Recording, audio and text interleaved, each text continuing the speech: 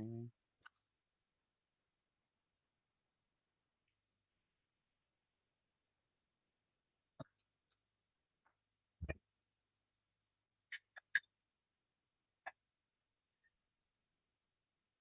And we are live. Good morning, everyone. Today we are playing the third iteration of the England versus Scotland women's match. This is played for the Dorothy Lee Vase, which is named after Dorothy, who was an integral part of the women's team in its early days and helped get us going. The format today will be 5 rounds, all play all. 7-point matches, and we should be streaming all 5 rounds for you.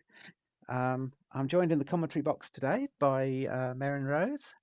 Hello, Merrin. Good morning, morning. How is everybody? We're all good, I'm sure. We'll just check. We should have a board in front of you. Our first match today is Becca Bell against Beth Young for Scotland. And I will hand over while I get the players going. I'll hand over to Merrin. Okay, that looks good. I can see the board on the stream. So they're just waiting for us to get everything organised and then they'll kick off. So to introduce these two players, so Becca, has been playing backgammon for quite a long time, but kind of played many years ago and then took a break for a while and then came back to the game semi recently, or past 10 years. Generally, a really, really solid player. She was out in Stockholm this year as part of the 2024 women's team for the World Team Championships, where we were finalists against the US.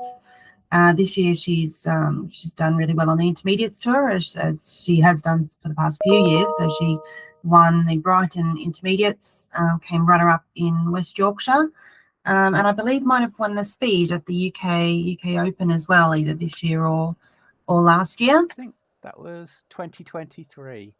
Last year was it? Yep. Anyway, they are now playing. They're now underway. We've had a couple of fairly straightforward moves. Okay. Oh, running out the 6-3. The computer doesn't like that. I think.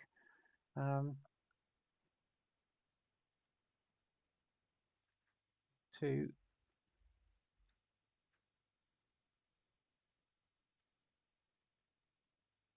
6-1 very nicely makes the back point, and now if you do this, oh no, we want to keep on. This doesn't feel right. You want to, I think you want to get that man out while you can, while you've got a nice big number to jump in with. Yep. Absolutely. That's right. I had to switch my board direction because they have the board going the other way. And if I'm looking at the chat and also looking at the board going different directions, that will confuse my brain. Right. So what do you think here? I mean,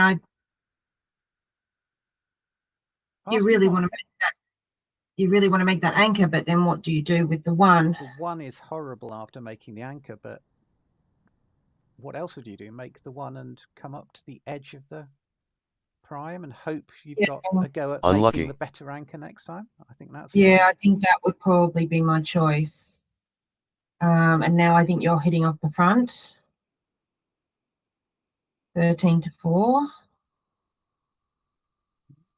No, it likes making that extra point. 13-4 was slightly wrong, but second option. I guess with the 4-point board, it thought the hit was a bit too big. You definitely want to keep hitting white to try and get that amazingly lucky 4-point, and you got it now. Got it now. That's a great roll. Yeah, making the 21 was really important.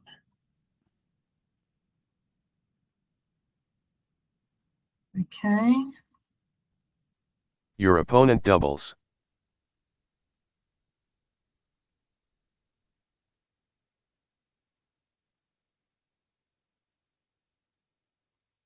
What do you think, Julia? So she's got 6s to hit. 6s to hit. not, you can't make a rapid improvement on your own side of the board here. I mean, you can make the 5 prime, but that's about all you can do. There's, you know, Becca's still going to be sitting at the edge of the prime there Yeah. and able to jump out.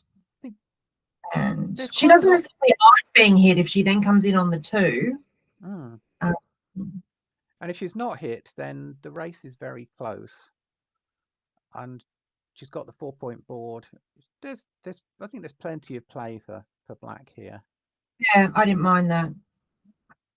Okay. And I just think keep bringing that all the way round. Or maybe 9 to 6 with the last one. But I feel like you want to leave that slotted at the back. I think now you're less inclined to want to keep black in. Mm. The race has swung quite heavily in your favour. Mm. You'd be quite happy for it to reduce to A race. a simple race to get home. Now double 4. Very good point. Very good.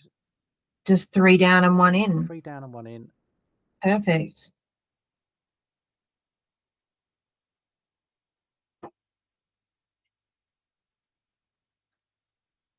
Okay, we are keeping an eye on the YouTube chat. If anyone who's watching wants to say hello, got any questions, comments, please feel free to pop them on. What a lovely way to spend Sunday, watching backgammon. Okay, 5-1. Slotting the 5. Yeah. Oh. I would be slotting the 5. Yeah.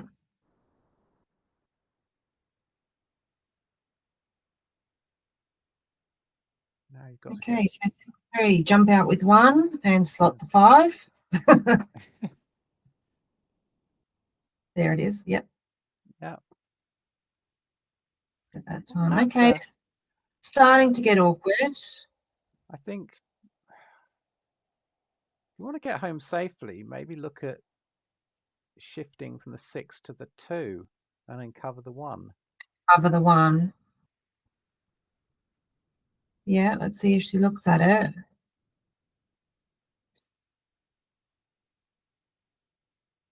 So your alternative, bringing in from the 7 and the 5, leaves you an awfully gappy structure. Now this is going to be straightforward for white to roll home. Yeah, that was a good play, I think. Okay, just make the 5. Make the 5 and get ready for those bad shots. That's not a bad one. That's not a bad one. No, okay. Lucky.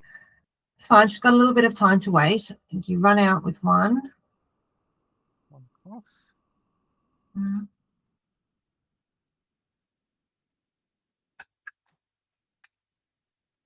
Six. Yeah, both in the back. No need to push too hard. No. Especially as you've still got an even number left. Oh, 4, 2. Yeah, both in the back again, I think. Yeah, you're still clearing from there, from the 5. Though, I mean, it is the same amount of rolls, I think, that leave shots, but maybe taking 1 off was right. 5-4, I think you just bring them both in range of the 2, just in case you get a shot. Yeah. I think it's easy to want to complete that board and then find that when you don't get the shot, you're struggling to save the gammon. It's not that far away. Yeah. I like this. So I like this. You're well prepared if you do get the shot. Yep. But you haven't wasted any pips now. Oh, yeah, that's an interesting place, but I think this is right. Yeah. You could have made the full board there, but I don't think you can afford to waste the pips when you're trying to save a gammon now. Still going to be close. 2 in. Yeah. Oh, and Very lucky. And that's not a big enough double. And you miss by tiniest of margins. New game. Okay. Oh, wow, 4-0. That's a big Yep. Start. So to give Beth an introduction then, it's while this game is kicking off. So, but I don't know Beth Lucky. well. I know she was up in I was up in the Newcastle Open for the first time this year, and a bunch of the Scottish players were all there that I did get to meet the first time. I didn't get to meet Beth, but I know that she did quite well. So she won the last chance, and she and her sister also made the finals of the doubles. And she's won the Aberdeen League this year as well. So she's obviously doing quite well, and she's been playing for quite a long time, but only kind of picked up the cube in the last couple of years since moving to Aberdeen and joining the club there. So obviously picking it up pretty quickly. 5-3. Okay.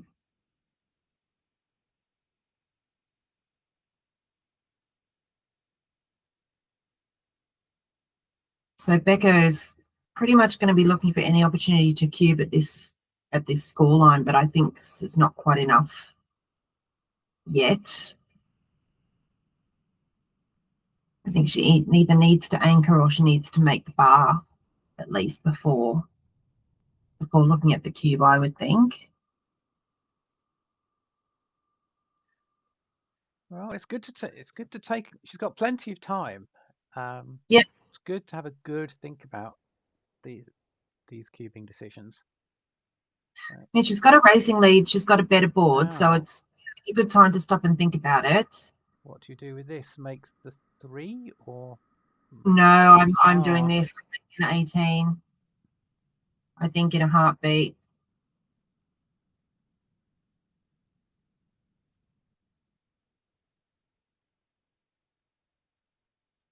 No. It feels over. It feels. I know what she's trying to do. She's trying to push for gammonish positions, but Yeah, but making the bar was right there by 0.06. Which it just felt much nicer to me to get both of them out kind of safely, and that kind of put Beth in a bit of an awkward position.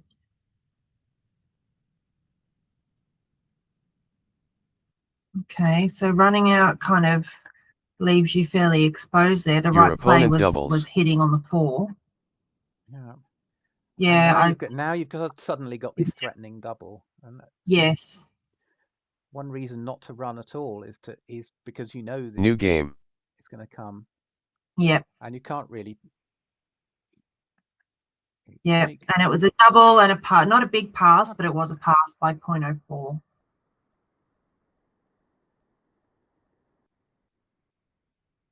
Okay, so 3 away, Yeah. 6 away. Mm-hmm.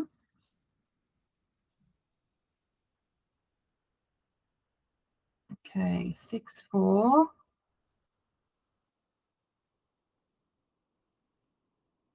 Yeah.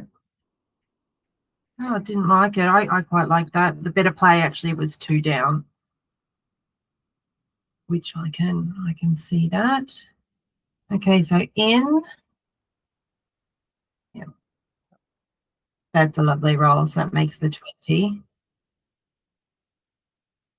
You'd like to hit, but with kind of the position on the other side of the board, I think making the anchor is make sure you're going to stay in the game for a good while. Stops you from being blitzed.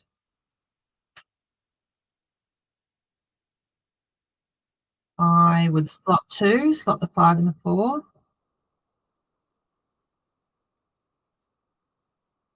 Yeah.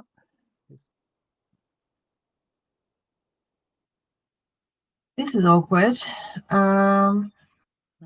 It's worth maybe going 13 to 10 there. Take the chance to get another point.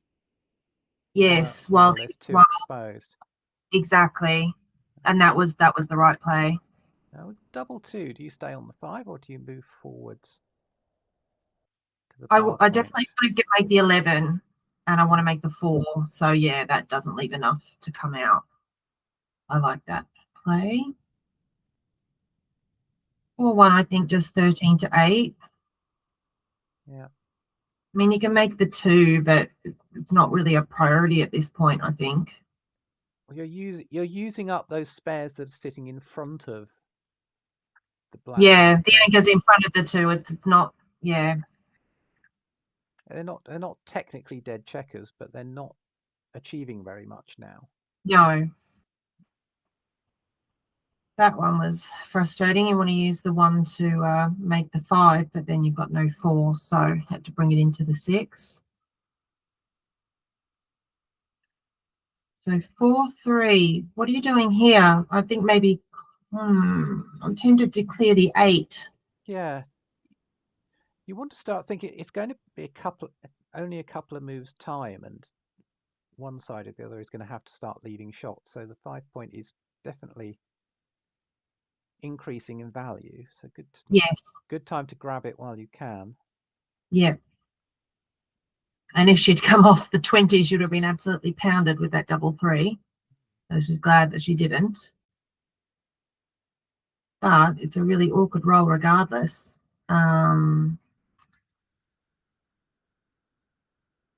So she's winning the race. So I feel like probably 18-15 and then 13-7.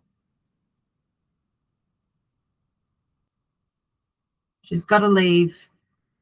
I mean, you just can't clear the 6. You've got so few other 3s around. Exactly. There's no other 3s, so I think this is the best of a bad bunch. Yeah. Play it so that if you are missed, then. Okay, and actually 13-10 twice was better, but it's the right idea was coming 18-15. Okay, 4-2. Okay, that's a good roll, so she can make a 2 point. Preparing for contact.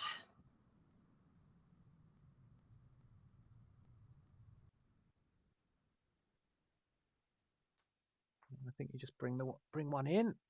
Mm-hmm. Now both sides are completely stripped, and yeah, something's going to give. Mm-hmm. Yeah, that looks right. Okay, 5-2. You have still got a safe move. Come off the 8. It leaves Come your on, board in a mess. You Maybe could also 6-4's worth a do look. this. Yeah. That's what I was thinking. I mean, it's not. It's such an odd thing often to consider clearing the 6 because you don't want to do it in most situations. But in that case, it was a really safe play and it covered those 2. It got you back to a 4-point board. Unlucky. Unfortunately, not rewarded for that good play. Getting a horrible 4-1. Gosh. And now look at this. All the 3s are blocked.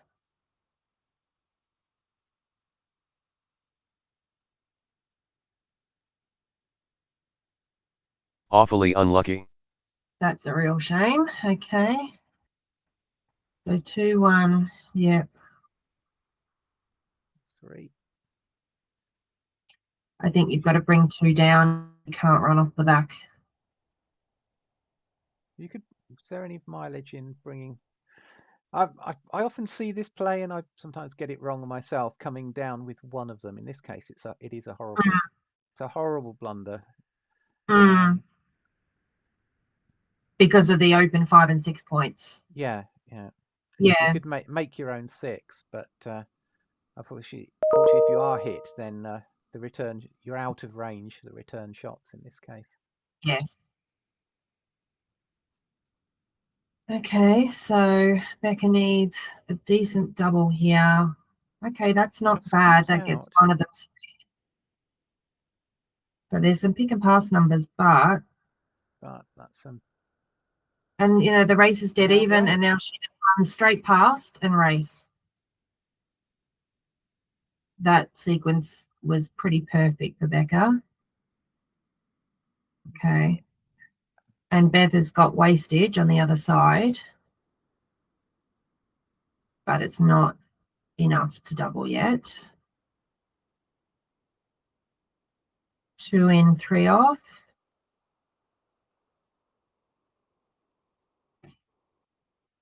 I would do it 2 in and 3 off. It just looks cleaner.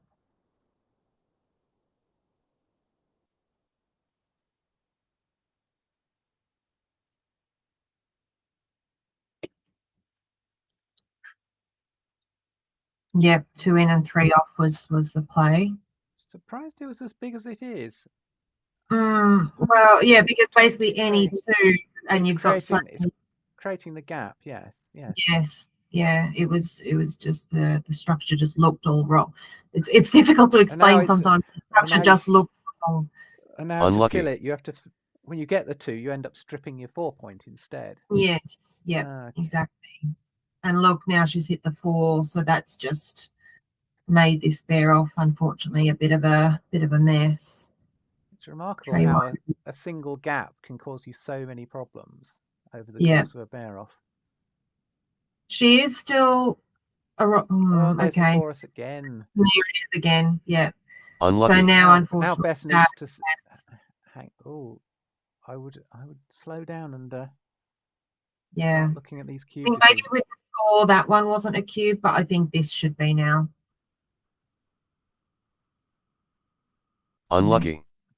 Well, that is unlucky because now she's got 2s that miss. Yes. Lucky. I think that was definitely a unlucky. I missed up. Yeah, we'll see in a second. Yeah, that was 3 missed cubes in a row there. But okay, so 2 away now. Mostly double takes as well. So anyway, on to the next. So it's 5-1, and Beth being 2 away, she's really not going to be looking at the cube here unless it's a really, really strong racing position. 6-1 makes the 5.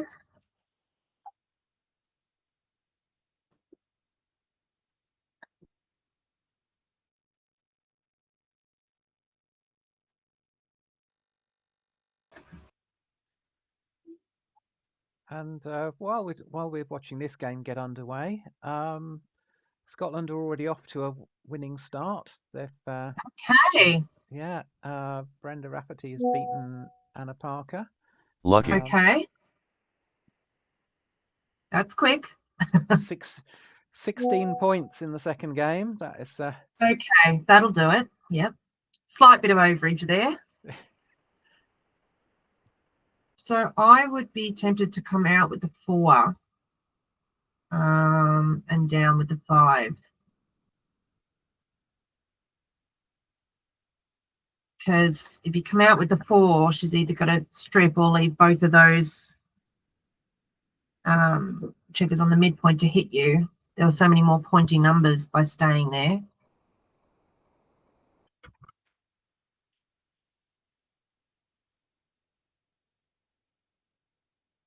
Okay, 5-4, just hit and cover on the ace.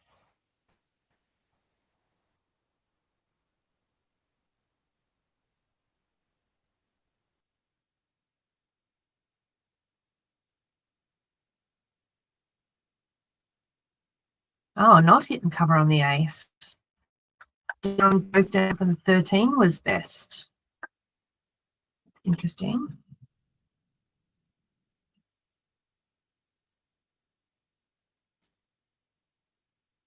Okay, 2-1, you have to hit, I think. Unlucky.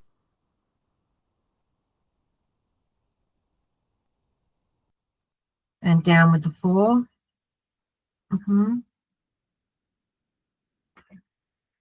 now Becca's got some jokers. Lucky.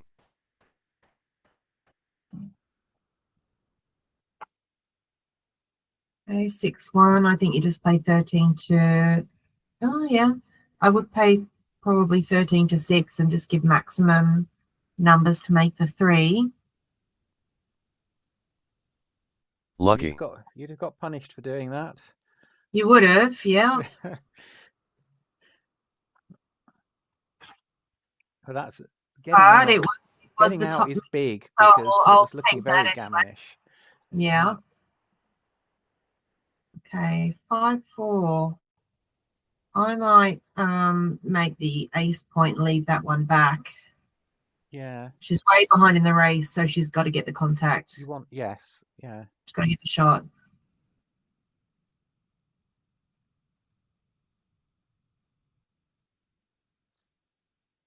think 8-3-8-4 might be worth a look as well. Yeah. It still keeps a. Oh, that's now do you hit? White is all over the place. If I don't know if you do. I 4 blots spread around the board. Becca's got the better board as well. I really can't see that you want to be hitting this. No, I mean it's any sixes plus 3-5 plus 3-1, 3-4, 6-1, 6-4. There was a huge amount of shots there. Yeah, the hit is the worst. It's minus 464. Yeah, okay. So, It's always good when you manage to avoid those 400 blunders. yeah. There now she's got a double. Yeah. Now you can run for home. Yeah. Don't know why she's Epic stopping luck. to think she's miles ahead, so you just run. Okay.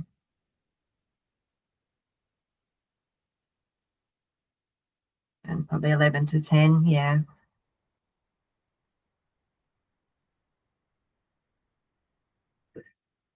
Your opponent And now doubles. I mean, there's no game, so you just keep and New pick game. it up. Yep. Okay, Crawford game, 6-1. 2 down, looks good.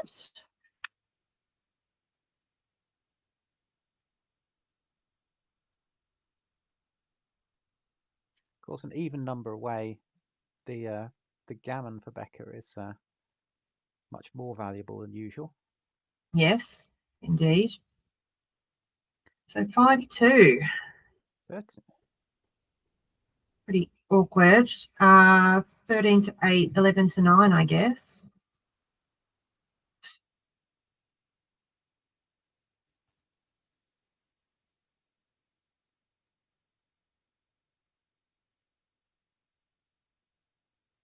I think she's trying bit over. Yeah, she's trying to get. Can't make 5. I just think, yeah, if by going 13, 8, 11 to 9, you're leaving your other blocks in the outfield. So if she has to hit you, then she can't make her own 5.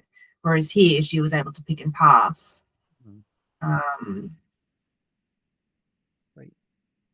That's a great roll. Yeah, make the 4. Mm-hmm.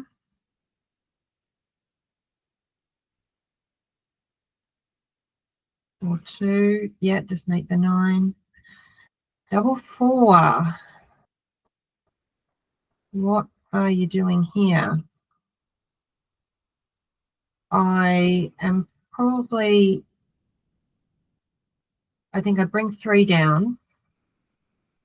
And then the last one is interesting. Do you hit on the 2 to stop Beth from continuing her priming?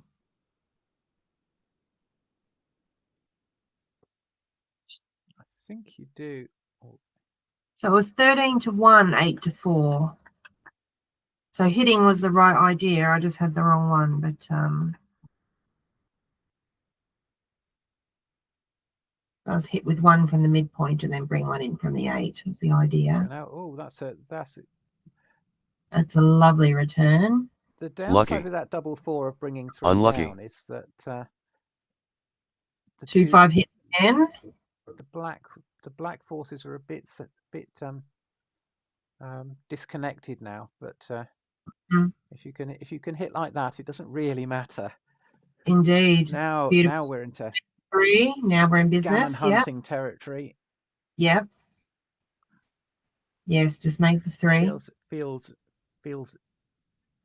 very unnatural to hit at this point. Just keep her. Yeah. And I mean, obviously that's not what you wanted, but you've still got a 4 point, you've got a 4-point board, you've got a huge racing lead. So I think you just. And this is not going to turn into a decently timed back game. I might have gotten closer there. You could have played, put the spare on the 11, and then she would have been hit regardless, but being 2 away is better than being 4 away.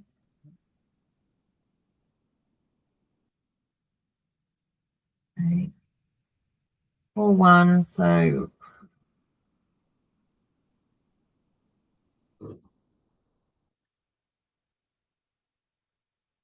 What do you think here, Julia? I'm tempted to hit 6-2. I mean, yeah. If you because are she's hit, a if you are hit straight back, out. at least you recirculate something. Yeah, Well, and she's got the ace and the 2, and hitting was right. I 6, think 2, 5, just step 4. just Okay. step out, and it doesn't hurt you too much if white Yeah. keeps hitting at the front. Now, what you're trying to do is to either get white's position to crunch completely, or hoik out one of those men at the back, and you've got another point to attack. Mm-hmm.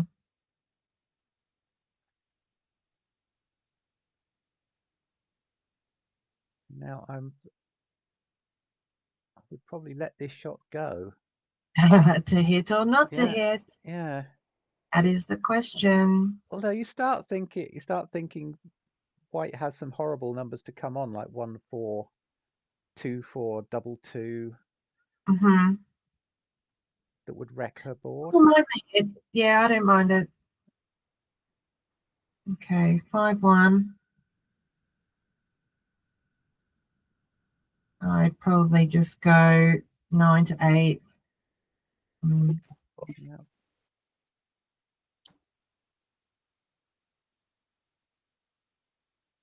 Okay, 6-4. Forced. Yep. 5-2. So she can play that safely. Just. And now there's Okay, bad that's roll. unlucky. That's bad. Yeah. Okay. So there was a shot, but her board was a mess when she got it. So There's another shot now. yeah. Again, Still it's missed. Mm-hmm. Okay, and 6-3. Do you take 2 off, or do you play 6-3 and 5 off? I think I just keep taking men off. Yeah, no, that was right by a wide margin. I didn't have time to kind of look at it properly, but 2-1, and now that's beautiful. perfect. Make 2. Yeah, Lucky. that's a great roll. Horribly unlucky. Oh no, Lucky. terrible. Right. Okay, 6. He There's cleans life up. in this game. Pick the pick the blot up. Amazingly lucky. That went very bad for a second there, but she managed to recover. Now this is difficult, and this is where in PR matches you really want to be black because you can't put a foot wrong. But as what it's got. Oh no. Baby Heroes is having a moment. I think she just did an accidental click there on the 12, and it went racing away. Lucky. Okay.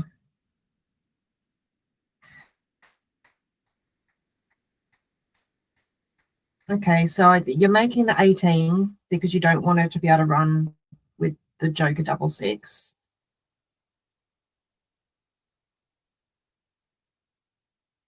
No, you don't want to be bringing men in. They're no help if they're in your home board. Yeah, you needed to block that 6-6. And you needed to be in a position where you've got direct shots back from here. Yep. Although 5-3 is good. Got one, yeah. Yeah, containment games are tricky.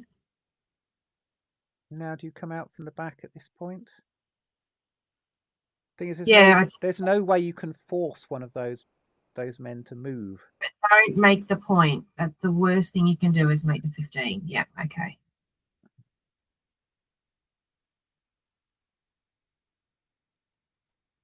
Okay. 2-1. Yep, she's stay back. Now, okay. Come in on the 1. Yep. And you might get another go. Okay, 2 in. Oh, 6-2. Is that right, or is it 2 in and 6 off? I think that's technically the right move, but you might be able to tempt your opponent into staying too long.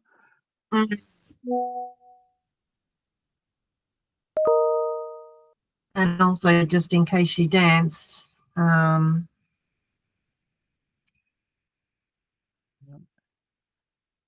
Okay, so looks like Rachel has beat Karen on the last roll. So that's one for the UK.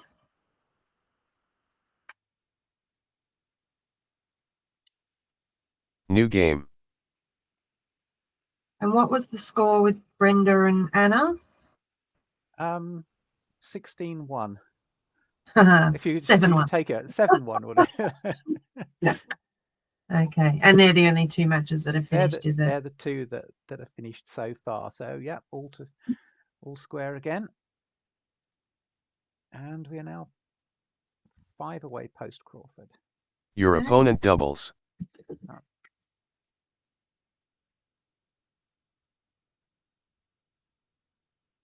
Okay, so 4-3 open, 4-1. So that's a drop, I think, isn't it? Your opponent takes. Oh no, wait, she's 5 away. No, okay, it's a take. I was thinking she had a free drop there. So with Beth opening with a 4-1. It's a mandatory take. Yeah. Okay. So are you making the bar or are you making the anchor?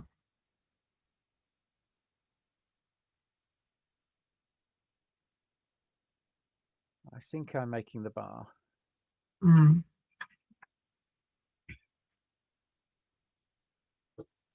Okay, and Beth perfect. So definitely making the 5. I like unstacking to make the 3. Yes, or making the 10. No. I don't like the switch. Very anti-positional. Yeah. It's either making the 3 or the 10 for me. But I think the 3 just looks pretty good, doesn't it? 2, 4, 6, 8. She's got 9 in the zone.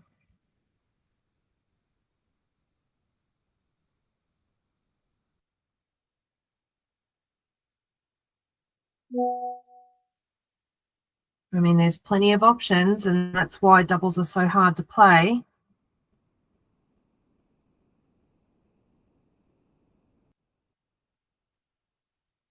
Lucky.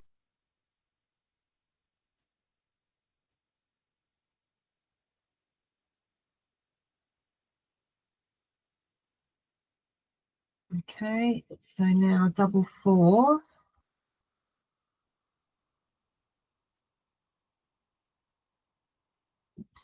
I'd be tempted to, yes, do this, 1 extra down and hit on the 2.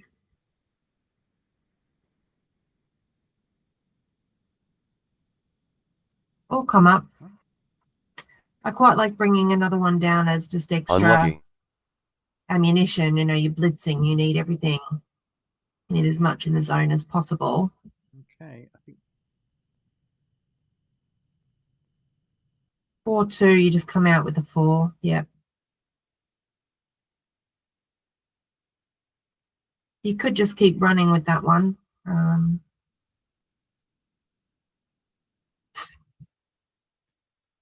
Okay, 6-1. Just bring one across. Yeah. Looks good. Yeah, we have another result. Okay, what do we got? So this one is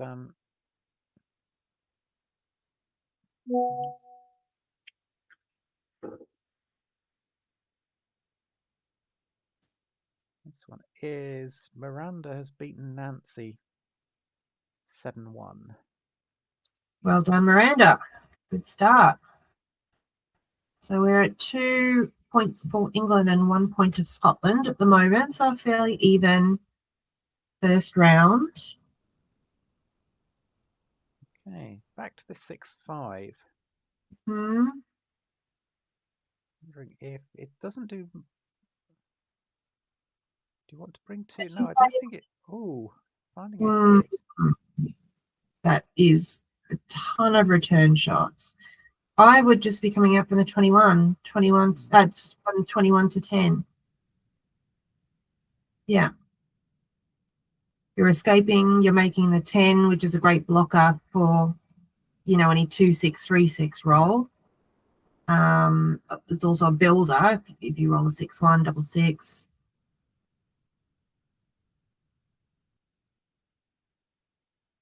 So 5-2. You think it's a bit risky to come out? I wouldn't have done that. I would either be going all the way or just leaving it back on the 23. So 6-5. I think you've got a hit, and yeah, 11-6 looks good. 1s, 2s, 3s, and 6s now all make the point. That's really good for anchoring. Yep.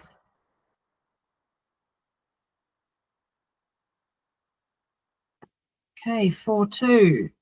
So I think you step up with a 4 and then 6-4. Yep. Okay.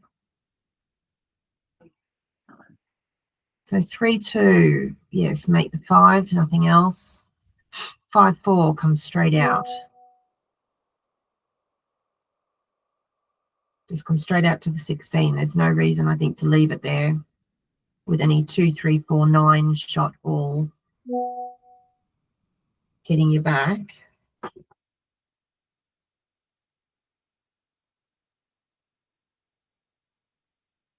Just play 21-16. If you missed, you're in a great position. If you're not missed, you just got to strip the midpoint like this to hit you. Okay. 2-5. That just brings one in.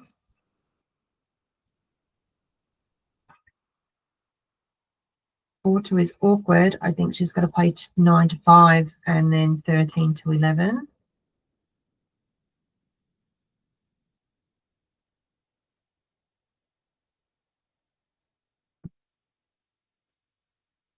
Okay, 5-1 plays to the 7. And now it's starting to get a bit, oh, that's a great roll. That's a really great roll for Beth. And 6-5 picks up the second checker. Very That lucky. was a really swift. Oh my goodness, that was a really, really swift turnaround. What a sequence for Beth. So double 6, you just play a perfectly safe 11-5, 9-3. Lucky. Yeah, this is fine too. Yep. Okay, not dead yet. Okay, and can't get it home. So 4-2, 7-3, 4-2. Okay, double 3s, not, yeah. Not awkward enough. No. No. Slot 1, yeah. 2-1's a great roll. Okay, but there's no shot levers this turn.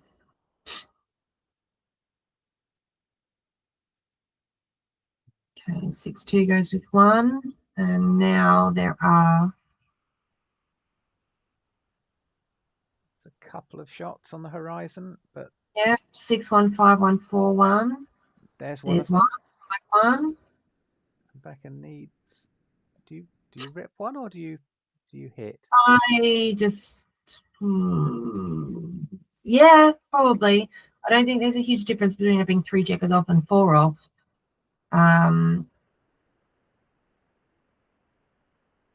So at least if you hit, there's the chance that she'll dance. Really, you don't want... Unlucky. Oh, and there it is. There wasn't a huge difference between them. Epic luck. Okay. Gosh, this game's had some twists and turns. Okay, so now you rip 3 off.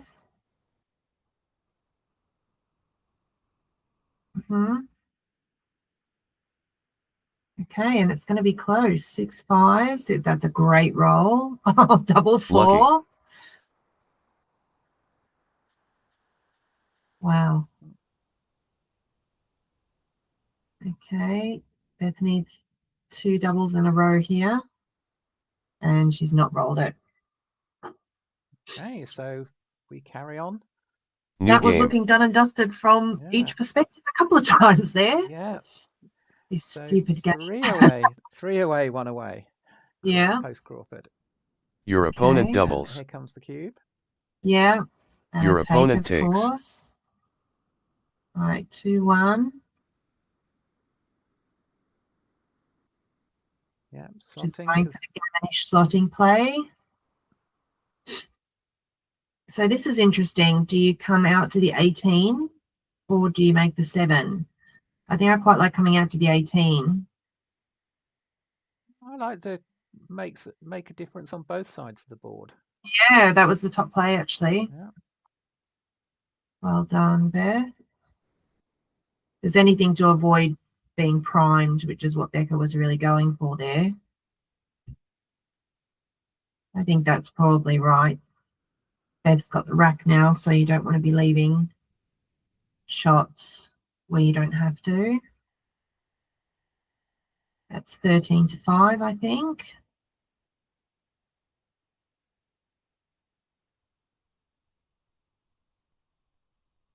Okay. Yeah, I think you have to split. All right.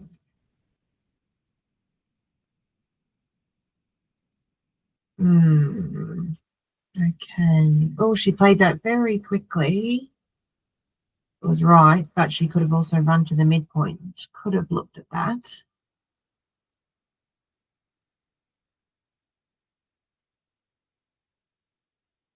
I think this is probably right. Take the opportunity to come out. Okay. Becca's in desperate need of a 1. There it is. And then I think you slot the 5.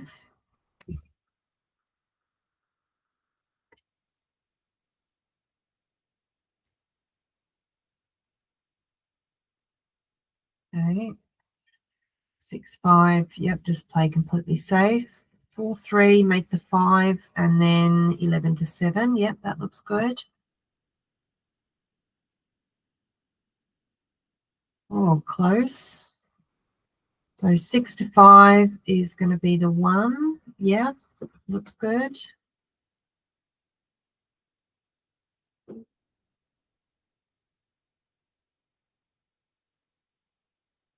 Okay. 6-1 is just 11-4.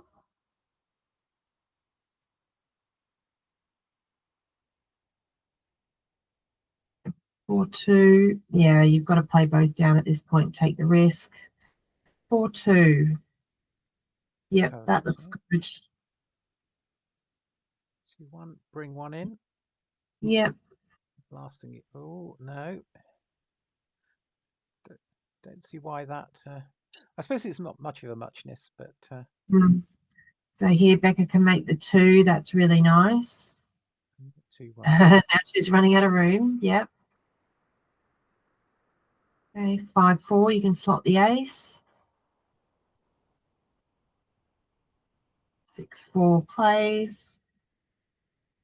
Okay.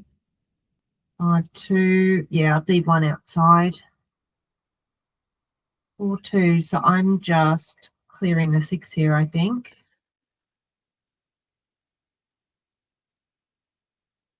It looks pretty uncomfortable if you take off the 4.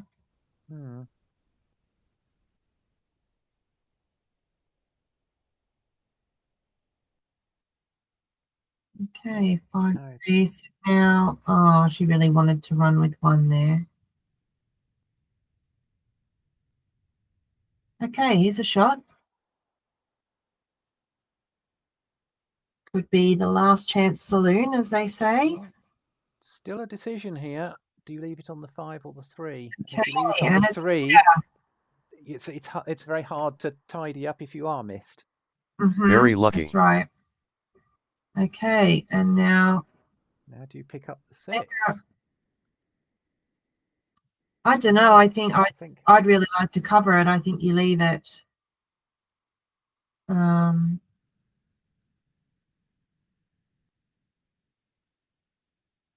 I'm not sure.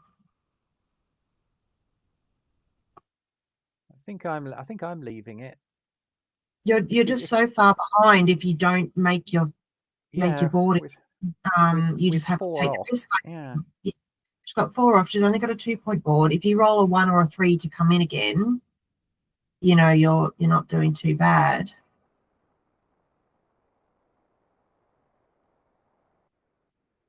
Okay, so she makes the 6 prime, the closeout, I should say, and we're back in action. Okay, 6-5. Okay, she wants a big and a small number here. Okay, that's not ideal. So you play in with the 4 and take the 6 off.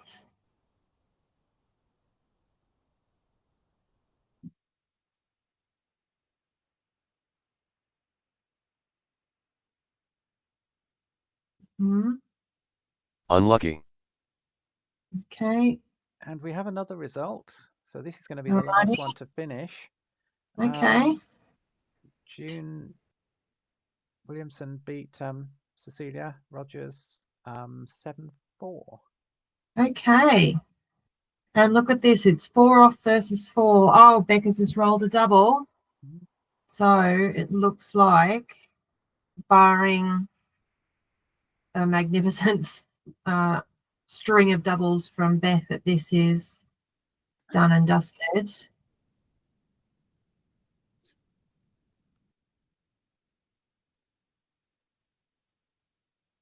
New game. Okay, so we're at DMP.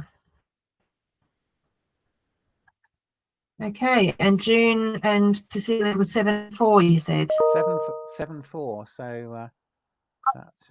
The matches are a perfect mirror image at the moment. We've got a 7-4, 7-4 each way and a 7-1, 7-1 each way. So perfectly even. Okay. 6-4. Now, do you hit twice instead of making the 2? I think so. Okay. 3-1. Not rewarded. So come in with a 3.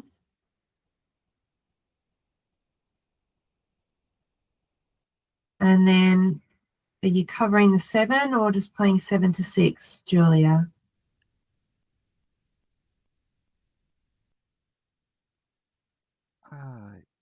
I think cover the 7. It looks good, even though it's leaving 6s, but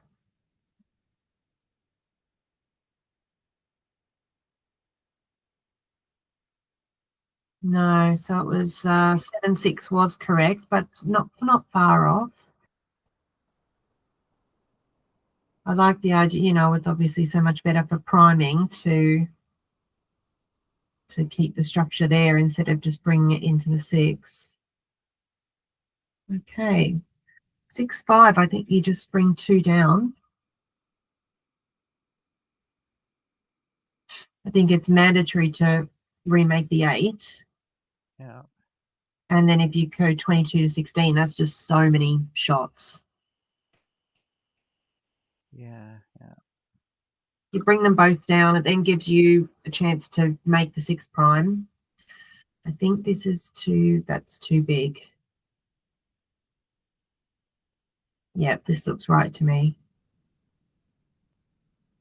The only number that doesn't play well is 5s when you bring the 2 down. But you can still play 1, 5, 6 to ace.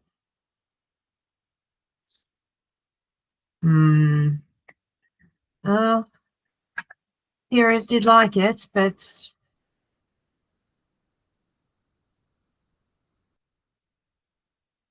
okay, 5-4. 2 down, I think.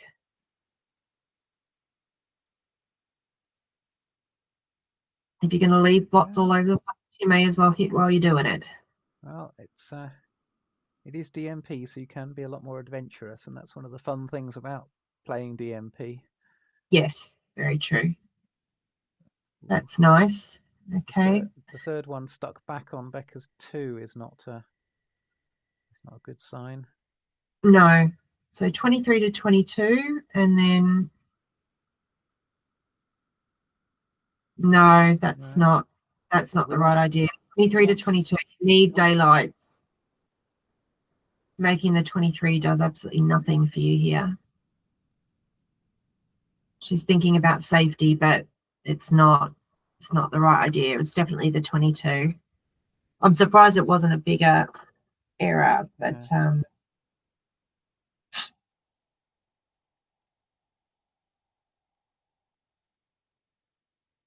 No. Oh, that's big. That's a big. It moves them all up. is marvelous. Lucky.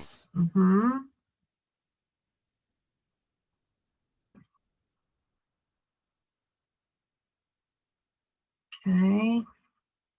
There's still some. Becca's still actually got to get those 3 out. Yep. And it's she hasn't got a lot of time left now.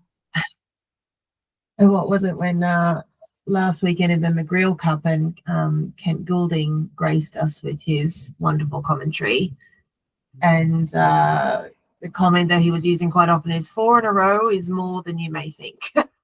It so often proves to be an awful lot, 4 in a row. Yes. Yeah. Okay, so 3 to 1 and 6 to 5. Yeah. Oh, this is. That's the remainder of the 4 prime demolished, I think. I think you just got to abandon any hope of 6 to 1 twice. I don't think is any help at all. I think just bring that man in. Okay, so 1, 2. That's interesting. I would probably just play 21 to 11. Oh, okay, you can cover the 1. Yeah, I didn't see that.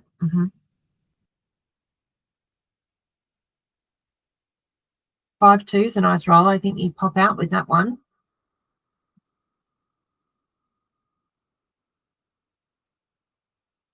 What else are you going to do? You're leaving direct shots anyway. You've got to escape those back checkers. Yeah, that's yeah, it was definitely the running play was the one.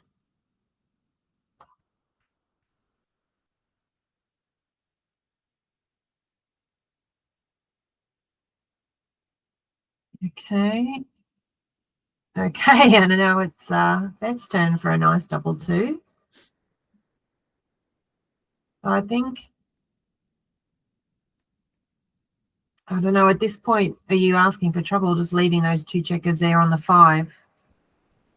Becca could potentially pry another one loose with any kind of 4s and 3s. Okay. Now, do you hang back at all? Or did you bring 13-5? You're committed to racing. So it's going to be 71-76. I mean, yeah. I think that. I would hang back further if I was going to hang back. I think I'd put 6 to 2 and put that one back on the 17.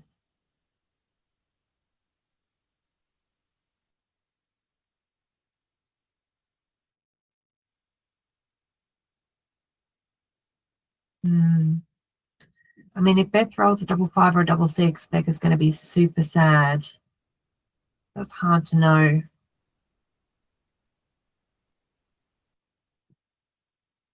Yeah, okay, it was definitely the right, like all other plays were not in the ballpark, but it was, saw the appeal.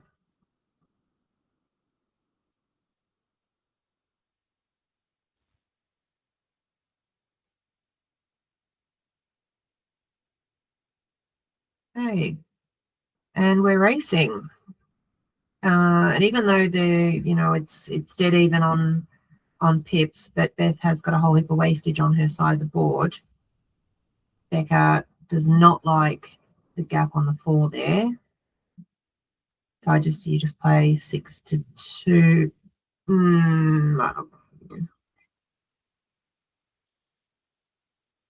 Okay, 4-3, takes 2 off.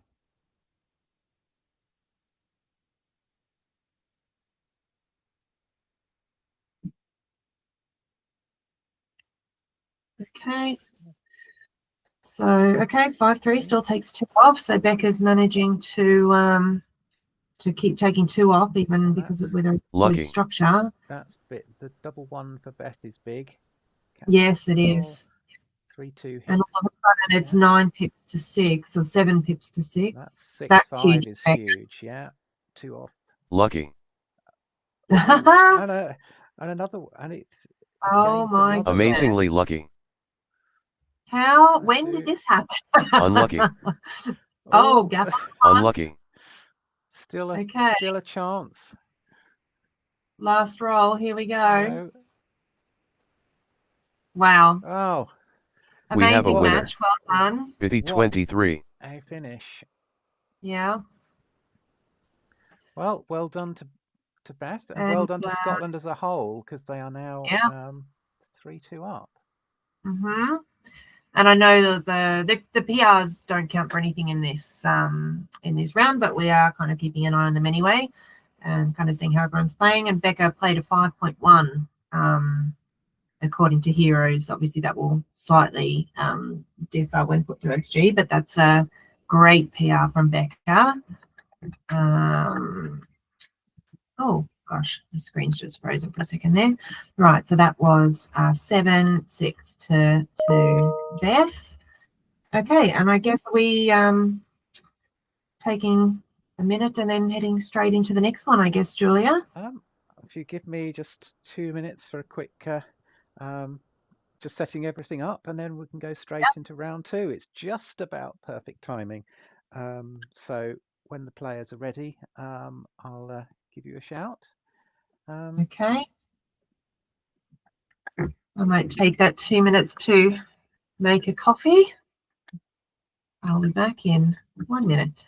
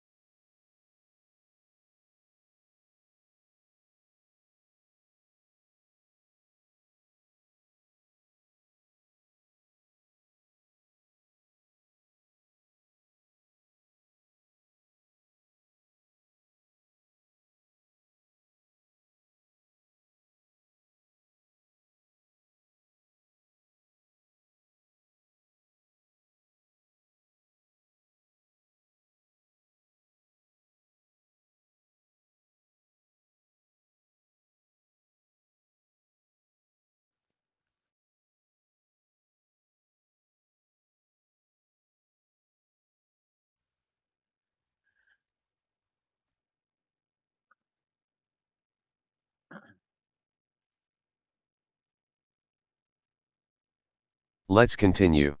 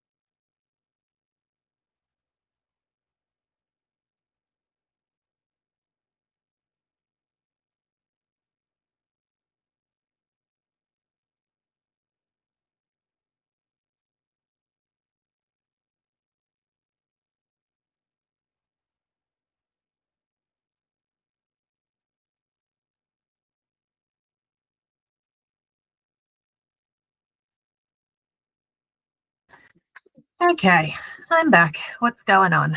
So we are just about ready for round 2 to start. Perfect. I've just setting up the stream. So let's take the images down. We Oh, should that's have a good. board in front of us. So round 2, we have June Williamson for Scotland and Miranda Moulton playing for England. June will be down Okay. at the bottom on this Okay, let me the screen. just find the. Okay. Yep, got it. Oh, hey, Lawrence. Thanks for watching.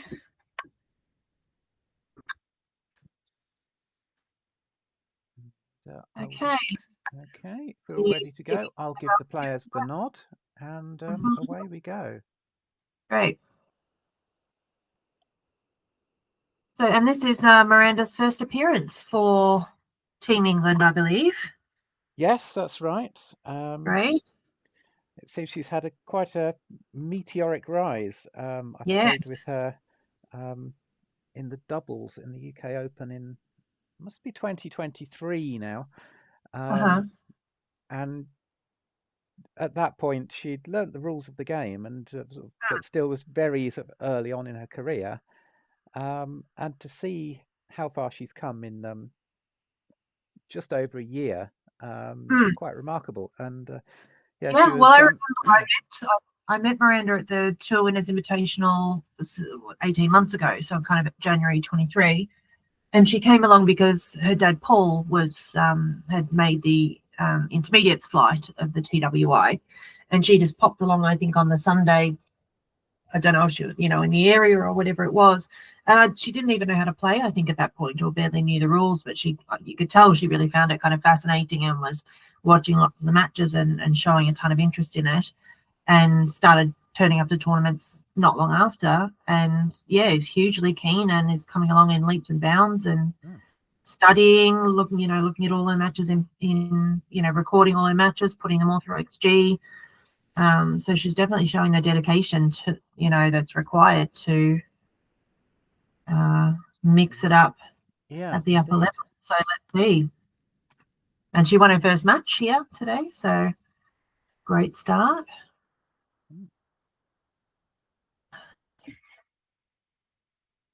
Okay, what have we got here? 4-3.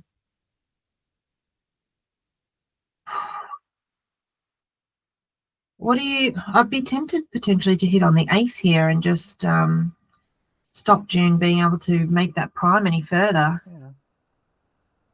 I think bringing 2 down is probably a bit too loose. You don't really want to put a spare on the 3. Quite awkward. I'd be tempted to hit on the ace, but I don't know if that's right or not. Oh, it was 13-6 was correct, but hitting on the ace was only 0.01 behind. So, 13-7 was looked too stacky. I don't think I would even have considered that.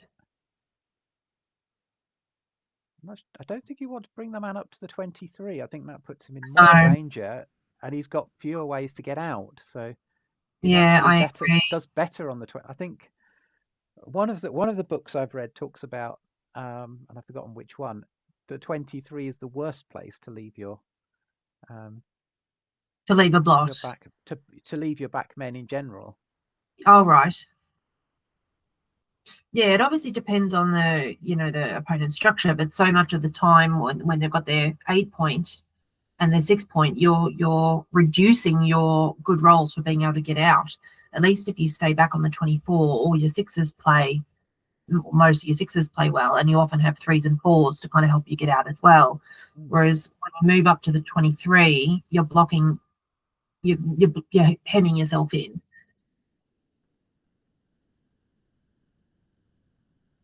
So 5-4. She got the full roll to play. I think I would hit on the 2 and come out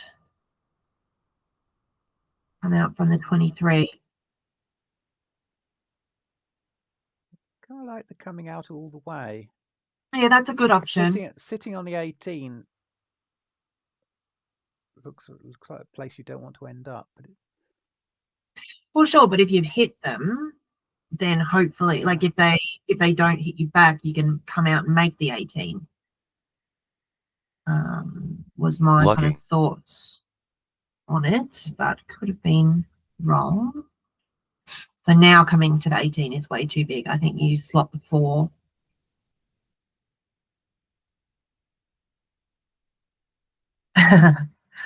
We've got alternating barracking going on in the chat.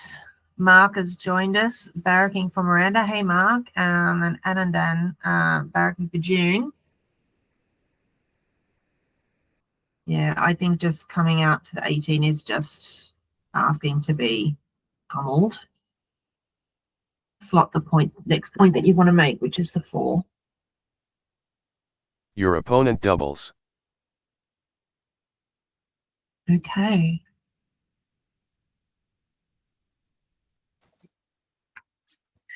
So she's ahead in the race, but not enough so I think that it makes kind of a, it's only 7 pips. It's not a huge amount. They've got kind of similar structures. New though game. June's almost escaped at the back, but I think the threats was the big key there. There was so many threats from June's side that it was too hard to take. Good double, good pass. Oh no, I've read that wrong. It was a take. okay, I think this point. Yeah, you want to split while you can. That's a great That's return. good. You make the 21. Yeah. Perfect. And now that was the perfect roll to make the 4, but that was yesterday's roll. Yeah, that looks good. I think you're stripping the midpoint, but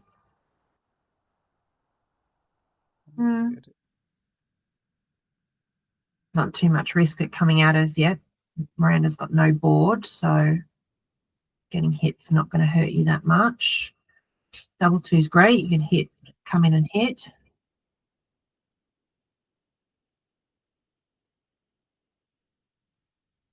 And here, I think you just make the 4 and step up to the 21.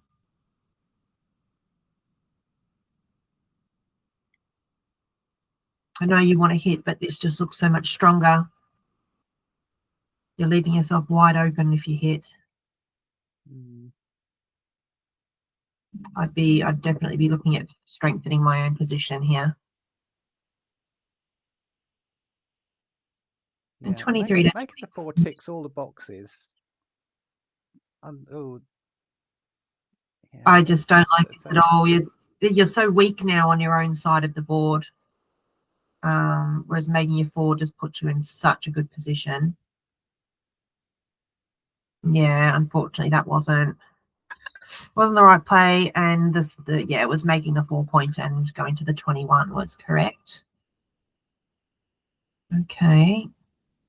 So now I think you're definitely I probably wouldn't.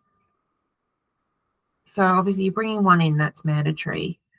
I'd be very keen on making the 10 point here to block those back checkers from running. Yeah.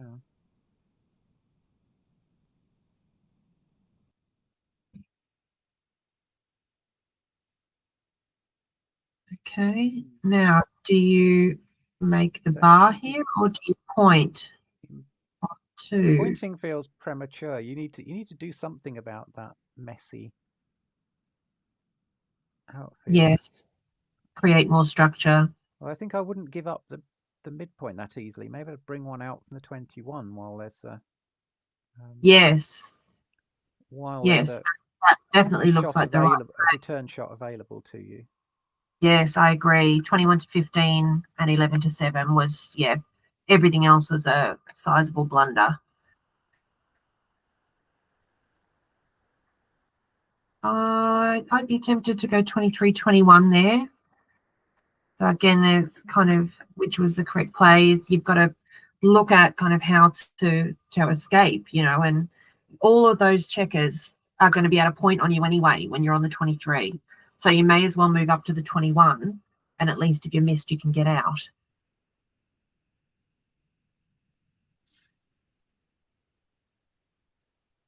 Okay, and then just continue to the 7.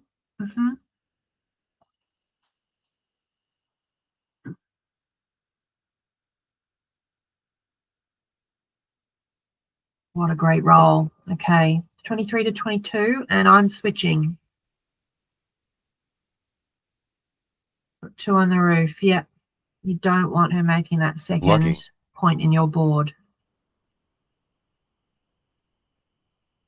Okay, and unfortunately you can't attack there, but you can make the ace and you can come out with 1, which I think is good compromise. You definitely have to escape 1 from the back. No, you've got to get 1 out from the back. That is the absolute mandatory part of the play. Primes are there to be jumped. Yes. I think is the phrase. Or 6s don't grow on Unlucky. trees is the other one. Okay, 24-20. Oh, yeah, pick and pass is an option. Oh, this is tricky actually. I feel like the 4, you just have to come up with the 4. I would not be slotting it. I think I would either pick and pass or step up with the 4. I don't think I'll be leaving it slotted. I think I would either pick and pass or step up with the 4. I don't think I'll be leaving it slotted. You're doing all this work to try and escape those back checkers. You don't want to get 1 cent back. I don't think I'll be leaving it slotted. You're doing all this work to try and escape. Yeah, okay, looks like that was the right play. 1 cent back. Okay, double 1. So you're stepping up to the 22. Yep. And then I think, yeah, double 3s was a joker if you left that checker there. So safetying that to the 5 looks right. Okay. Step up. Yeah. Yep. Looks good. 3-2. So Miranda's got to hit. Yes. Lucky. Okay. And actually, this is really interesting because if Miranda rolls a 1 here, Very unlucky. she's right back in it. 6-3 is not bad. I think you cover with the 3 and you probably come out from the 22. Yeah. Any kind of 2-3 combinations here, kind of, yeah. So 2-1 is just going to pick and pass. Well, that does use up the 2, which you really wanted to It does. step to the edge Yeah. of the prime Epic with. luck. Yeah. And that now Okay, and all of a Miranda's back in sudden, the Miranda's driving in the seat. driver's Yeah. Yeah, and I think this is probably Think a let's cube. stop. Yeah. Give it a good think. And it's Your reassuring opponent doubles. to see they're not rushing into cubes. No. This is whether game. this is correct or not. I think that's a real. So it's not even a double, but to me that was a. Oh well, okay. So it's still good. It is. Yeah. Yeah. But there's situations where people would take those just because you were still so far behind in the race. Like Miranda was way behind in the race at that point, so that would trick some people into taking that double. Anyway, on we go. So 1-1. And you don't get any mistakes by not asking the question. Absolutely. Yeah. 5-3. I don't really think it's worth doing that. I would just play. She's already made. No, I would have just played 13-8 there. Yeah, that was 13-8. Was actually everything else was a blunder.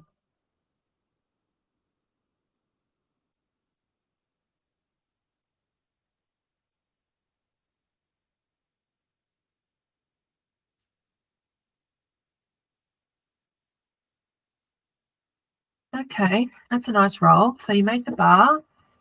I think you bring a spare to the 7 and 11 to 5. Yeah, you can do this as well. I think, yeah, the other play. Oh, 13 to 7 twice, 24, 18, 11 to 5 was the play. Bringing that one out from the back, that makes sense. So 4-2 is good. You can come in and make the 11.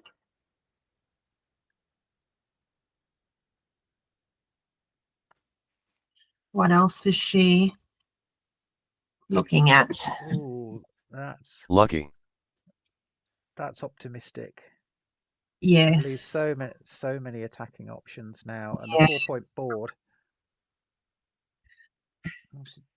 Yeah, when you're thinking about to attack, you've got to look at the strength of your respective boards, and when you're attacking and you've only got a 1-point board, it's virtually never going to be immediately successful. She was just opening herself up there to returns. I think again you want to be come on and make the 11. Lucky. Or come on and step that one up from the 2 to the 4. You see. Okay, that's a good return. And just out with that checker, I think. Double 4's a great roll. You can pick up 2 there. And probably just step up 24 to 20.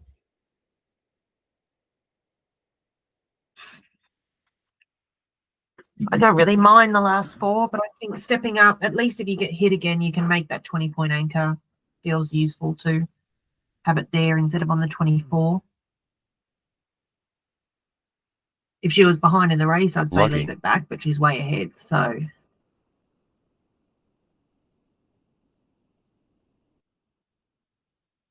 Okay, another one gets picked up. Yeah. And now you're wanting to try and make that. I would have played 8 to 5 there. You want to try and make the 2-point next.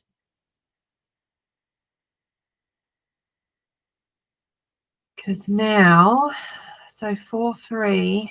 9 to 5. Get a third man aiming at the 2-point.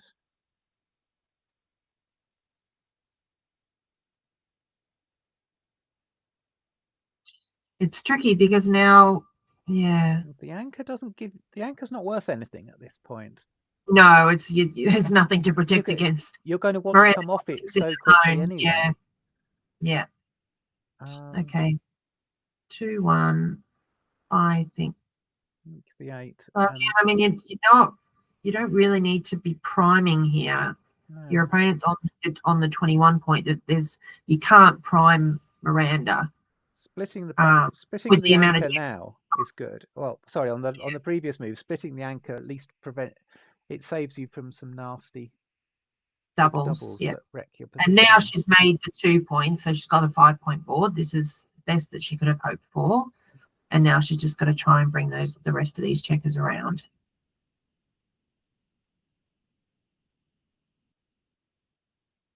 That looks good. Protects mostly against double 4s.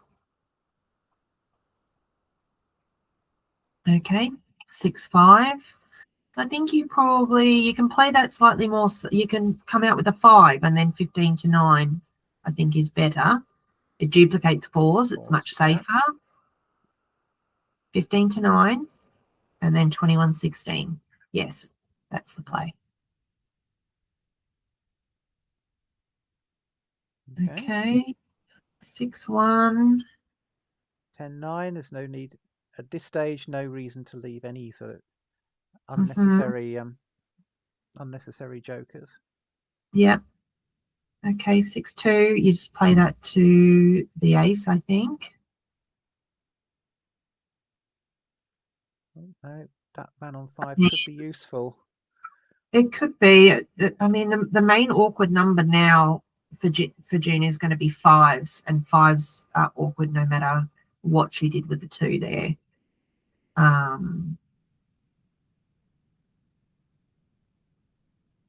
Okay, so she can play 2-5, so that one works. And it's Miranda needs to, yes, desperately start getting some structure there for if she gets a shot. 4-1 just plays. Okay. 6-3. I think you just bring 2 down from the midpoint. You've just got to have absolutely everything firing at that 4 and 3 in case you get a shot. The 7 as well has some use. Yes, If you exactly. get the shot and contain it. Yes, I mean, absolutely. Yeah. At this point, you need to give up on hoping to run off the gammon and throw everything into. Oh, there's no way you things. should be leaving that shot. No. No. That was a bad Epic luck. play. Yeah, that was a 300 blunder. She didn't need to leave the shot there. That was really dangerous. She should have cleared for 6. Okay. Yeah. So now I think never volunteer shots in these positions. No. And now I think, are you hitting? How else are you going to contain? She's June's got another blot in board. Yeah. And a position that's going to fall to pieces if it. Yes, I think you have to hit here. Yep. Yeah, this is the play.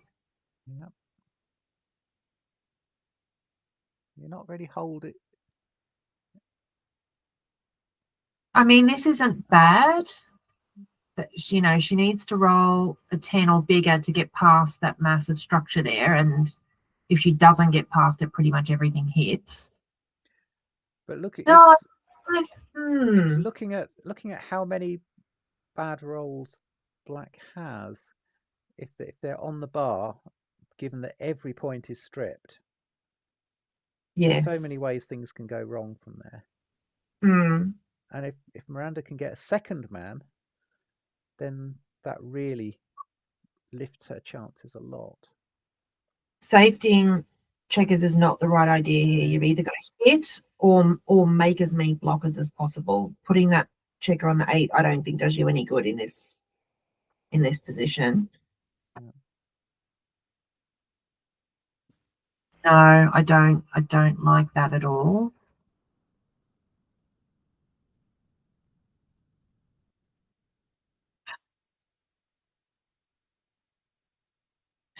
Okay, let's see.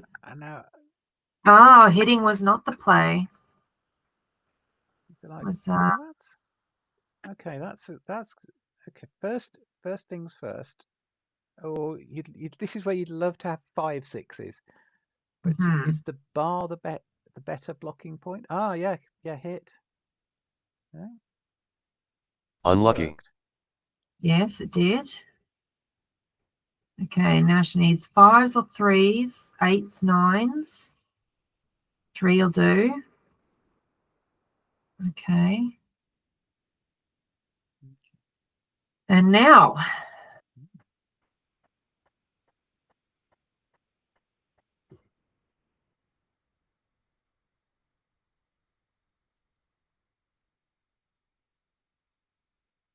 That leaves a jack with 3-6.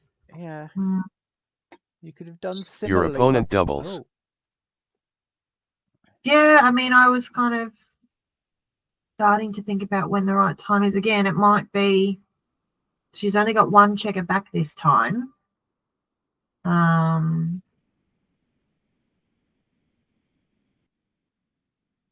it's very likely she's going to extend that prime in the next couple of rolls.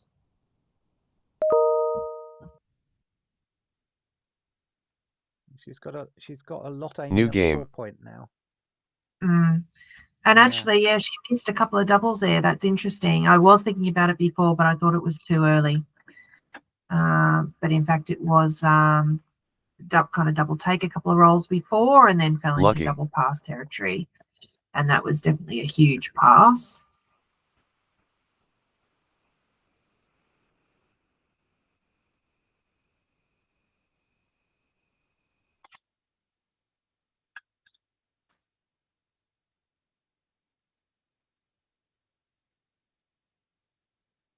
Okay, 4-1. No, so again, that's moving up to the 23 when it doesn't do you a lot of good. I would have gone 10 to 9 there. That's a nice roll. 6-2 makes the 4.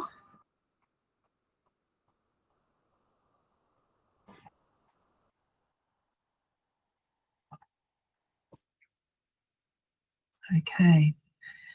3-1's a bit awkward. I would just probably play 24 to 20 here.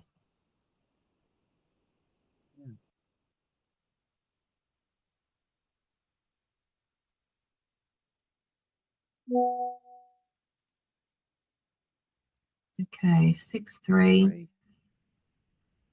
I'd probably 4 is a very passive move. Yeah, I'd probably just put the spare on the 4. You still would like to make the 3 points, so that's helpful in that regard. Okay, I'd be thinking about hitting on the 4 there, bringing one down and hitting on the 4. Yeah, that was correct. Okay, 6-2. I'd get one out. I think the 2 Yeah, points just run to doesn't the really midpoint. help you that much at the Yeah. moment. Yeah, I agree. I'd run to the midpoint with this one. Yeah.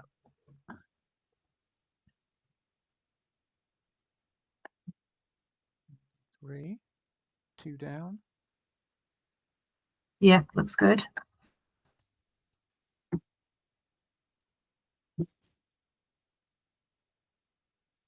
Now make the 3 point. That's good. Okay. That's nice. 1 5, 1.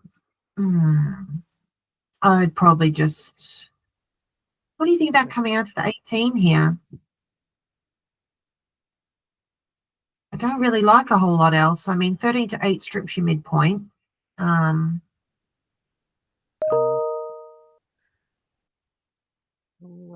Again, No, 23 is not the place you want to. Yes, yeah. If you're going to move it, then go all the way. Then go all the way. Yeah. That would be my second choice, I think. I don't love it because it strips the midpoint, but at least you can still make the bar. You can make the 4.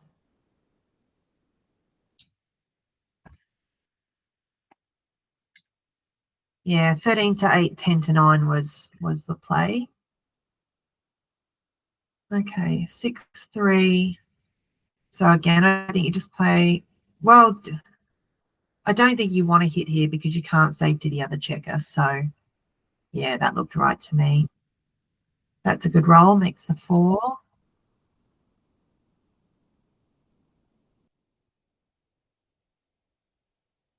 Okay. So 2-1. You're definitely stepping up with the 1. That has to happen. And then it looks like, yeah, the hit was too big. But she lucked out. She got missed. Okay, and makes the 2. Makes the 2. Yeah, that's the ideal follow-up to that situation. Yeah, with the opponent having the 6-5 4 points, that was just too big to hit there.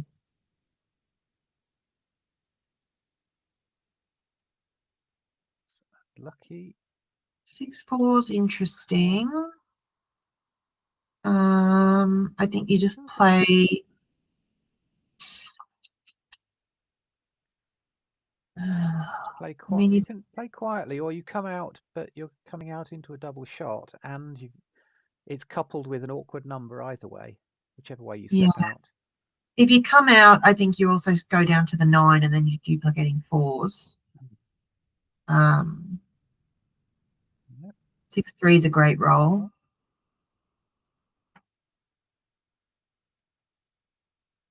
Now you really do want to step out. Yeah, lucky. No choice really.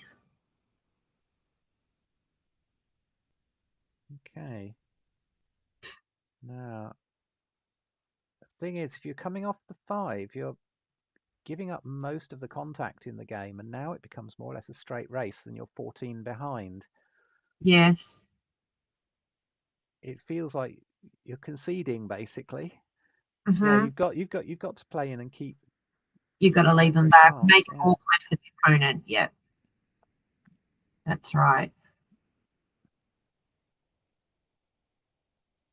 You could think about bringing them down from the midpoint. I don't mind that because that limits some of your own awkwardness next roll. Very unlucky. Again, this takes the pressure off the man on the 16. He doesn't have to be tidied up Yes. straight away. Yeah, and 8-2, 7-1 was the play by a big margin.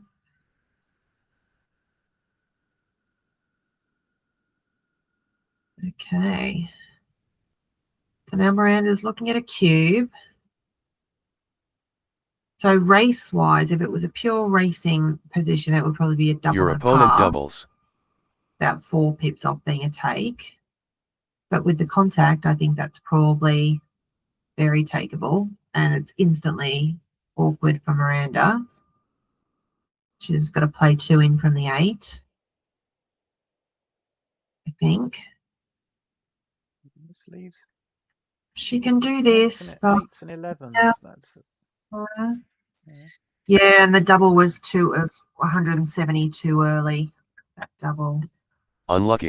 there. Okay, 6-3 is a great roll again. Okay, double 4. I mean, even if you run with that, you're still behind. So I think you've got to make your 6. You close out your board. Prime, yeah. Yeah. And now any 6-1, 6-3 instant shot levers. 5-3 is not good either. She's got to clear the 6. Yep. Okay, 3-2 is all right. Just play. No, it's not. You can't play the 3. You've got to break your board, which is yeah. You've got to break your board anyway. So I think you play 6 to ace and leave the blocker there. There's no point leaving yourself open to jokers by doing this. There's 3-6, 1-6, 1-2, 1-3. Like there's actually so many numbers when you look at this that pick and pass and make the board. Yeah, that's, look, there's the 1-6, so you hit and cover. Okay. Now, do you make the point to? I think you have to. You have to. Yeah. 3-2 just goes again, past. Again, there's so many pick and pass options. If you Leave, don't. Yep, that's good. Leave yourself the 4. No, leave that on the 5. You need the 4. Yep, that's it. You need the 4. Okay. And double 3 clears in. Yeah. Lucky. And now we're racing. That splitting with the 2 was a big mistake, unfortunately. That let Miranda right back in it. Because the 6-1 immediately afterwards would have been a shot lever if she hadn't split, and instead it became a joker for Miranda.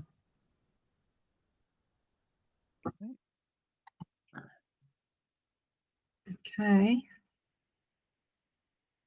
So No gammons. That'll be a 4-1 to Miranda.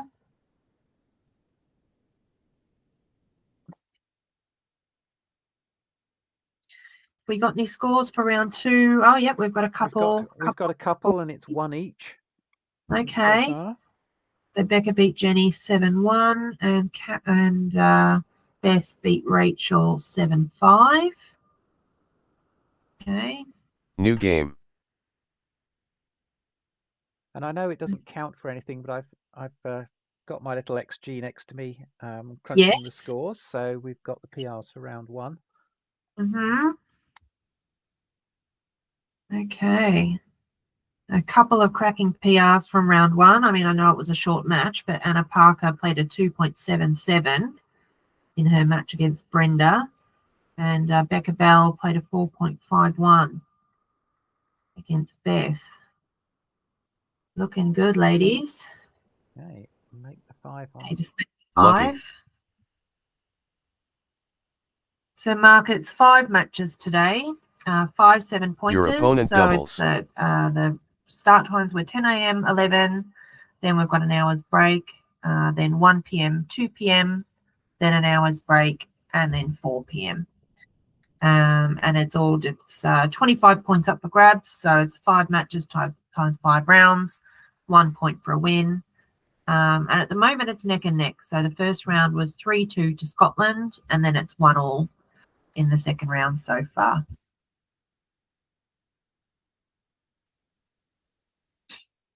And there is Your opponent a takes. score sheet if you want to keep up. I'll just drop it in the chat now. Oh, hi, Dan. Dan says hi, Julia. Hey, Dan. Okay. 5-2. Has you played any of it yet? Oh, yeah. Okay. Yeah, 5 down. Good. Oh, and there was a double on a take while I was blathering on about that. Okay. Oh, this is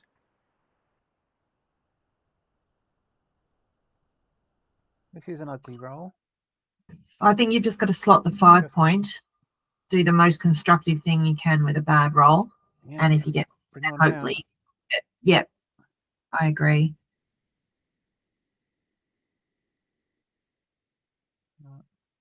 I mean, she's looking to minimize shots there. I understand that.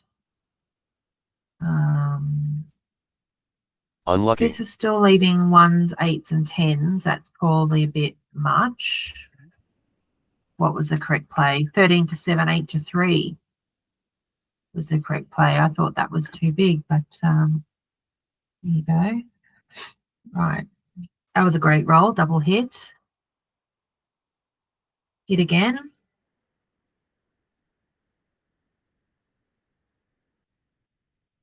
I'm definitely hitting again there. Yeah, Yep.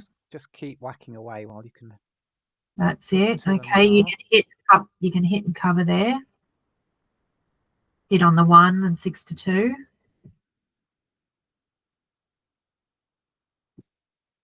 I think you've got time to pick that one up. I would have 7-1 6-2 was the play.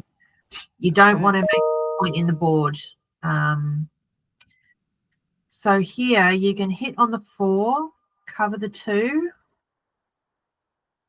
Yeah, hit on the 4 point and bring one out from the back, I think. Oh, no, not. So bring one out from the back. Or even hit twice. It's a big play, but it's a. So if you're going to choose, she's looking at it. I don't mind it. I think I would come out from the back with the last 5. I don't necessarily mind her getting the ace point. I just don't want her getting more than 1 point. So I'm definitely hitting on the 4 there.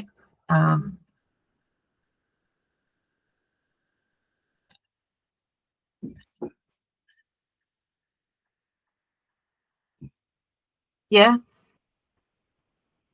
that was the top play. Well done. Good play, Jen.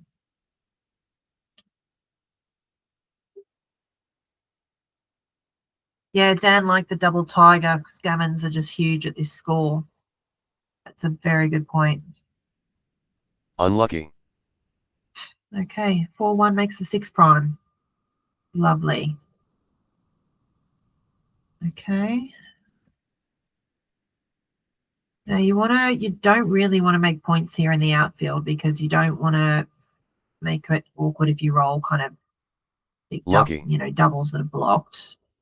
So 5-1, I would play definitely 23-22. I probably would play 18-13 and 23-22. It duplicates your 1s in the outfield. Come in and to hit.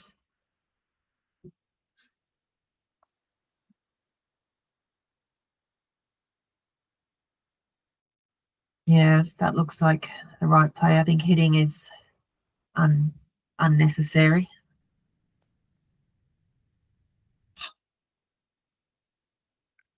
Okay, 6-5, just out and around. 22-11. No, you can't run the risk of being primed back there. You've got to run that one out.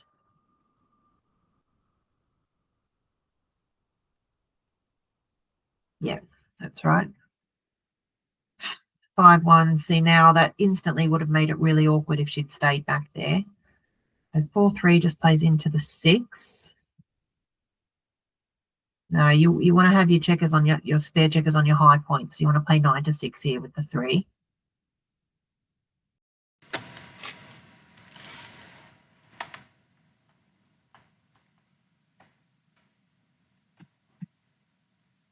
Okay, and Miranda just needs to build her board for the hopeful point in time that she gets a shot. Here is no. No, you want your spare checkers on your high points, so you want to go 9 to 5 there.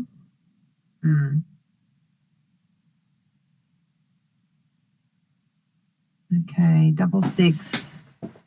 So now any roll with a 6 is going to be an instant shot lever, except for 6-1. No. They found the one to prove you wrong. Which, yeah. Okay, but yeah, it's yeah. So 3-2 play in. okay. That's bring both of those in. Yes. Yep. I glanced away for a second. She played some already. Yep. Okay. Okay. 5-1. Take one off. 4-3. 2-1. Yep. Played outside. That's fine. Okay, that one survives. Yep. 5-1. Okay. Board. Miranda has Horribly unlucky. Whoa. It's ready. Oh no. Oh no. Horribly What a unlucky. miss. Oh dear. 4-2, so you can play that safely. Oh, what a shame. She timed that beautifully there. She had the board fully closed and couldn't take advantage. Okay, so you run with 1. She won. Oh, I mean, Jen just Yeah, got the just have perfect to- dice there, didn't she?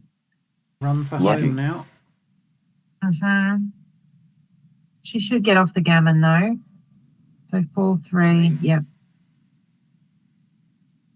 Unless she's incredibly unlucky. Yep, there it goes. That's So just 2 2 points. points to Jen.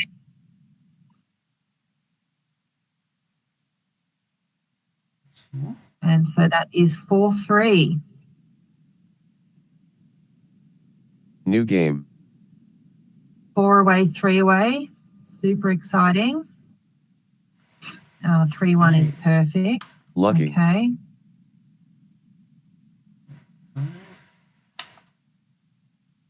Okay, and I think you probably bring one down. Or yeah, so 24, 18, 13 to 10 was the play there, but it wasn't too bad. Okay. So You want to be thinking, you haven't got that many options, so making 3 I'd be tempted to play 8 to 3 and then 8 to 3 15 to twice and then bring 2 across. 2 Yeah, or across safely, not leaving the shot. yeah. But this is incredibly awkward for Miranda. I think she's just got to bring 2 down here. And June's at 4 away, so she should be looking at for any opportunity to cube here. Yeah, This feels like a cube. this is a good time to. Oh. Yeah, she just sailed straight past that. I would have been looking at the cube there. Position, threats, race, all in her favour. And the score. And the score, of course. Yeah. So again, she can Don't be wanna playing give up safely here and just play it to the 7. That's 16 to 7 would be Yeah. my play. Yeah. 16 to 7 was right. June hits the hard way. Yeah. Well, that's good. That Great response. Good. Okay, so June should still be, she should be looking at doubling here. yeah. I think it's a double and it's probably pass at the score. Your opponent doubles. But it's not one of those scary doubles where it's based on immediate threats in quite the It's same way not. as the If you're previous one looking was. at it from a race position, it's a drop. Yeah. 18 pips is too much to take in a pure race. White's going to have lingering threats of outfield hits for some time. On the other hand, hasn't really had time to develop a board yet. I'd be dropping this as Miranda. New game. Huh? I'm surprised. I thought it might be close, but I'm surprised. Yeah, it was 100 take. Although, don't forget, this is the contact must make up for the race deficit, I guess, in that position. But I just thought you've got to be so cautious when you're the 3 away, of the 4 away, 3 away. Well, good double then from June. She got the drop from Miranda. That makes the 4 point. And that makes the 4. So there's a whole heap of things you can do there. You can make a 5 prime, but then you are risking being primed yourself. And it's a 5 prime that might not last. It crunches. I think come out and make the 4 point. Yeah, that amazingly lucky. Yep. Is that my sound or your sound there, Julia? I think it's my sound. I thought I'd turn mine off. Shall I turn mine off? Sometimes, we like robots nattering in the background, but probably not in this. I like the one that feeds my ego by saying awesome every so often. Awesome. Good job. Awesome. Or the very lucky, and you're like, yeah, don't I know it? I'm very glad that they've never implemented that was a blunder type voice where it blows a raspberry at you. Okay, Miranda's looking at switching here. Yeah. I'd be making the 2 certainly, and then just come forward. You could do this. You've got a big racing lead. I don't think you need to be. I guess the problem if you don't hit and she makes the 18 point, then it is awkward for Miranda. Yeah. Yeah, I think this looks quite. I think I'd be really tempted to switch and to play 6-2, and then because obviously then if June doesn't come straight in, you're going to hopefully pick up that second checker on the 7, and then you should have a relatively straightforward kind of path home. Yeah, I would be switching here 5-1 and 6-2. I think that leaves everything stranded when you do that. Yeah. You've got to think about. It's always worth a look. Yeah, you've got to think about. You're making things awkward for yourself in some of these sorts of positions. It's like, how am I going to make things less awkward for myself trying to get home? It's not just about blocking your opponent. It's about yourself getting home safely. Like Miranda's racing. She needs to get home. That's interesting. And the switch play was correct, 6-2 and 5-1. Yeah.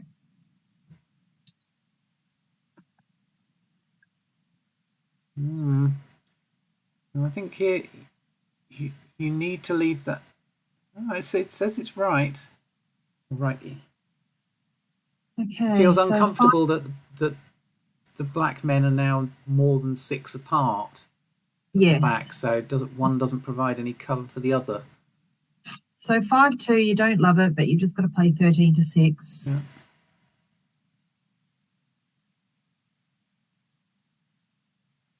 Okay, 4-2.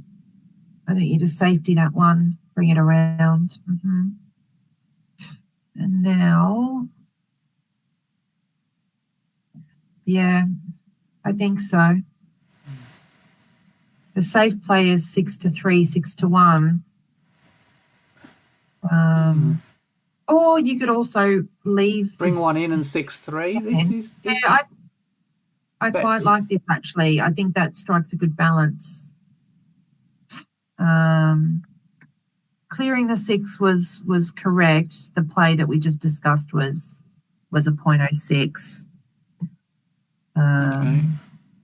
Now you have to make the 2 and bring 1 in. Okay. 4 to 2, I think you can slot the 7, yeah.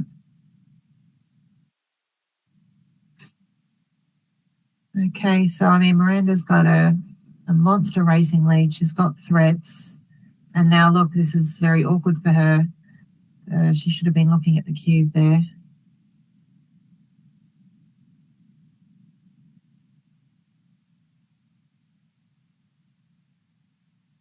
Yeah. And here we go. Okay. Yeah, that looks fine. Amazingly lucky.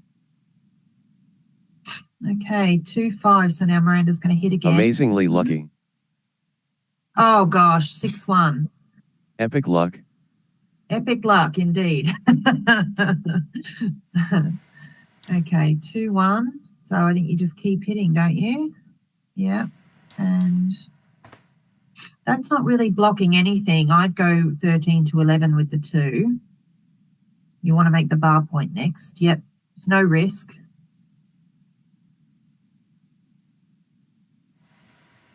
Okay. 2-1. Now you could make the 9. Oh yeah. Or you could. Yep. Actually, that's better. Yep. With 2 on the roof, and then you've got more firing at those blocks inboard. Sounds good.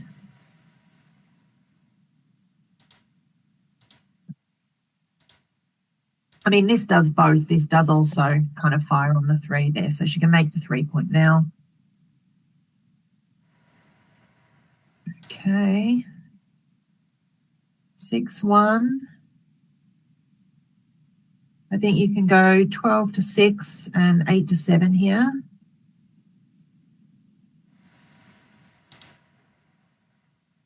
Okay, Lucky. Miranda really needed that. 3 to 2, make the prime. Yep.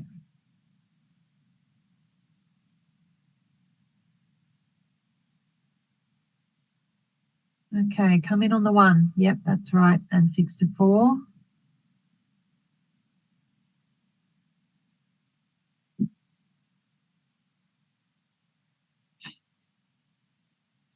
Yeah, I like that idea.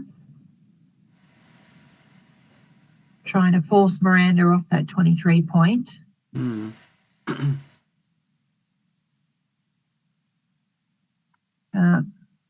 XG didn't like it, but Now, do you come up 24 to 23? I think so.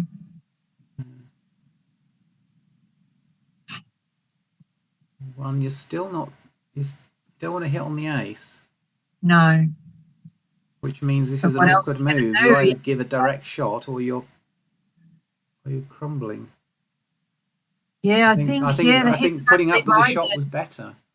Yeah, because clearing the 7 was more damaging for your priming game. June really, June's playing a priming game there, and she's just really reduced the effectiveness of that by clearing the 7. Okay, she's got home now, so. And there's still no cube being thrown in this game, which I think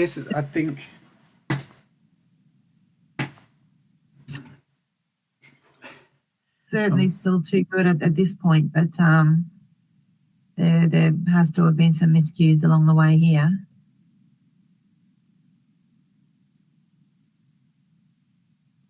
Okay. 6-2 is fine. Yep. Yeah. Get ready to clear the next point. Mm-hmm. The gammon 4-2. chances are fading very rapidly now. They are. Ooh. And shot. Ooh. There's a shot. Okay. Miranda desperately needs a 4. She doesn't roll it, but she can make the full board, which she should do. Yeah. Oh, don't think about. There's no need No, to I run. don't. That's No, not too risky. you're so I far think. behind. Running can't. Very unlucky. Really help. She's looking at saving the gammon, but I don't think you needed to do that there. So now,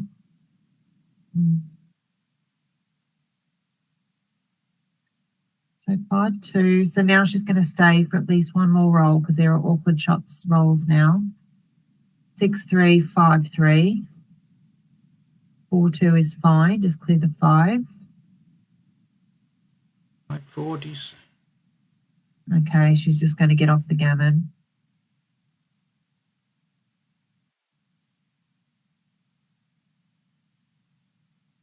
There's not a lot of awkward rolls next turn. Just 6-2, 5-2, 4-2. Your opponent doubles. New game. And that's probably still, yeah, still too good. Doubled it out. Yeah. All right, so 2-way, 3-away. Indeed. Okay, and we're in the opposite seat now. Miranda needs to be more aggressive with the cube. And obviously if June takes the cube, she can't double back, so she loses kind of any advantage of holding the cube. Okay, that's a great roll. And then he split at the back. Lucky. Oh, Michelle. Hello.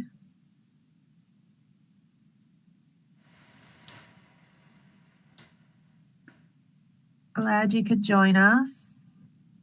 Are you still in beautiful Wales?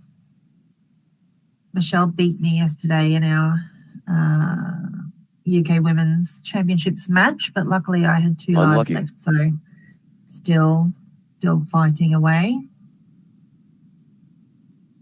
We both played quite similarly, and she completely self-admittedly got the most ridiculous string of doubles through the entire match. Absolutely outrageous. Right. Pay attention to the game. So Miranda's doubled. Good racing lead. New game. She's blitzing. Yeah. Okay. Your opponent doubles. Oh, yeah, it was a huge. I didn't have time to look at it properly, but that was a massive monster takes. pass. Yeah. Okay, and we're at DMP. June sent the cube immediately, so this is the last game. Here we go. Oh, that she played that very quickly. She can hit there. Yep, much better.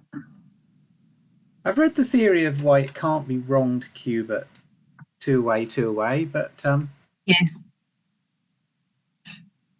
it always still feels slightly you don't awkward. like it. Yeah, I do prefer to wait sometimes until I've got a bit of an advantage.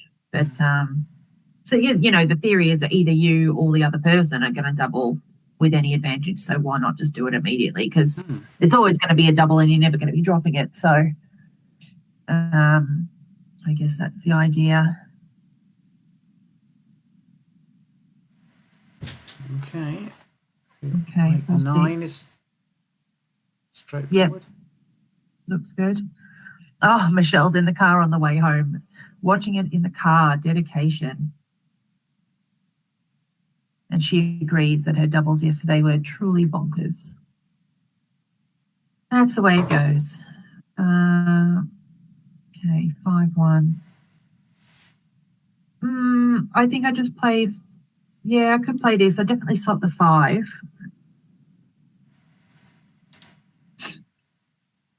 Okay. No, you don't need to do this. I think making the 9. Yep, that looks right.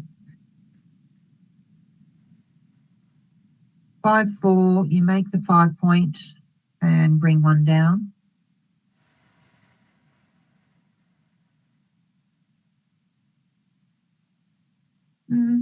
Fine. So I think the absolute key for June at this point is that she can't be. No, I'm making the 5 point. That's it.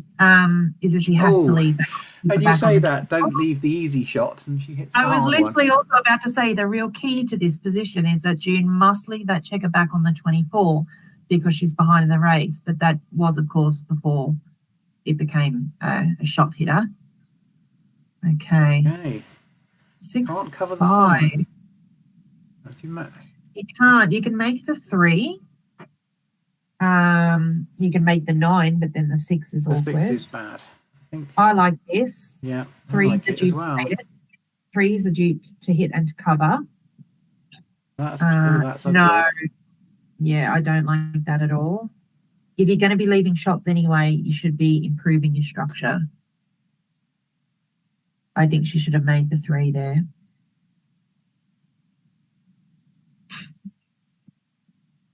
Okay, 4-2. 2. Great roll. Point on the 2. What else would you be doing? Yep. Okay. 6-2 is going to hit on the 5. So if you're blitzing, you've just got to keep attacking. No, that's too passive. Okay, 3-1. That's good. That makes the point. And that makes the 7. And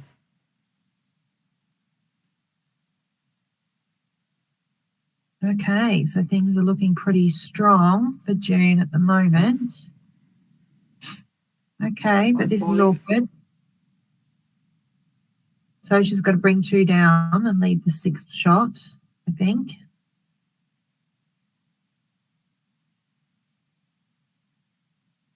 At least if you tempt her off the anchor, at least, you know, she hits you with a 6, she's got to leave her anchor. yeah. Oh, no, you say it again. So, commentator's curse, isn't it? Yeah. Sorry about that, guys. Now it's Gorgeous roll. That makes the 3, and you just come around 16-6. I don't mind that also. Okay, 6-3. Bring one out. Yep. And I'll go 8-5. yeah, 8-5. Yes, you want more. There. Got more things aiming at. Yes, if Those she comes last in on two the board 2, points. you want to hit it. You've got no need for the midpoint to be made there. And that's a hit. 5-4. Okay. And that could have been a double hit there. Yes, it was a double hit. That's again, that was played very quickly. Okay. She hasn't played any of these yet, has she? So you come in with a 3. You switch. I feel this is definitely a switch. And then 13-10. What do you think, Julia? Yeah, I think you don't want to. I think leaving the shot in your board is. Leaving your shots in your board is tricky because Black's position is still pretty strong. You don't want to end up behind it and running out of men on yours. Wow, look at Oh, this. wow. Okay. So this is, I mean, you'd love to make the bar here, but you've got to Got to escape. come out. You have to come out. Sixes. That is not There aren't negotiable. enough 6s there. Yeah, and just bring it No, around. No, no, don't I think- pick it up. Don't Bring pick it it up. round. Just come around. Yep. That's it. Okay. Now That's a night. That's seal a up. indirect 6, if you like, that you can make that with. 6-1 is 6. perfect. So that escapes another. Okay, and now this is perfect now for Miranda because that's, she was you desperate couldn't for have asked June. for better. Yeah, because now she's broken her prime and she's just going to be deteriorating her own board now. Okay. So 5-4. Yeah, 10-6 looks good. Yeah. 6-2. Okay. 3-1, just bring it around to the 12.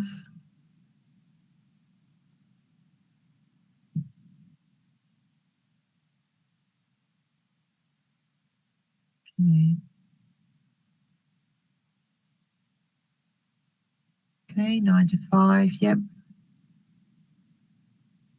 Building a nice little bear-off structure here. So 5-3, I'd be clearing the 7, yeah, because there are awkward rolls if you don't. I think that that's probably right. Because here, yeah, didn't like it, but that would have been my play. Oh, and the correct play was actually to leave a shot, which is tricky. Any choice on that one? Okay. This is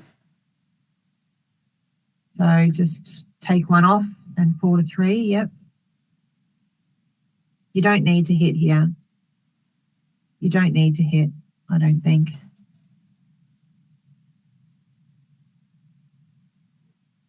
I know she's only got a 3-point board, but if she hits you on the 1, I think you're going to be sorry. She's going to have to run soon anyway.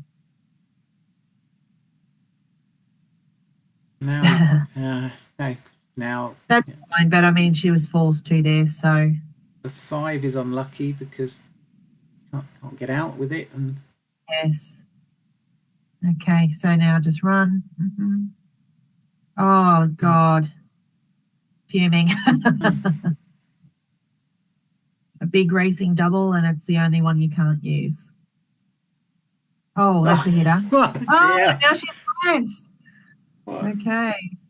Oh, my goodness. That's all right. Okay, so 4 pips, 4 checkers off versus 1.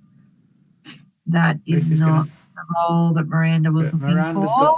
Miranda's got those 3 on the 6 that are going to be hard to move. Yep. And okay. That misses. Yep. So 4 and then 2-1, I think. Oh, wow. Oh, my God.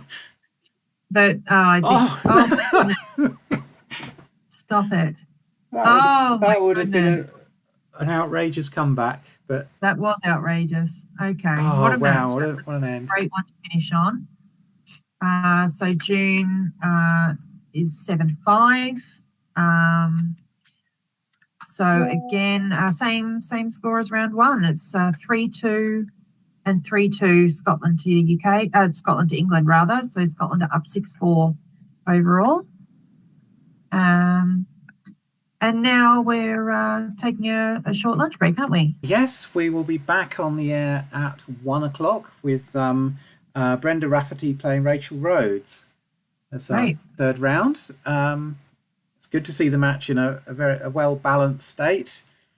Although Scotland are ahead, they're not running away with it just yet, but plenty to come. And plenty of, 3 of those matches were 7-5, so very, very closely fought. Yeah. So we'll all go off and have lunch, and I will sit and do some XGing in the meantime. And we will see you back here in about 45 minutes. Great. And while see you at 1 o'clock, everybody. Stick with us. See you then. See you then.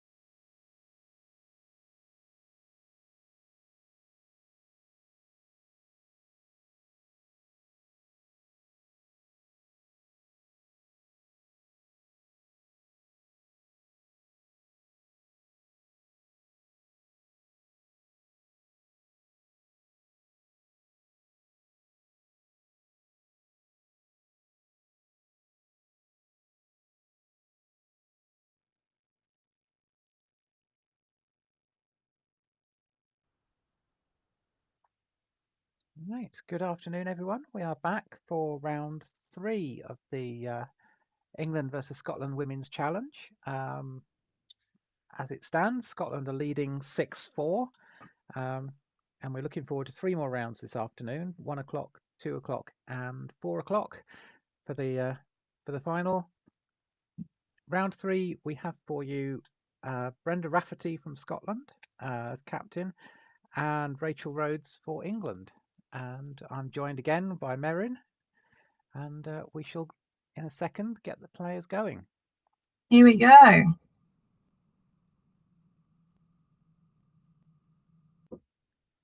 Okay, I shall just give them the nod.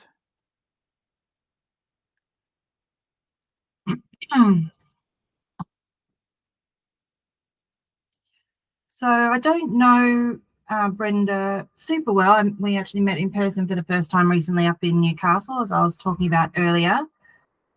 We played each other in the consolation, I believe. But she runs one of the Scottish clubs, doesn't she, Julia? Yes, Aberdeen. Mm-hmm. And they've been very busy recently. They're hosting the Scottish Open next year. Yeah, which is now on the tour, which is great. And Rachel, obviously well known on the UKBGF circuit in general. She was the Masters Tour champion last year, 2023.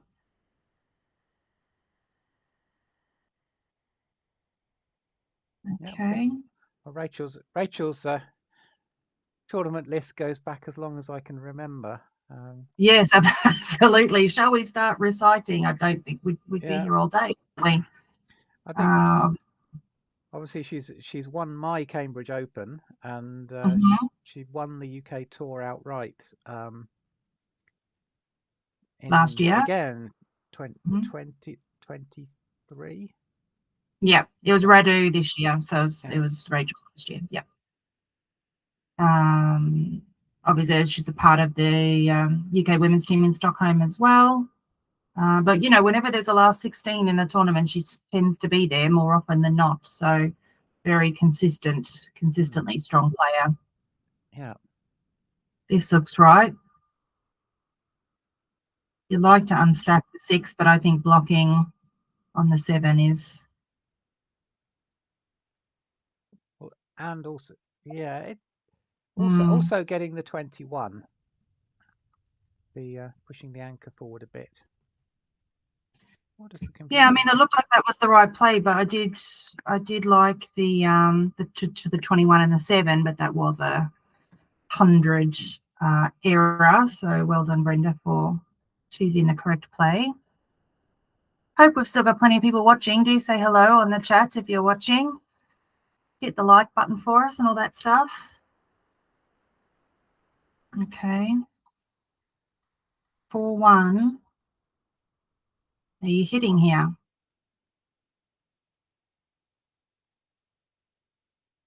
I think I would. Yeah, hitting was the play. You've got a better board. Yeah. You had 9 in the zone. So kind of enough to get the blitz started. And you've got the security of an anchor in case it all goes wrong. Yeah. Now Rachel's taken the opportunity to improve her board. Oh, thanks for the compliment on the commentary, Mark. Appreciate it. Okay. That's nice, but now where does the 4 go?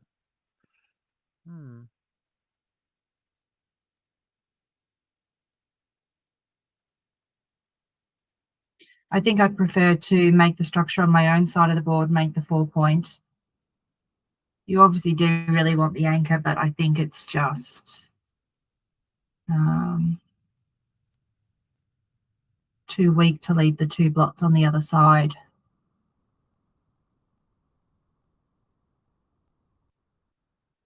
And 10-6 for the 4 is just way too stiff. Play 6-2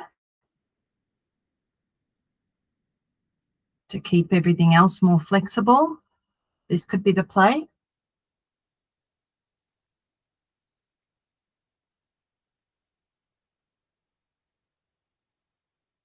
I feel like this just looks so much better for being able to make either the bar or the 4 point.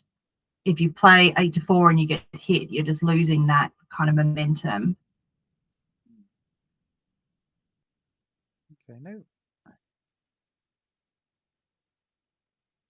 Okay, and now you can make, well, you can make the bar or the 4, but I would be making the 4 here, I think.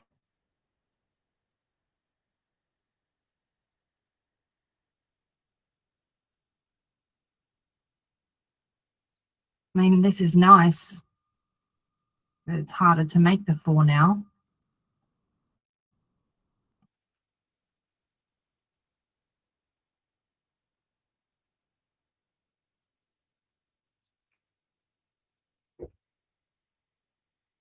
Five, 2. Yep, 2 down.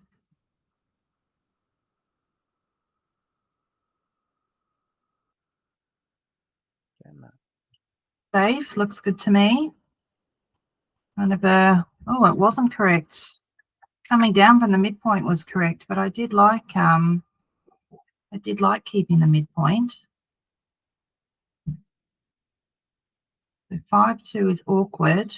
But it suggested slotting the bar as well, so it's the bot is going all out to prime Rachel.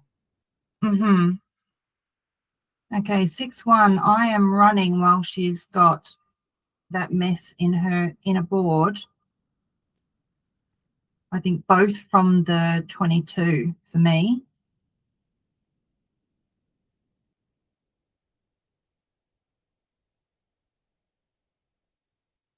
What do you think, Julia?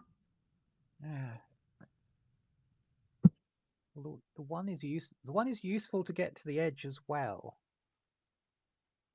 And it dupes the 2s quite nicely. I quite like this. Your other play really is 13-6, but you know, as we were saying before, you know, 4 is often a more effective blocker than you may think that it is, and she might struggle to get out of there. And now what? I think you have to hit and then just bring down the 4. There's nothing else.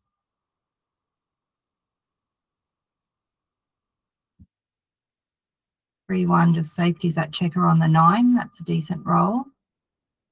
And 4-2 is amazing. She can block the 6s by making the 9 and come up to the edge of the prime.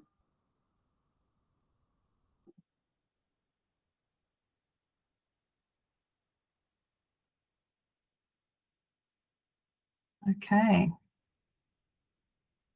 And what is Brenda doing here? I think you're hitting. And then continue 7-4.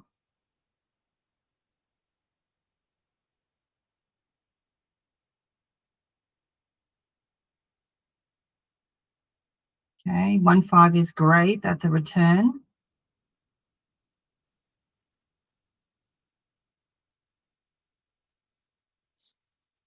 Okay. So she's stopping to think about a cube, but for me, it's not quite enough. The race is dead even. Brenda's still got a better board. And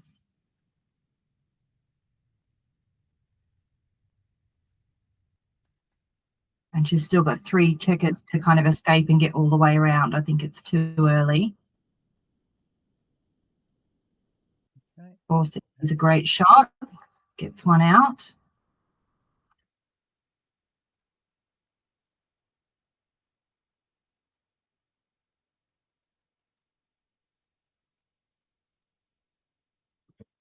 Okay, having another think.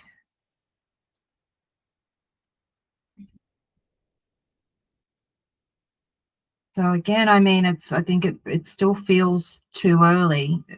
You know, the cube would be dependent really on hitting that shot. If she doesn't hit it, you know, there are some really awkward rolls. You know, something like, I don't know, 4-5 isn't great. That was a great roll.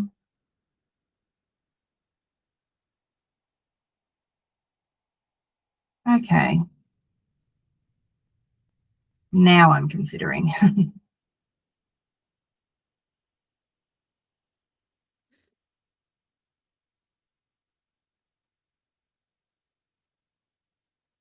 Even now, there's still some potential awkwardness getting out of Brenda's Yeah, board. and look, I think that's why that's why she doubled, is because sixes were awkward, and look, it wasn't even a double, it was a huge take, and Brenda's dropped it. So she, you know, it's part of backgammon sometimes, feeling out the opponent, and you know, as you said, if you're not sure, put the double over, ask them the question, and sometimes they make the wrong choice. That was a 600 take.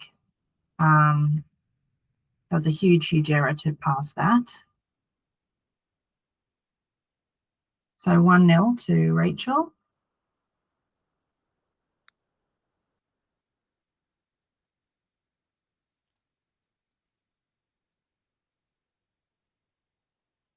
This is a quick double. Yeah, very early double and feel massively takeable. I don't see how you can drop this. Okay. Yeah, again, that was a huge, it was a no double by 100, but Rachel's obviously figured out that maybe Brenda is slightly cube averse, and so she's thrown a double out again and very quickly dropped when it was actually a huge take. 3-5 is a great roll, comes out and hits. 4-2 hits back.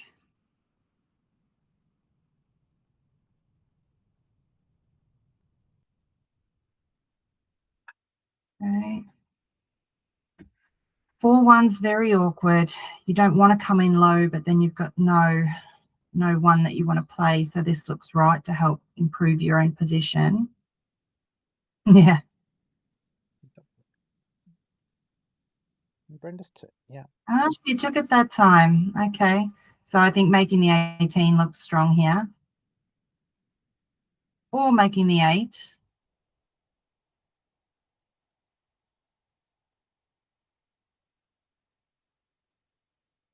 I like making the 18. I think as long as you don't get hit, you're very easily extending your prime next roll.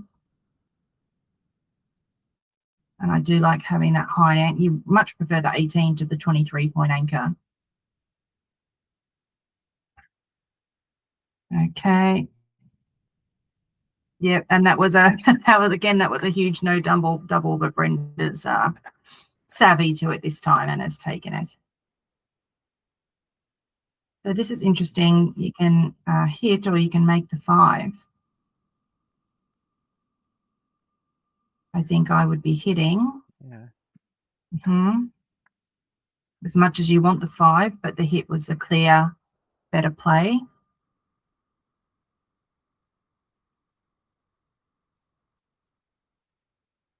Okay. Well, you've got to pressurize your opponent to find good rolls. I wouldn't be playing to the ace here. I would be playing 13 to 3 twice. 3. Yeah, there's no, yeah.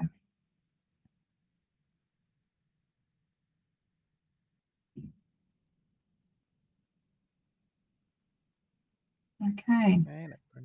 3, so I think you've just got to try and run. If you're missed, then it's a super close race. There's literally 1 pip in it. Obviously way too early to redouble. Okay, so that's a huge take.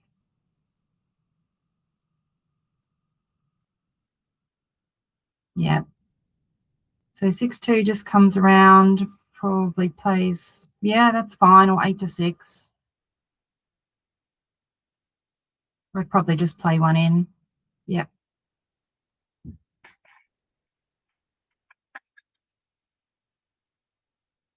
Okay, double 5 is helpful for the race. Just bring them all down and break as much contact as you can in this situation. You're going to be like more than 20 pips ahead. You just wanted to bring them all down there.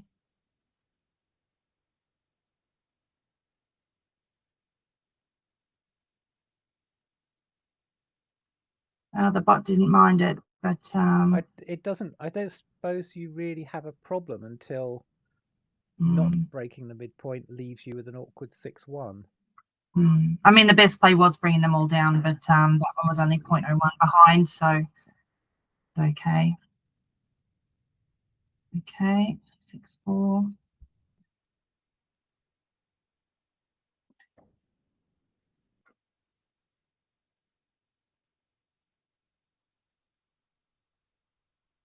Okay, pretty stacky, but that's okay. All right, double 4. So you just bring 3, 4 in, yep.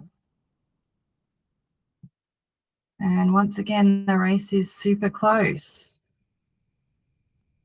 Okay, 5-4 brings both in. And now they're both looking for boxes.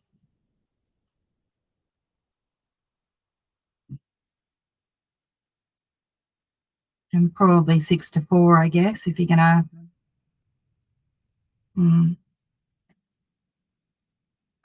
6-4 3 times was the play there. Just making it much easier to bear off. Okay, double 5. But it's still still anybody's at this point. Dead even with the checkers off. Plenty of checkers stacked on the high points. 6-5 is a great roll for Rachel.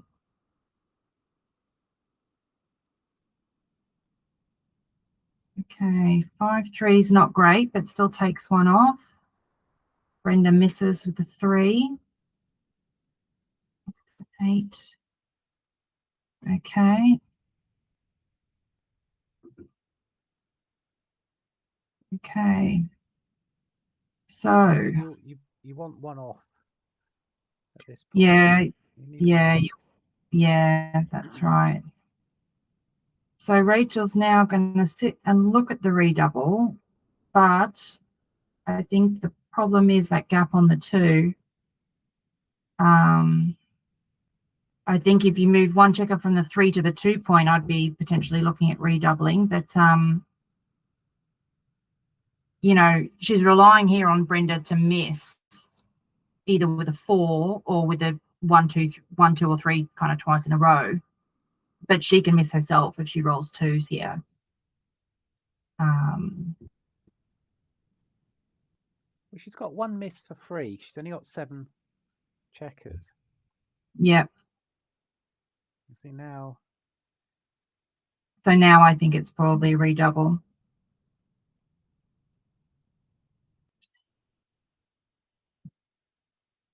Yep. We'll see if it was a redouble. Yeah, okay, it was a redouble last roll. But certainly not. It was only kind of 0.06, no double. But it was a double pass regardless. Okay, so 6-0 Crawford.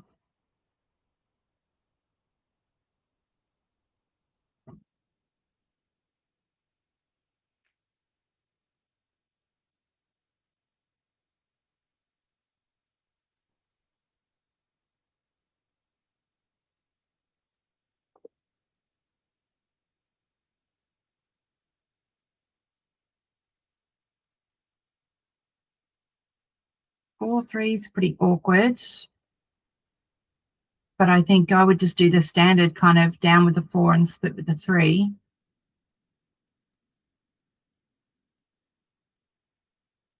Yeah, there's not a great deal else. 13-6 is just way too stacky. Way too stacky. At least if you don't get hit, that's going to help you extend your prime. If you do get hit, you're obviously coming straight back in.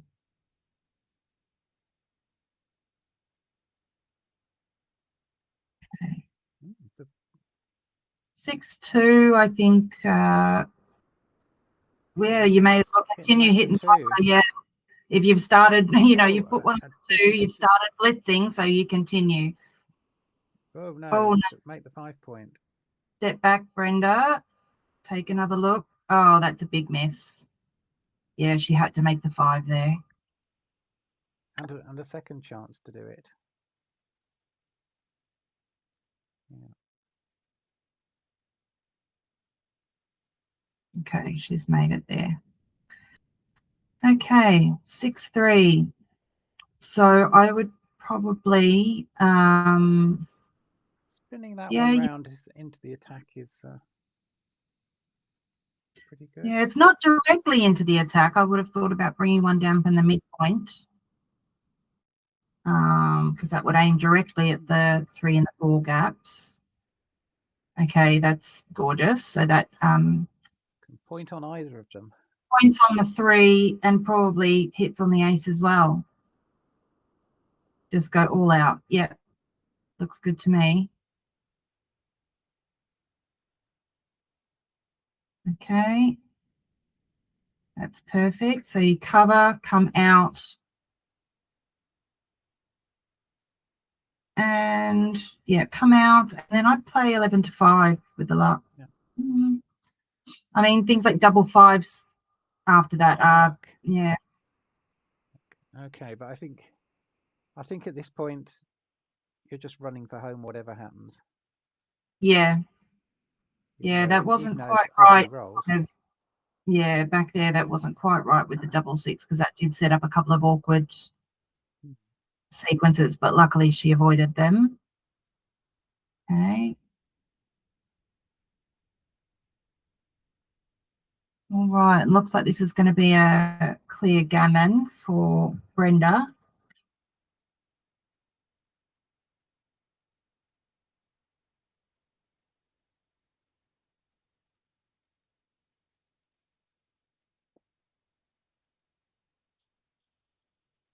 I mean, often in these positions when you play live, you would have, obviously given up the gammon at this point, but I'm always so nervous about resigning games online, because I've had situations before where not on Heroes, I think it might have been on Galaxy, where it was a bit twitchy and I didn't recognize me resigning a game, and it resigned the match, so I just hate resigning online unless I am actually resigning the match. I just don't do it, just in case. Yeah. Grid gammon always used to have a feature where if you hadn't actually taken your first man off, even if the gammon saving the gammon was guaranteed, and you resigned, it would resign the gammon for you. Yes. I think other platforms may do that as well. So yeah, you're right to be cautious until you're absolutely sure what the bot does. Yeah, Galaxy I think won't allow you to resign a single game until you've actually taken a checker off. Even if you roll something and it's clear that you would take one off, it still won't let you until you've actually done it, which is fine, I guess. So 6-2, I'm making the 11 point there.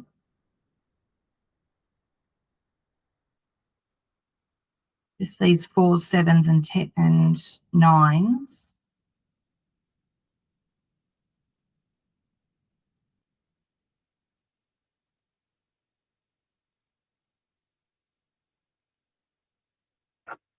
I don't see any reason not to make the 11.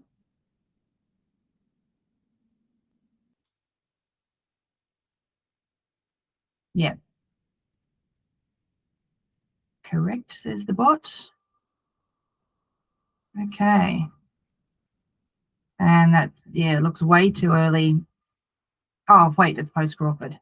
I take it back. 6-4, I think you just bring 2 down. Clearly I need more coffee.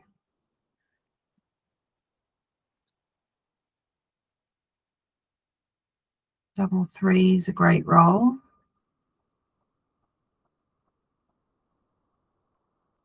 Do you bring one down to the 10, kind of tempt her off that anchor? I think I like that. Mm. No direct shots. Yep. And it's there's a good return. Okay, but plenty of, I was going to say plenty of return shots, but that's an air ball.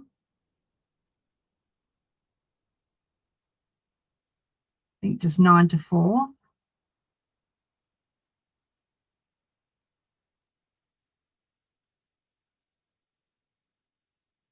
Is there the only, you're just leaving a 1, which really she wants to use to make the bar.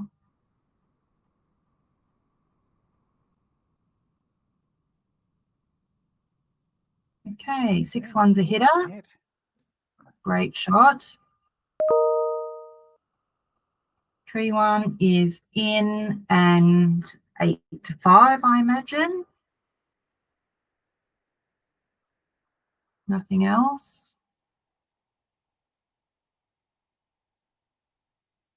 Well, there's some choices here. You can make the 2, you can make the 14. You could have made the 8.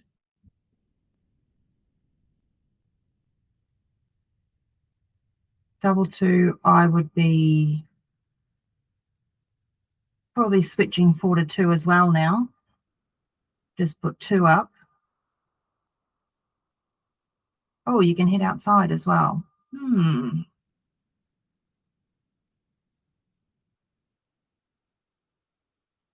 I quite like this play.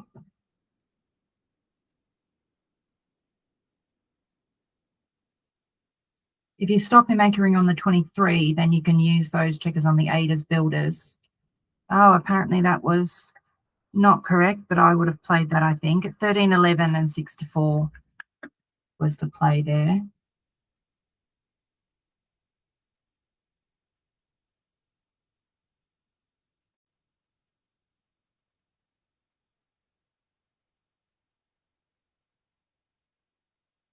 Okay. I would just go 18-11. No reason to leave shots unnecessarily. 6-4 is great.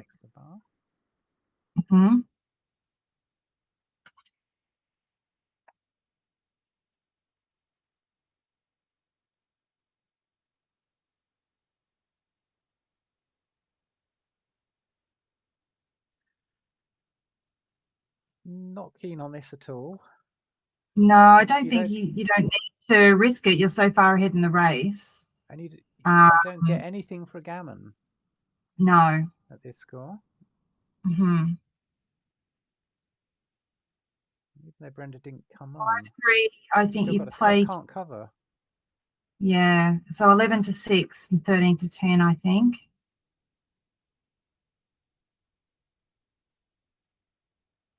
There's no. I don't like that. I know that she's seeing more covers that way, but it feels like if Brenda does get back into this game, you want your board still. Yes.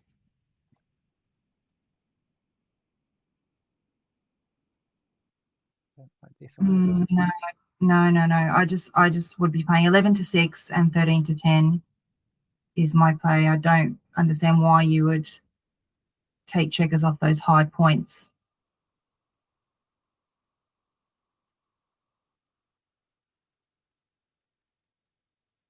If you're going to be leaving a shot, you want to be leaving it on the ace, because at least then if she comes in on the ace, you've still got priming value and they've got to get out. If you leave the blot on the 6 and they come in, you can't prime them.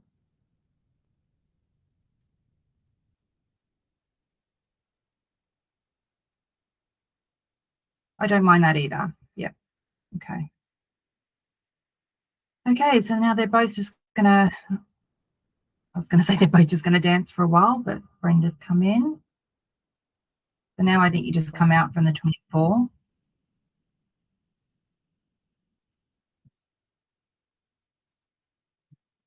Oh dear. Okay, 4-1 picks up the second checker.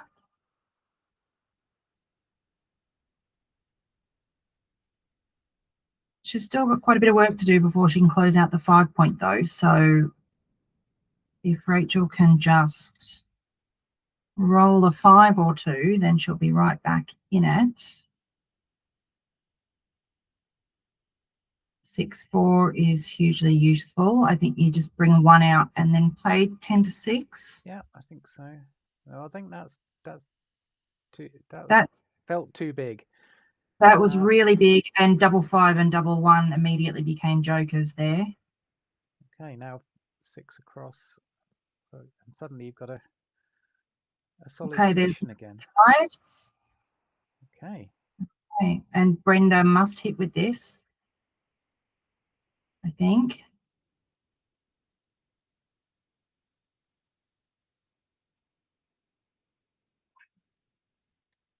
So the hit was correct, but it was 13-7 and 10-5 was the play. You need to be able to hit and then cover it afterwards. Yeah. Now 18-8. You need to bring something or 2 down from the mid. I think it's bring the 2 down. No, No, you don't need do that. covers. No, you can't do that. Yep, you've got to cover that 5 point. Now Because if she you gets give up at hit, this point, make the 1. yeah. Because if she gets hit, you know, Rachel's still got a 4-point board. Yeah. She's got to try and cover it as soon as possible. Okay, 13-6. Nothing fancy.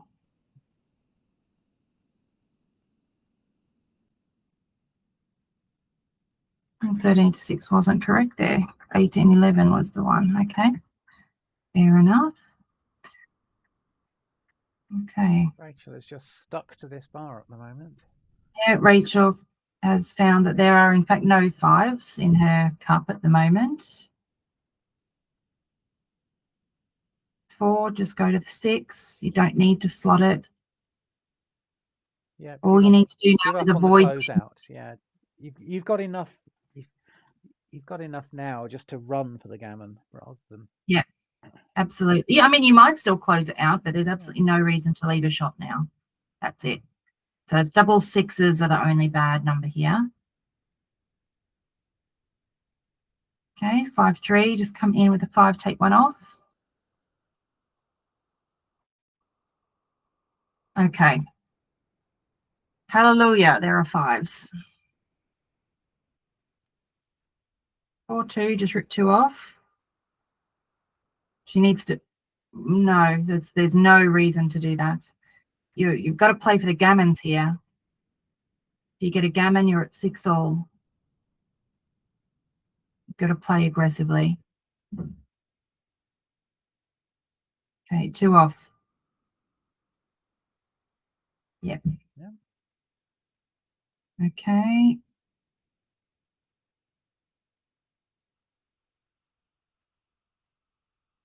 Okay, so Rachel's got the board ready for the shot, which is here. Amazing. Okay, I'd be playing 6-2 here, just to give extra hitting numbers for when she comes in with the 1.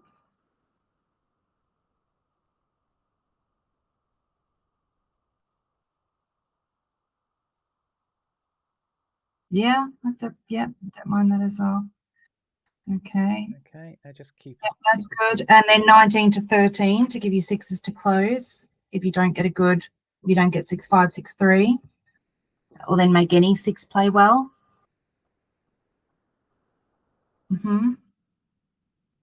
Like that.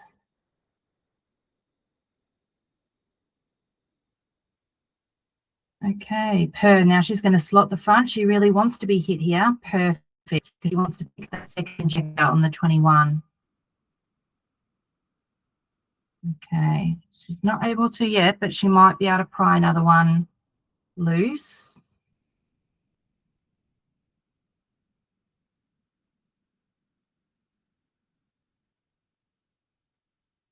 Okay. So she needs Brenda to roll a 1 or a 2, and then she's going to, there it is, and then she's going to, well, she's probably just going to close out. You can't easily go back for 1 after that. You can try, but it could go. It could go really wrong. I think you just close it out now. And try, at least you've got the gammon off, which is fantastic. You rip 3 off here, I think. Yep. 4-1 is perfect. Take 1 off. Okay, take 3 off.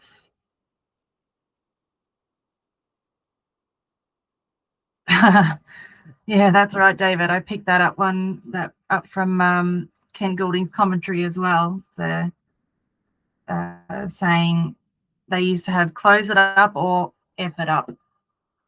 When you've got the chance to close your board, you just close it up in a lot of situations. Okay. How do you hit here? I don't think so. Far enough ahead, just go straight past.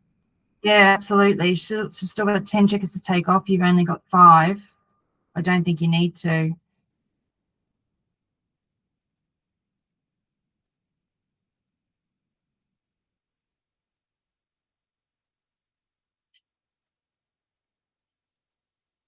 That was, yeah, it was correct to hit by 0.07. Interesting. 3-2. Okay. Wow, that was looking like it was going to DMP there, and Rachel managed to claw it back. Well done, Rachel. Yes, we'll play to Rachel. Okay. Start that one up on the scoreboard. So 7. I can pop that in. Or are you doing it? Okay. I did see one other score appear, which was 7. It was 7-0, wasn't it? Cecilia against Beth. Yes, that's right. Okay, so that puts England and Scotland neck and neck at 6-all. Yeah. So shall we drop into another game? Yes, absolutely. What have we still got going on? We still have the other 3. So who hasn't appeared? Oh, one of them has finished. Let's jump into What about Anna and June? Anna and June. Okay, so I mean, Anna is up at the top. Be on the street today, I think, regardless. So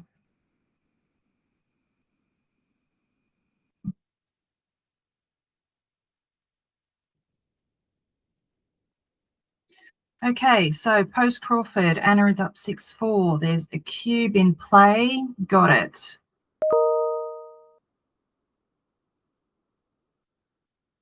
And it looks like June is trying to blitz with 7 in the zone, which is a little bit tricky. I think you just bring both of those to the 23 to try and jump them out. There's nothing else there.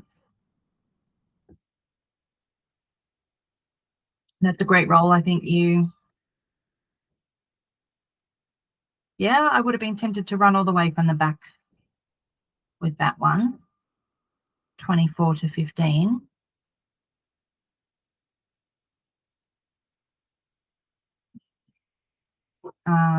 But 13-7 does give an extra builder for the 5. So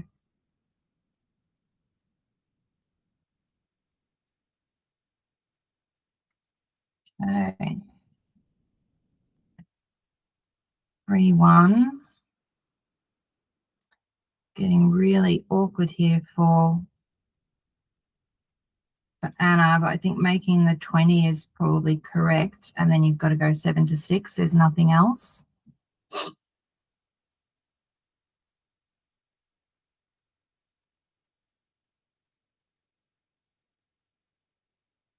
So at this point,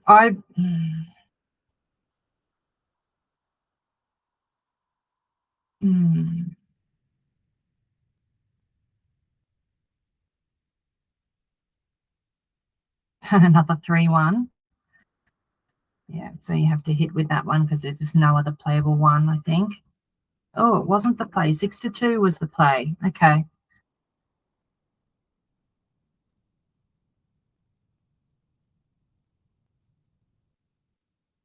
Double 2 is a decent roll. I think you just, well, there's only so many 2s that you've got. I think you've got to play both of them to the 11 probably, to the 7. You really want to step up from the 23, but do you want to leave that shot there? Yeah, I mean, look, she's got 1 on the bar, and I guess she's thinking she's trying to tempt June off those anchors. But luckily June is able to hit without leaving either anchor, so that's super helpful. And now they're both playing a 4-5 game.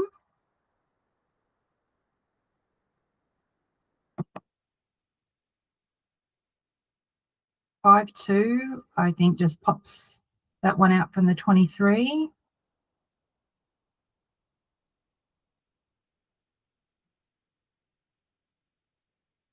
I quite like Yeah. the blocking. I quite like the blocking point. Yeah. Just to try and make some bad sixes for white here. That's a nice roll. Being able to make another point in board.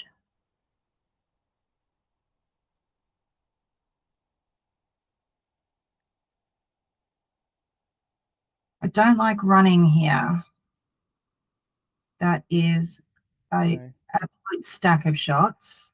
The fact that you can make the three is just looks so right in this situation.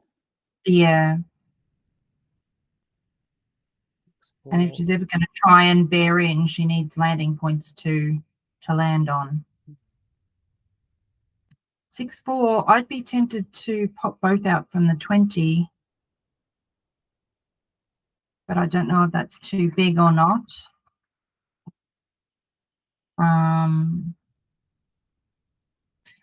That 13-3 just looks so bad.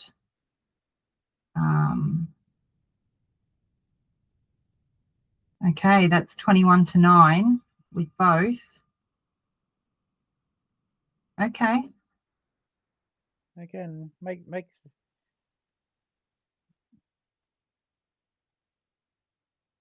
I quite like this play. Yeah, I like that. I like that. Because it's going to make it much more difficult here for June to leave with both. She'll probably have to hop out with one, and that leaves the other one vulnerable to attack. Okay, so the back one's not really helping anymore, so that can just move it up. So out. Yeah. Oh, 2 wins. Where did that come from? Oh, yeah. Now you can. That's a real shame for Anna. After that beautiful double six to put them there, and then she had to clear them straight away.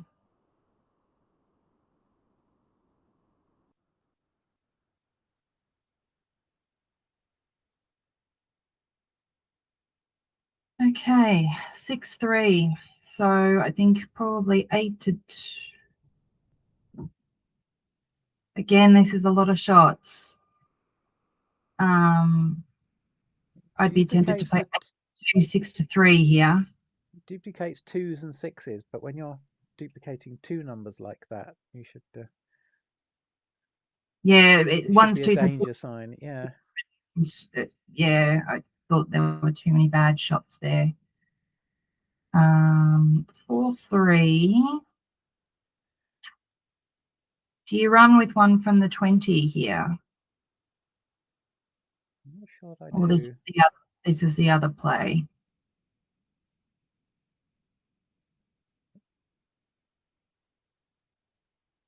So that's duplicating the fours. I don't like dropping a man behind the white anchor. No, 16-13 is my 3. But I just wasn't sure what 4 I wanted to play, but the bot did like it.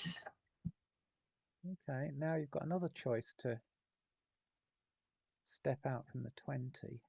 Yeah, and again, I think I'm jumping out with both now. Yeah. You've still got a high anchor. She's got a blot in board. You know, there's a joker of double 4, but that's there really anyway. Like you don't want to play 13-3 again. Yeah, this looks like the play to me.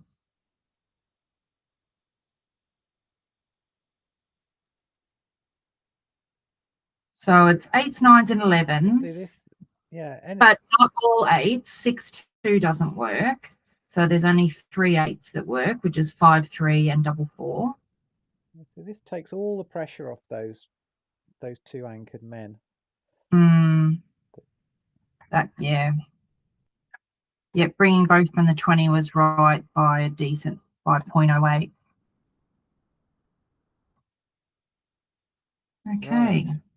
Double 5.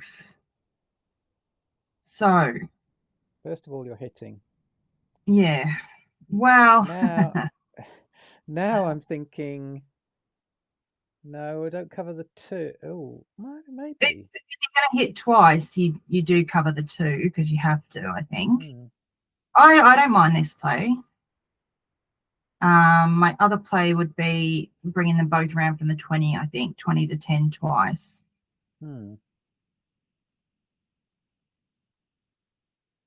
Maybe hit twice is right.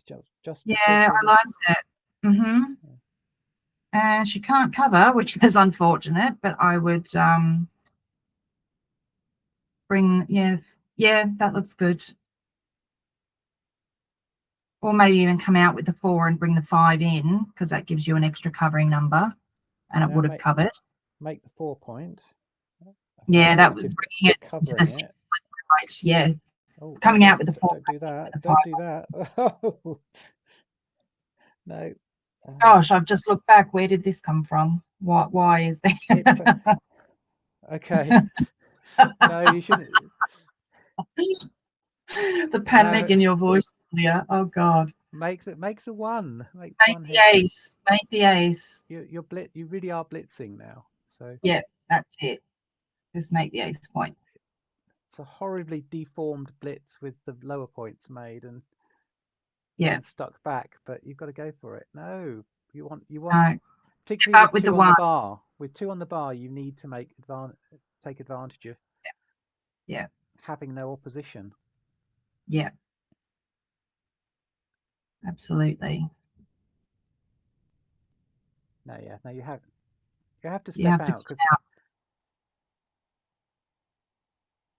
the time to be fearless is when your opponent has 2 on the bar, because she's just going to get herself primed in like that.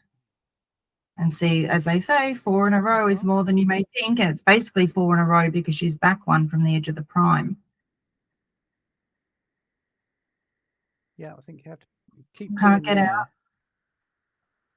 Now you can get out. 1, get out, jump out. That's it. Okay. But now, if Anna can roll 5, I mean, that's still not bad. Just leave them back, play 8 to 2.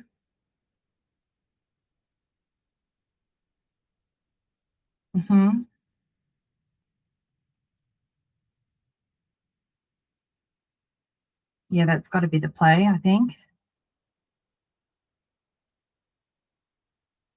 5-2 just goes to the 7, and safety is one of those checkers.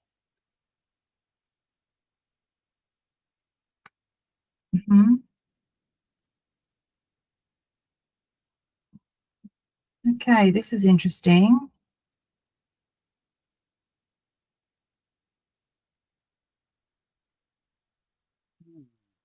So here she's just trying to make sure that she's not going to get gammoned.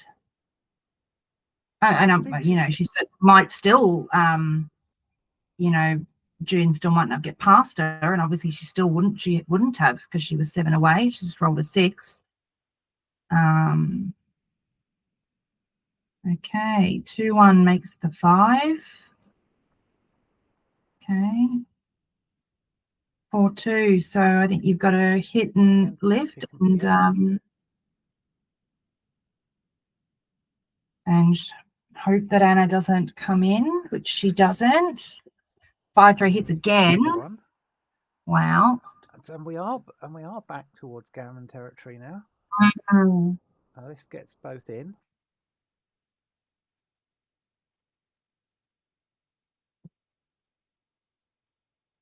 Yeah, there's no other play. Just bring both in. I mean, there's obviously awkward numbers here, but you've just got to bring them in. 6-2 is great. Okay. 4-3, I'd be leaving them both there. Yep. Okay, and now Anna's got to get her running shoes on.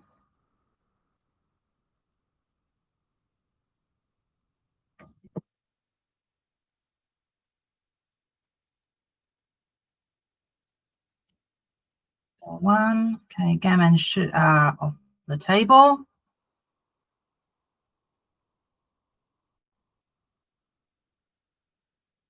Okay, so again, as every match we've streamed, gone to DMP, I think.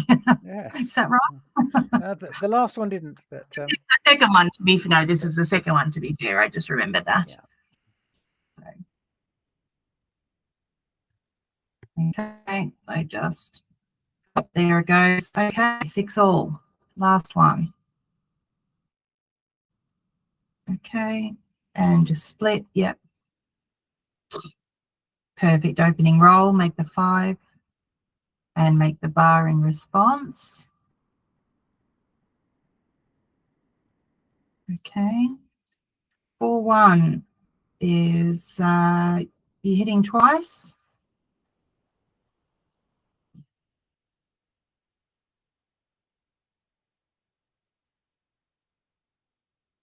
I know there's only 8 in the zone, but 4-1 is just such an average roll most of the time. Hitting twice was 0.02 behind. It's not too bad. Okay, 5-3.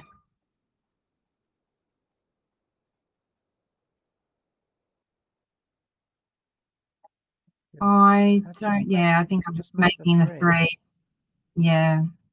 If you're going to hit on the 5, you bring one down from the midpoint to hit, I think was, yeah.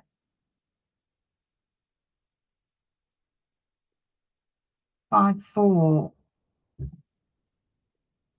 You can point on the 2, but I think I would probably just run that checker on the 23.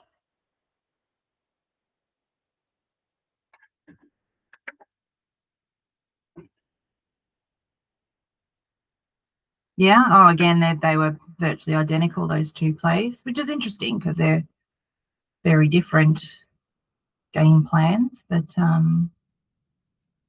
okay, that's a good roll. Gets 1 out from the back, 1 down, and 7-2.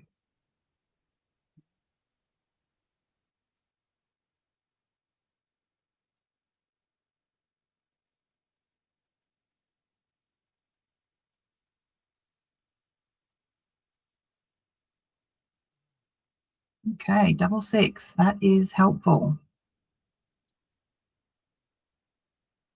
Kind of. Do you hit on the 1 here? Oh, she'd already played 2. Right. I missed the first 2. Yeah. Okay.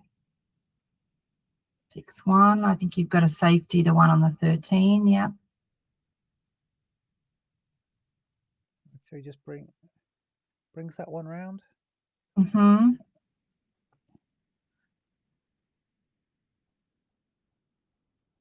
Okay, so you've got to stay back. You've got to stay back there. I think she's so far behind in the race. She's got to stay back to maintain contact.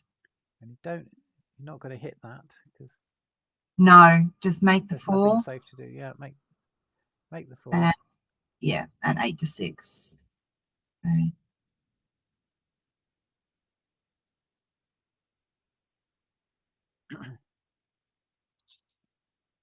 Okay, 6-5. Just play that safely into the 2.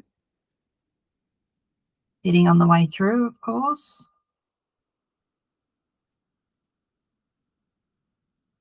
Or not, of course. I mean, she's pretty far ahead in the race, but it's not to say she's going to be able to get home without awkwardness. So yeah, I think you've got to hit to buy yourself the time to get home. Yeah. Yeah. Okay, so then 5. Yeah, nice.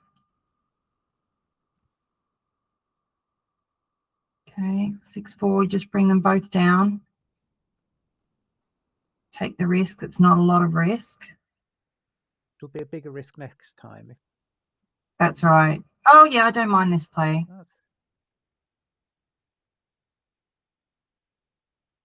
And actually less shots, so, yeah, 3-2. Okay, so now big doubles are, or any big combinations are not good. That's decent roll. You just play to the 1. Hit and 1, yep.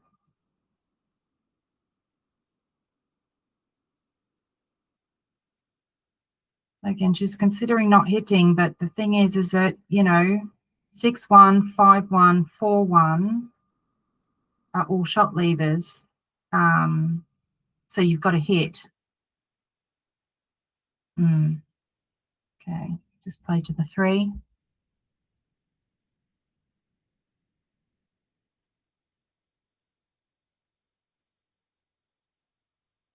It's just the 5-3. No. So, yeah, you've got to just lead the 5-3. This here, again, just leaves so many potential shots next time. Yeah, okay. Well, it worked out in her favour. Okay, so it looks like June's taken this one 7-6. while we've been talking away, the other matches have all been going England's way. Okay. So 4-1 for the round to England, Mhm. and that puts the overall score at 8-7. Okay. So still very nicely poised. We're not running away with it like last time. 3 rounds. That's how we like it. Oh, and a PR of 3.4 from Cecilia in the 3rd round. Awesome. Okay, so I think we've just got a very swift 4-minute break before the next one kicks off. So I might just utilize that 4 minutes and I'll be back in a jiffy. Yeah, just about got time to make it to the kettle and back. Yes, exactly right. More coffee required. See everyone in 5. Yeah.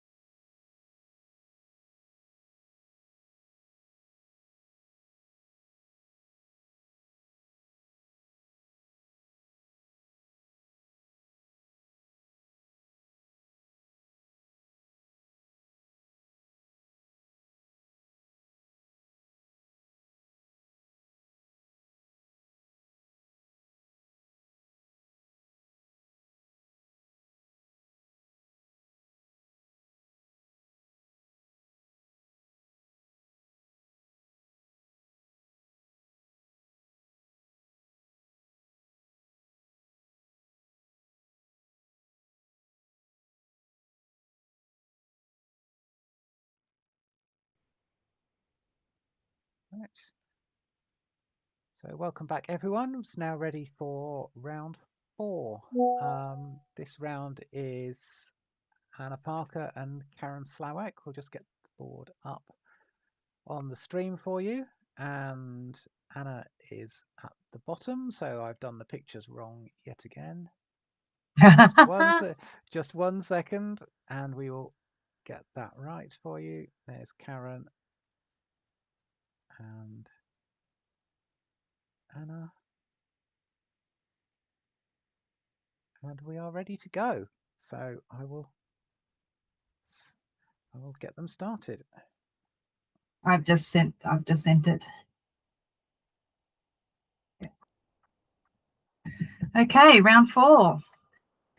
And just having a little look in between rounds. As we said, it's England 8 and Scotland 7, so it's super close after the first 3. But we've got one player who's won all 3 of their matches so far, which is June Williamson from Scotland. So well done, June. Getting it done.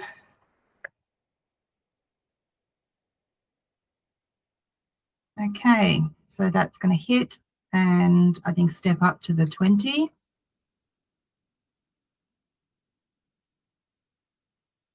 Okay.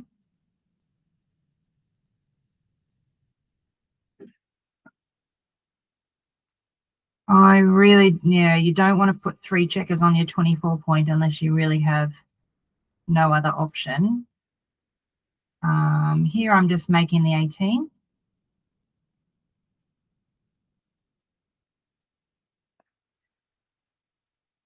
Okay, and that's a hit. That's a hit. Yep. Okay, 6-4. Yeah, slot the 5 looks good.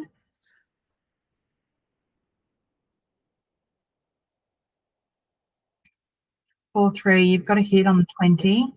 Yeah, hit the slotted man, and then just safety that probably 16 to 13. I think if you're going to leave a blot, leaving it on the 11 is better because that's also acting as a builder. Okay, that hits back.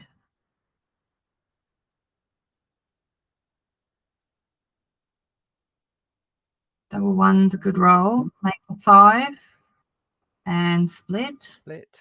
Yeah. Okay, 3-1. I think I would come down with a 3 and then 6 to 5.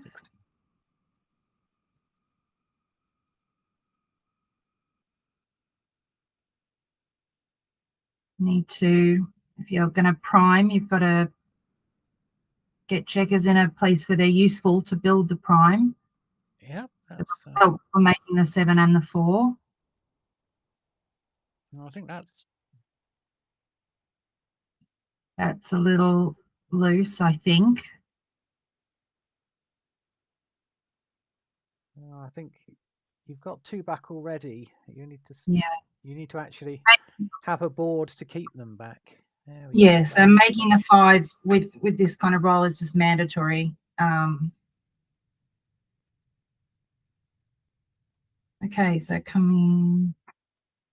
probably coming in 11 to 5. Oh, yeah, coming in 11 to 5, I think. Or step up to the 22 with the ace.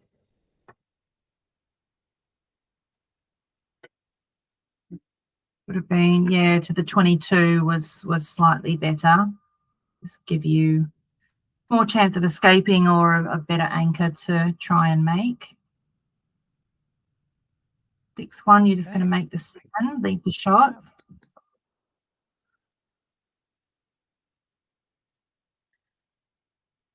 Yep, you've got a knight.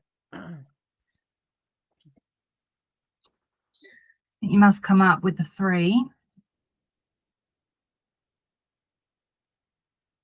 You've got to escape or make that point at the edge of the prime. That's, I think, Karen's number 1 kind of priority. Okay. And Anna's number 1 priority is to stop her from doing so.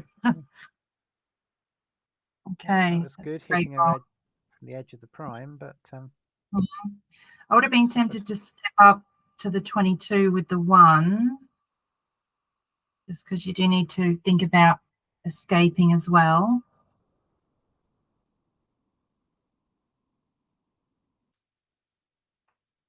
Okay, 5-1 makes the 2. Oh, making the 2 was not correct. What was correct? Step coming out from the back with the 5. Yep, that makes sense. Okay, so I'm definitely stepping up with the 1 here.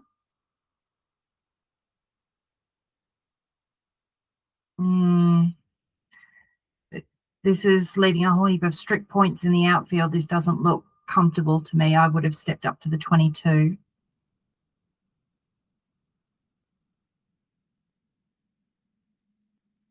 And for a lack of anything better, I think you just hit twice. Yep.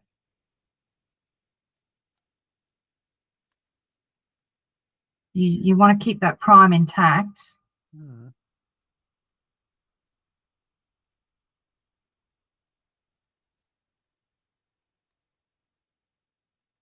Yeah, it's not super comfortable, but there's nothing else to do. At least you get a return shot on the ace. You're still priming with that 4 prime. Just come straight out with that checker that you just brought in.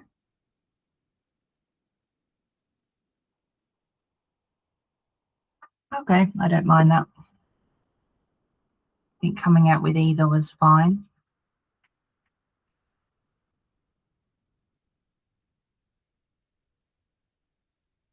The 3-5 has just got a hit and probably 2 down, I guess, and then that duplicates 3s. It leaves this. Well, yeah, it leaves the 6 shot as well, but I doubt whether you want to give up that anchor easily. Yes, it's better than leaving another 6 shot, which would be from 18 to 12.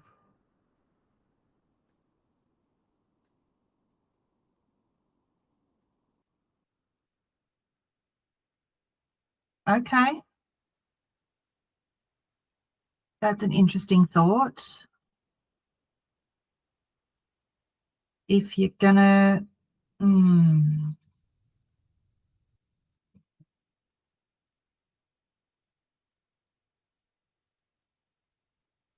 yeah, that was my initial thought. I think I like that play.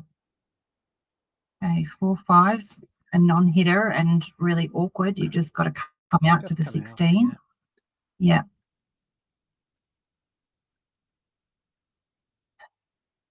Okay. Interesting one.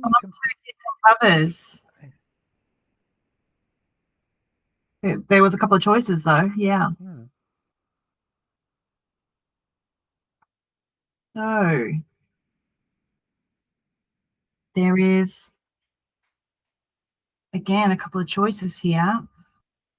Just 14. I would be looking at 7 to 3.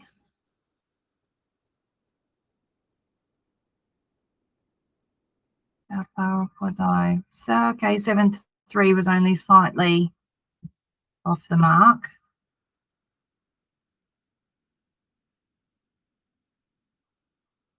6 5, yeah, I'd be tempted to run out here, or even running all the way.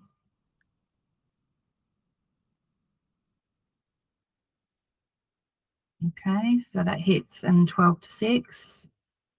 Or yes, sorry, 1 out. 1 out. Yeah. Yep. Agreed. Spoke too quickly. 2 1. You just step up. Yeah. Okay. I really want to be stepping up to see daylight from. I'd be tempted to play 23 to 21 here. Yeah.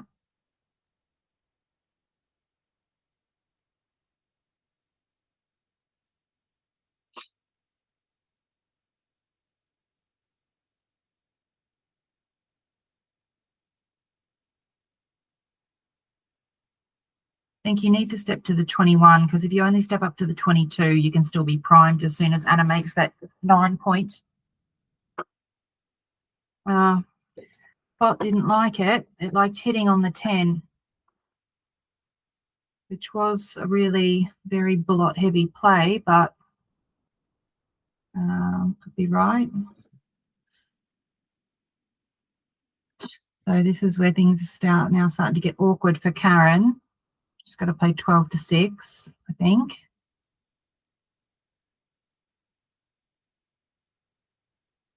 Doesn't make sense to play 8 to 2.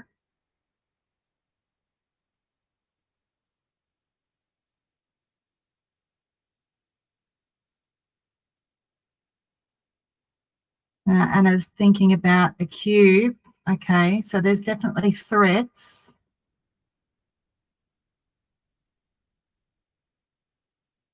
Okay, 4-1. Yep, hits again.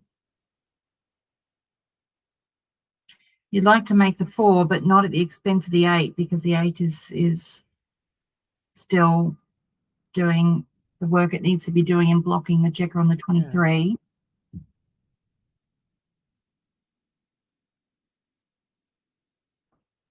Ooh, that's Okay, and it was a solid double and also a big take, so good action from both.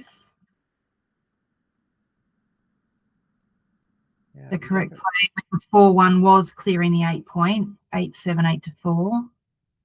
Definitely want the 5 prime here.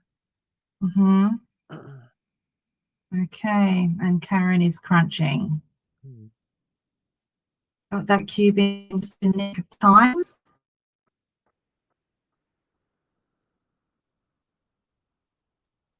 So I'd be leaving those 2 checkers back there potentially and just causing a bit of a nuisance.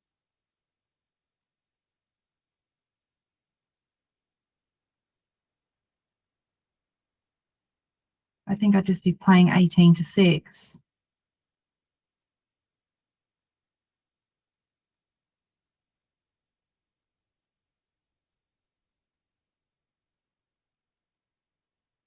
This feels like giving yourself greatest chance to build the prime at the back, but it feels like you've already got enough of a prime to be really effective. She's not threatening to jump out. You're also kind of duplicating jokers there, which was interesting, like double 1s and double 2s. You know, Karen could hit in board, but she wants to use those at the back. So okay, 3-2, step up and 4-1. Yeah, the problem with that play, you know, was that even though it looked really stiff from Karen, she still had a 4-point board. And now she bought herself enough time to make that 22-point anchor.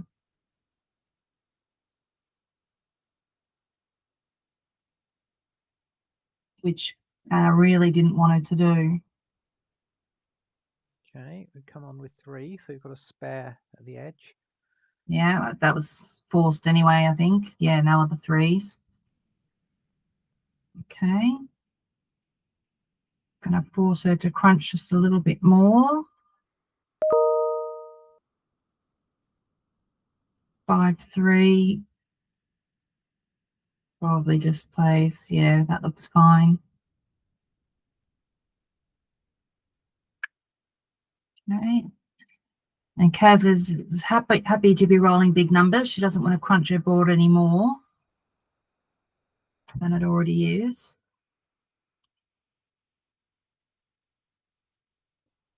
Yeah, another roll she couldn't play.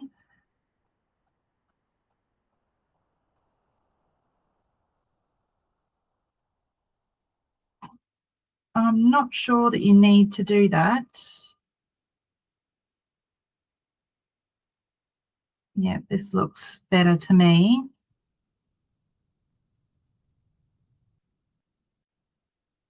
For this, yep.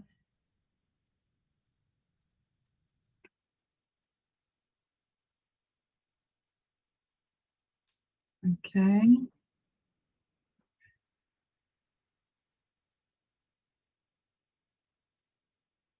6-1 just covers plays from the 8.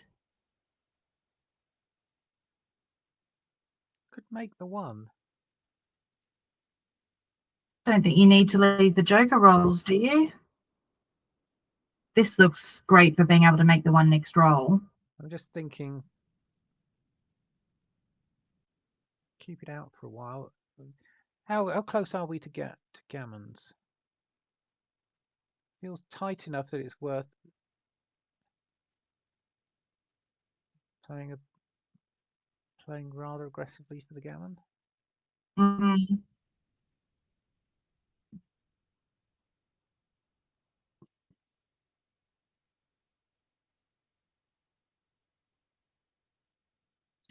I mean, you'd like a gammon, but obviously it's, it's the first game. It's not mandatory. So how much are you risking to try and get the gammon is the, I think I prefer this play. If you can make the ace like this. Okay.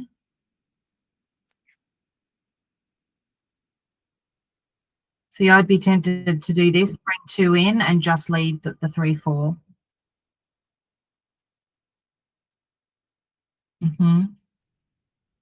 Okay. And 2-1. 2-1. Yep.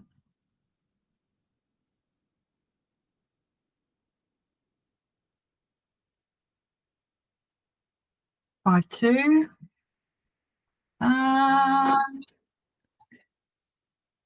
I think I'd probably take 2 off. Yeah, I'm definitely for 2 off. I think it. 2 off was the play. Get 1 off here. Yep. It's 4 and off.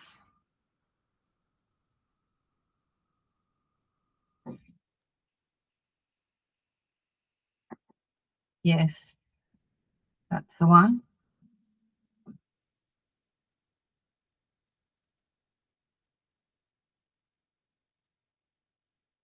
No, the original thought was correct. I think it was, and then 4-1.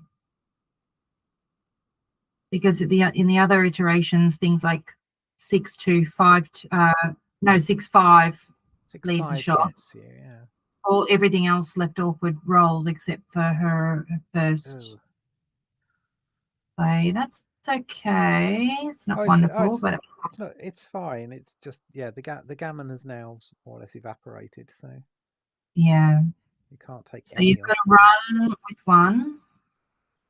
I think you had to run there if you wanted to. Just so wasting so many pips otherwise, because now you've got to run anyway. Okay, this looks like it's going to be a single game unless something remarkable happens. Oh, okay. Commentator's curse again. Julia. So, okay. Yeah, 4 Very in. nearly. 4 in, 6 off. Yes, there you go, Karen. Yes, there we go. Okay. Closer than one would have liked. A lot closer. Karen's perspective. I think she definitely needed to run with 6-4. Justifying, I think, nothing. Some of those close decisions as to whether to take 1 or 2 off. Yes. Would have made all the difference there. Yes. Yep. Okay. 3-1. You've got to split. Yep.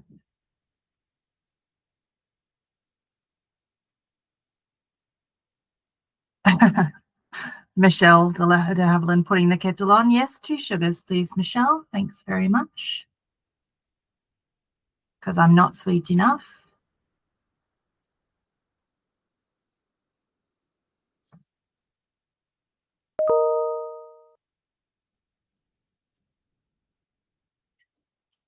Five, 2. I think you. And then 24-22, perhaps.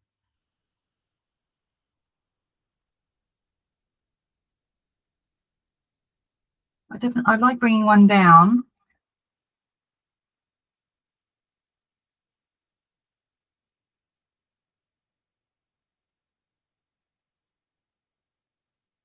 And then step up to the 22, I think.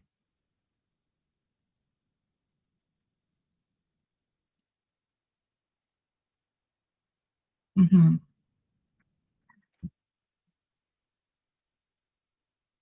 Okay, 5-4. A little bit awkward. I think you just play 13 to 4.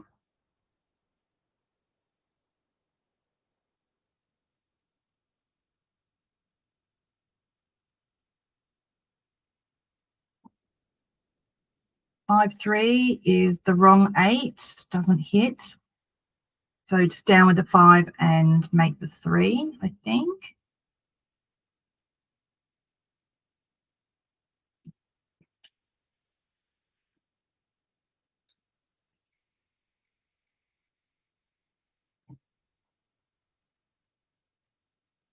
Okay. Do my eyes deceive me? Do we already have 2 results We do. from this round? And it's one in either direction. So Rachel has won 7-0, and Beth Young for Scotland has won 7-1. So some quick matches there. Yeah.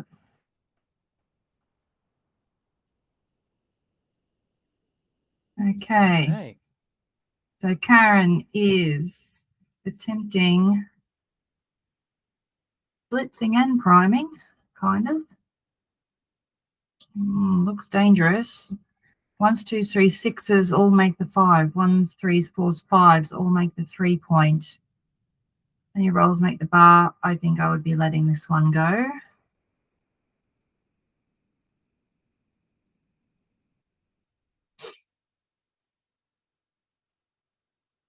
Karen's got an advanced anchor. She's threatening at the front. Yeah. Yeah. And actually, 2 doubles in a row there and a big pass. 300 pass. Good decision, Anna.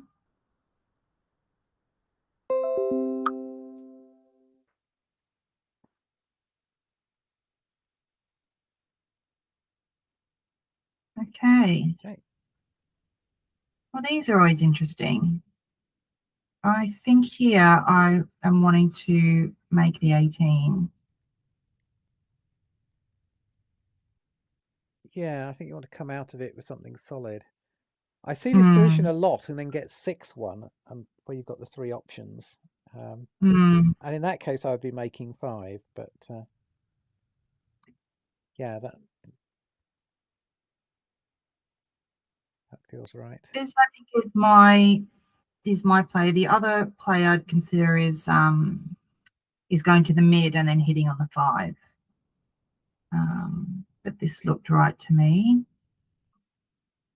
Oh, that 3-1. She played that very quickly because you normally do. But the correct or the top 3 plays were all to make the 20 point. But it's sitting there rather exposed, and that 5-2 for Anna is not very helpful. Yeah. And obviously it's so important to have your own 5 point, but you can't underestimate how important it is to have your opponent's 5 point as well, particularly in this situation where Anna's really looking to, she's got 11 in the zone. She's looking to attack.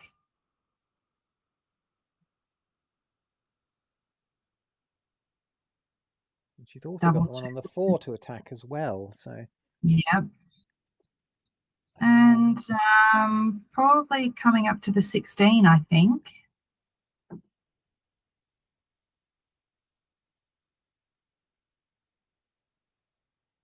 I would go 18 to 16 twice. I like, though, I think the checkers on the 11 are where you want them to be at this point. You want them blocking escape from the 20.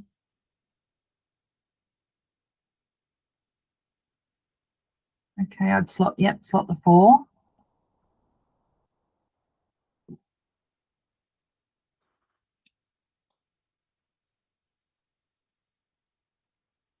And Anna's looking at a cube, but I don't feel like she's quite got enough.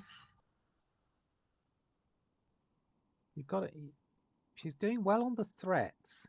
Race lead is a race lead of 9 is not huge, but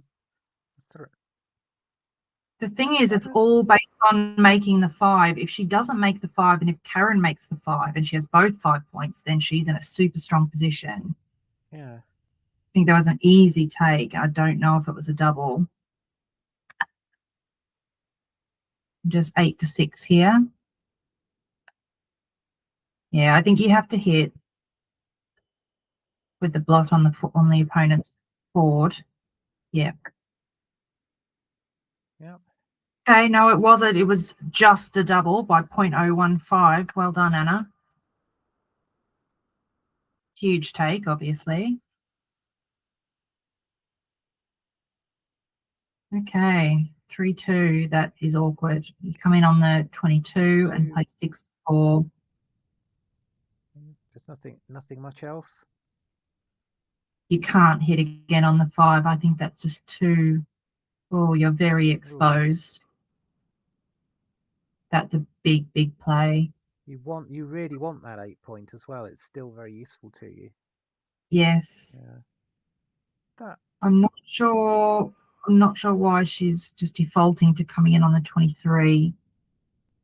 Yeah, and 6-4. That's my play. Mm-hmm.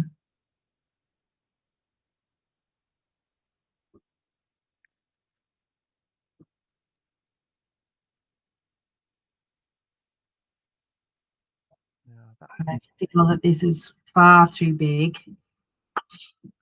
5s, most 6s, 8s, and then obviously the blot inboard as well.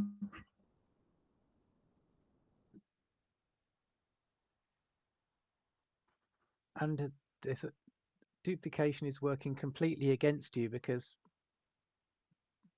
Karen's good numbers on her own side are 1s, 2s, and 4s, which are precisely the numbers that aren't good on the other side. Any use if Anna's hitting. Yeah. I think if there was an extra checker on the 8, I'd think about hitting, but I just wouldn't be breaking the 8 here to hit. It's just too big.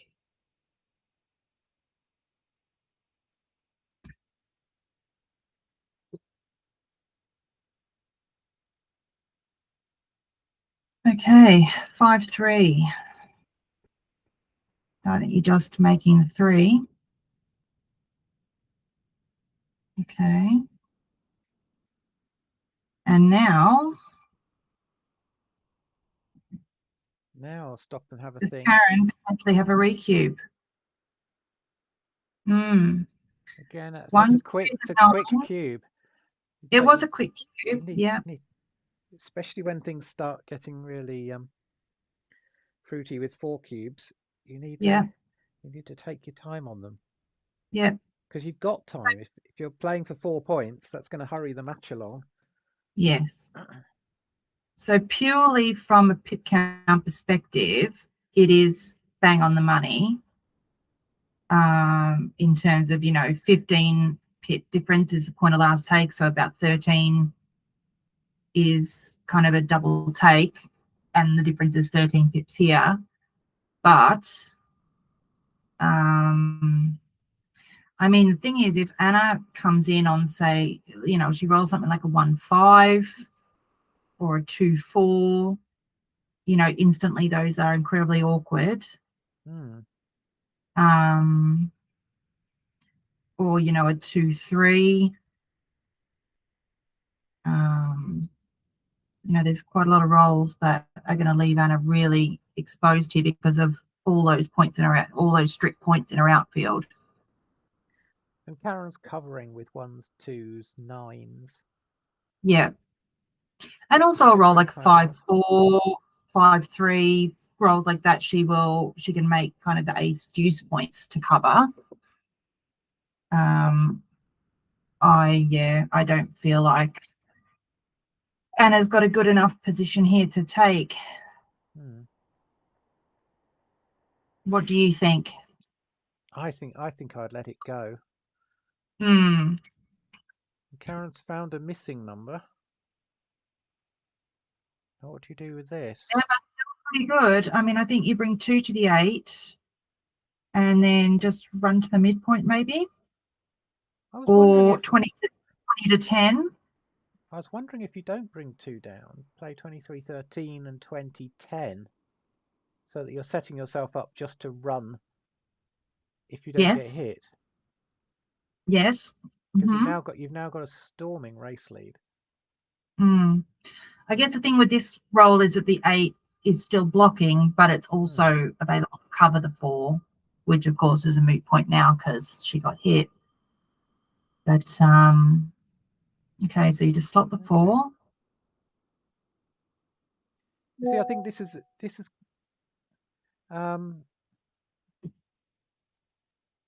has gone well for Anna, and she's still. I'd still prefer not to be in her position. No, but she's it's not too bad. She's duplicated 4s there, which is great. 6-3 is a handy roll for Karen.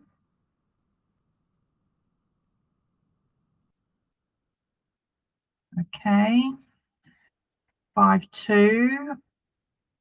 Are you clear in the 11?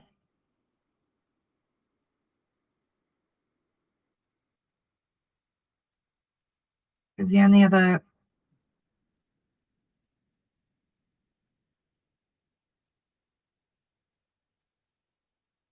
sixes could get complicated for Anna now.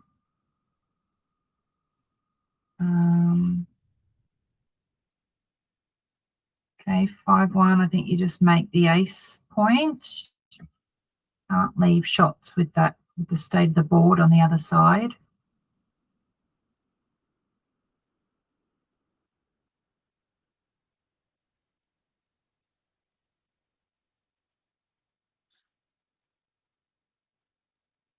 Okay, 6-3 makes the board and just goes 7-4. And now we've got a standoff.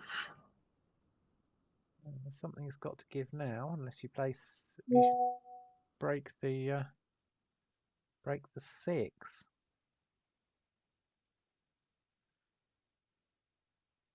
See, there's a match winning. No, I say match winning. Go on. There's a huge shot appearing somewhere. A crucial moment. I think, you know, so she's with that, she's thinking she wants to leave. If she has to leave a block, she's going to leave it where she has a lot of returns. That's why she's leaving the 16, and obviously she's still behind in the race, so that's why the checkers on the 16 need to stay where they are.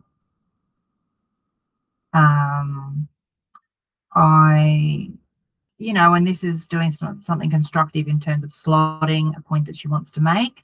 This is an incredibly awkward roll. She's just got to bring 2 down.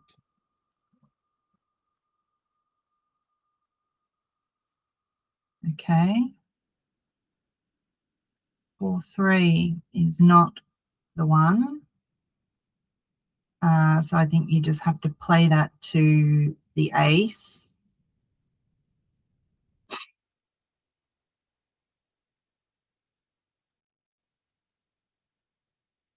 I don't think I'd be leaving another shot now. I don't think you can afford to.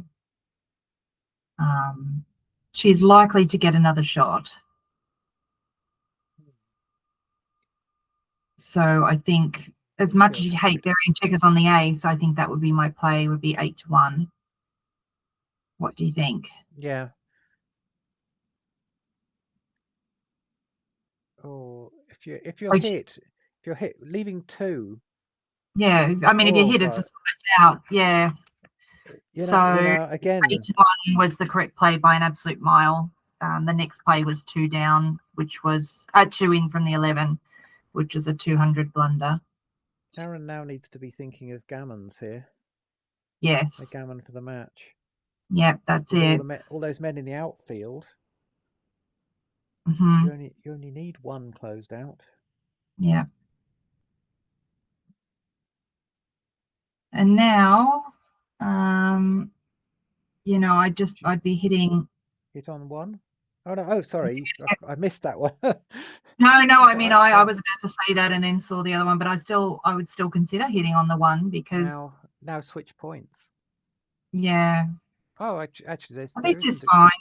Yeah, this is fine. You're still keeping a 6 prime. Okay, pick up more on the way around. So hit 2 and 12 to 8 probably. Yeah, you just want to keep throwing men towards your Yeah, home but board. like double 3s could Yeah. get awkward. Okay, you don't need to hit any more. Don't get greedy and get yourself stranded at the back there, Karen. So again, like double 3s are going to force you to switch position. Okay, so now just run out from the back. Forget about picking up the other checker. You don't need to. you've got more than enough. You've got more than enough to get gammons, and all you can do is throw an anti-joker and get yourself into trouble. Okay, she's picked it up. Well, there's no harm in it at this stage, I think. No, but you yeah, didn't want to leave yourself board breaking numbers in order yes, to get it. yeah. Which instantly I could kind of see that 3s didn't play in any of the other positions, so she was going to have to break a 6 prime if she rolled a double 3, which she just has, luckily at the right time.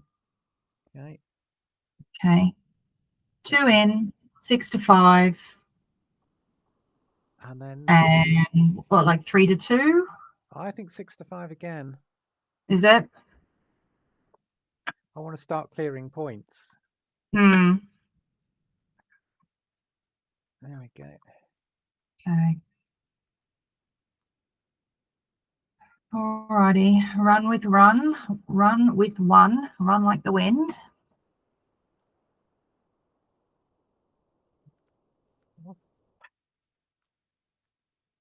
Might think about 3-2 here, but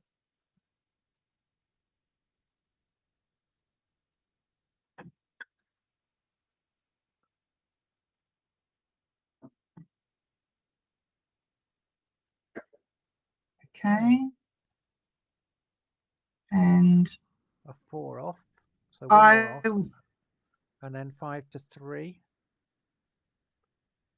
I would have thought about or maybe 5.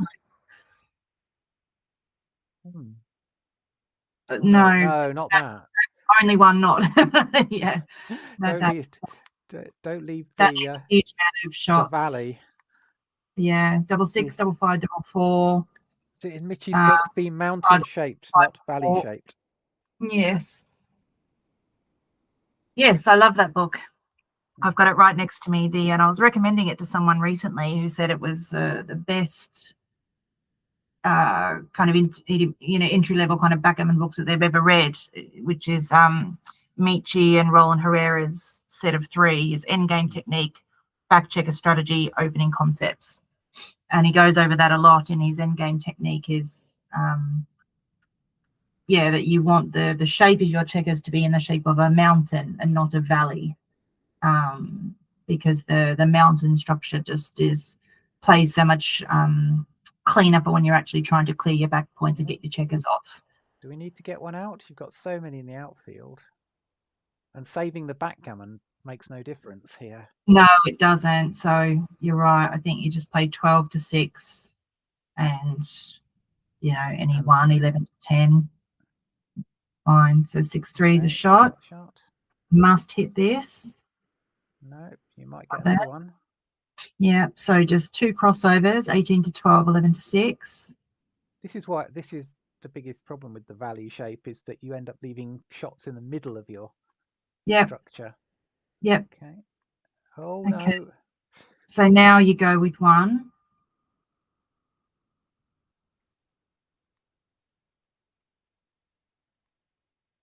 Or certainly on the next roll.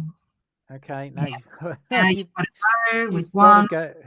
It doesn't matter, because if Karen rolls a 1, she leaves the shot either way. Yep. Okay. And no, that's it. So that's the match to Karen. And in all of that, I didn't find a slot to actually talk a bit about Karen. I mean, as someone who doesn't appear on these streams very often, she was one of the Yeah. people who took up the game during the pandemic when we were all locked up and trying to find things to do. All right. So she's a relatively new player, really, in the grand scheme of things. Mm-hmm. Once we got let out, she started the club in Edinburgh. Mm-hmm. And more recently, she won the last chance at the Scottish Open this year, and she's playing doubles with Brian Lawrence, and they've won 2 back-to-back doubles titles, Scotland and Right. Newcastle, which is a very good start. Yeah. Anna obviously has been on the UK scene for a while, and also a very strong. What's it called? Plenty of wins on her slate, shall we say? You know, she's she won the Ladies World Championship in 2017 in Monte Carlo. Yeah. She's been the UK Open doubles champion a couple of times. She tends to play kind of a lot of international events. She came runner-up in the Irish Open in 2019, and also on the UK women's team in Stockholm this year. Yeah. Okay, so have we got anyone else still playing, or is that looks like Becca and June are still going, and Cecilia and Jen. We haven't had Cecilia or Jenny yet, have we? No, but Cecilia, we haven't had Jenny at all, so we will grab her while we can. Okay, Jenny is substituting for Brenda for a couple of rounds. That's right. And Cecilia we will see in round 5. Exactly, yeah. So where are we? 6-0 Crawford. Mm-hmm.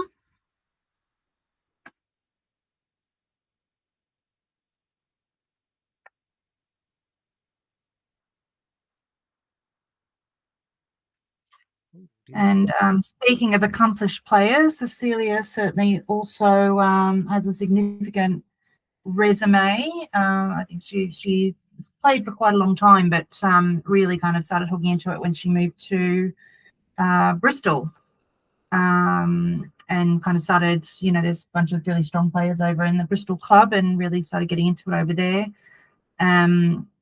This year she was kind of 4th, 5th in the French Riviera Challenge in France. Last year she was joint 5th in the World Online Championships. She's won the Bristol Open. She's also won the Women's World Championship. That was in 2016. She's won the Bristol Backgammon Premier League. So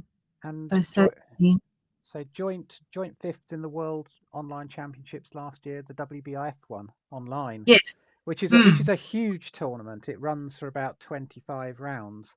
Yes. So to survive all the way to the end of that is fantastic. Yeah. I thought I did well this year. I survived about 12 rounds or something, but I was still, I don't know, 100th or something. I don't know where I ended up, but there's still plenty of names on the list by the time I got knocked out. Looks like, so Jenny saved the Crawford game. Yeah, post Crawford. Here we go.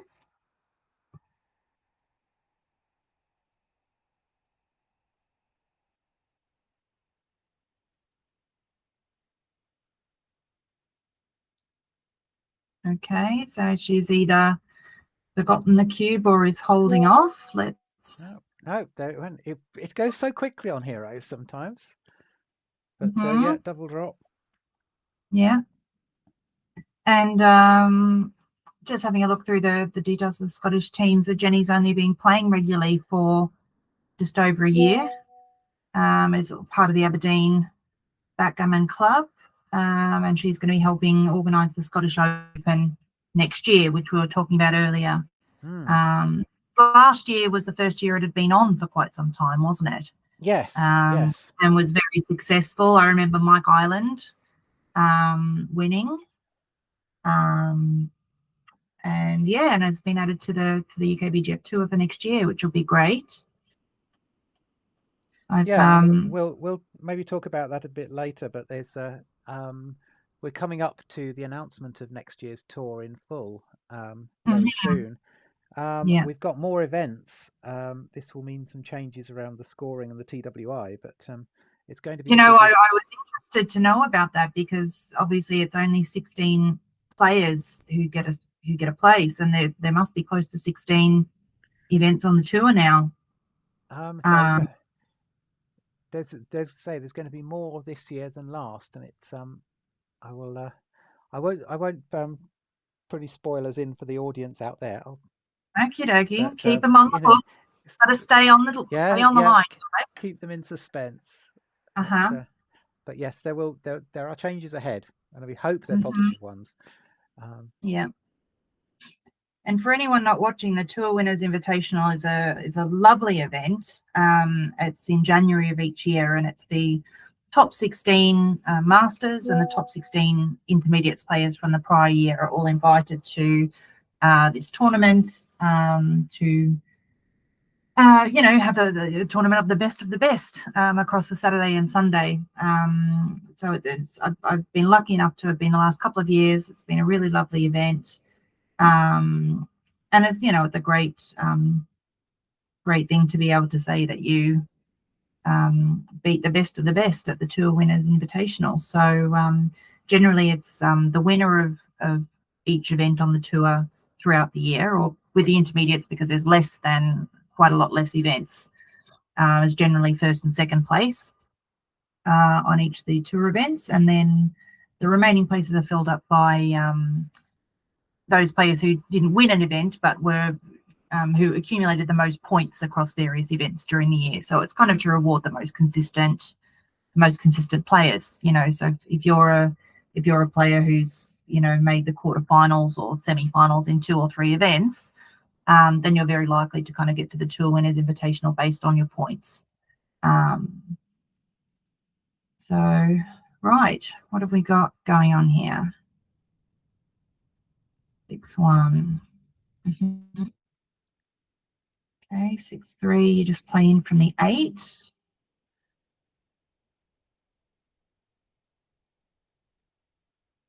Yeah, there is. No reason to leave all any the other 9s are blocked, so yep. Nothing else makes sense.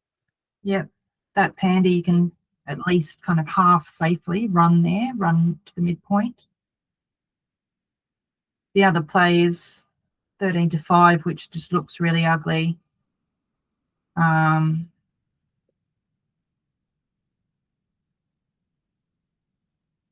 it still doesn't solve your I think it's less safe, running now from the 13, because you've still got to get that checker home plus the 2 from the back. The 2 from the back are even more stranded after this. Yes, that's right. After this, the only thing that is really a great roll is 4-4, which would remake the mid with those 2 checkers. But okay, 6-5. So you're just playing 13-2, I feel.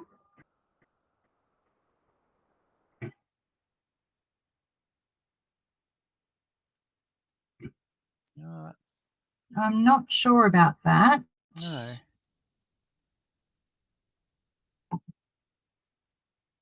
Okay, 3-1 roll. We can remake the anchor. 3-2, you play safely to the 6.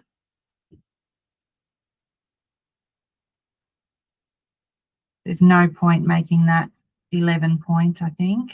The bot actually likes not making the anchor in that 3-1. That's interesting. It preferred so you get more shots if you stay back, and you can slot the 4. So that was a big error there with the 5-5. So Jenny's run to the 11, but she's still behind. Yeah. So she needs to stay back for contact, because now Cecilia's just winning the race. Yeah. Yeah. It's never a good idea to start a race in which you're losing. Yes. Yeah, that's one of the really important key concepts for these kind of holding positions. And when you roll big doubles, it's the race is so crucial. And if you are not going to be ahead after you run, you've got to stay back. Hmm.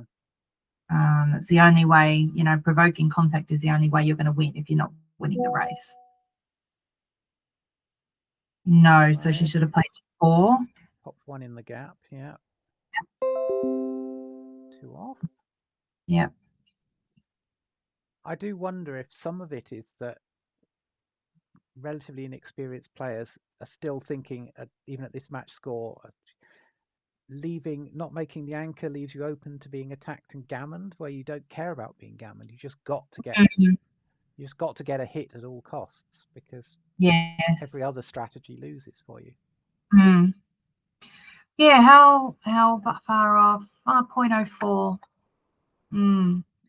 Yeah, I mean, I didn't even really look at it. I just thought, oh yeah, make the anchor, but I didn't really look at the options there. It's hard as a commentator. You've got to keep talking at the same speed as the players.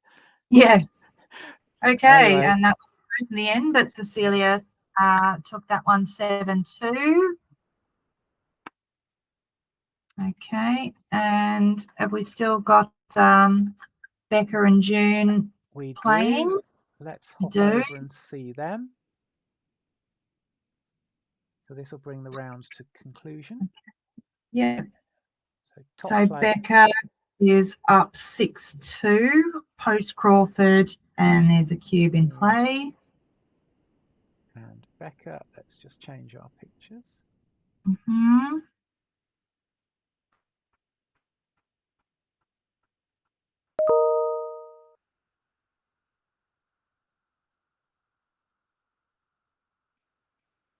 Can't really see that it's Becca in that picture. She's hiding behind her serious thinking. Far too serious in that picture, yes. Okay. Right, so that's a great roll. So just hit, make the 4, make the 3. 5-2 is a great return, and 8-6. That looks a bit awkward. 8-6, I think, was right. Yep, it was. Okay, 3-1. Yep, it's fine.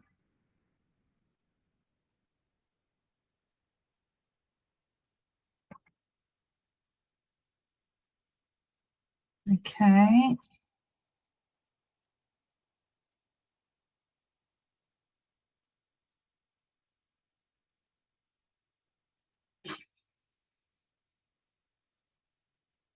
Oh, yes, okay. I'm just having a little look at this chat, but I can see that you've already seen it, Julia, about the timing on the last round.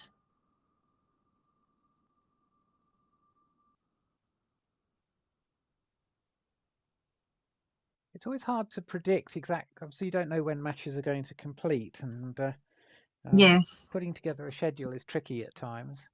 Mm. You don't want I mean, this has been brilliantly timed, hasn't it? But we're basically, as the last one has finished, it's been 5 minutes to the next round, and it's been that way the whole way through. And I think so. After this match, we are meant to have an hour break. Pretty much as of right now, we're meant to have an hour break, and then have the final match. But I think the players are actually quite keen to just have half an hour and start again at 3:30. Of course, it depends how much longer this match goes on for. So we'll just see where we end up.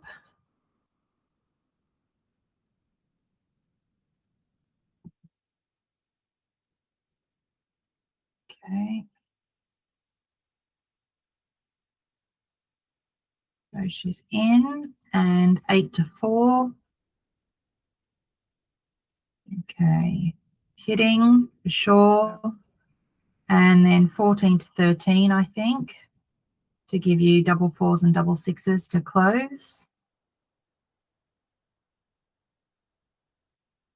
3-2 board. Okay. Yep. But now she's got to roll some odd numbers, some even numbers pretty quickly. Okay, there's one.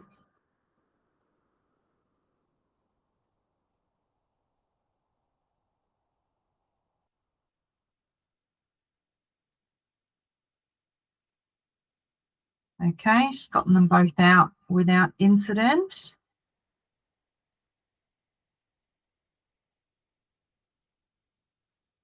Double two. So now the most important thing for June is to make sure that all her big doubles play safely. So this is going to leave a shot if she rolls a double six. And so is that. So she should be leaving a checker on, and then just play that one into the 5.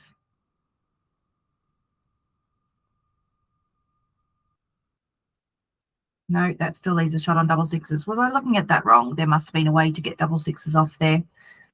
Okay, 6-1, that looks fine. Okay, 4-2 just plays into the 5.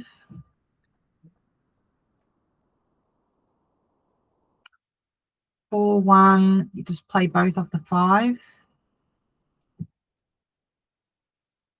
And okay, she can take one off here.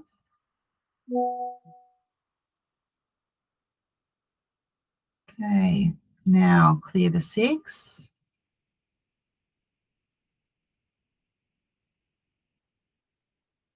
Aha, okay. That's huge for saving the gammons. 5-3. Okay. I think bring one into the 5 and then 8-7. There. Bringing one to the 5 was slightly better, but it probably was virtually tied. Okay, one in and well, I don't know why 9-3. If you do end up needing a double 3 to get them off, you can play from the 6 point. Okay, still possible. Not anymore. Not now. Okay. 6-4. June hanging on. So what's our score update? So round 4, we've got 2 wins for England and 2 wins for Scotland. So England are 10-9 ahead at the moment. So great matchup. Very, very close.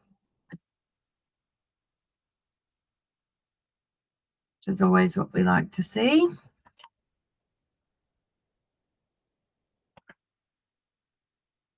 Okay, make the 5.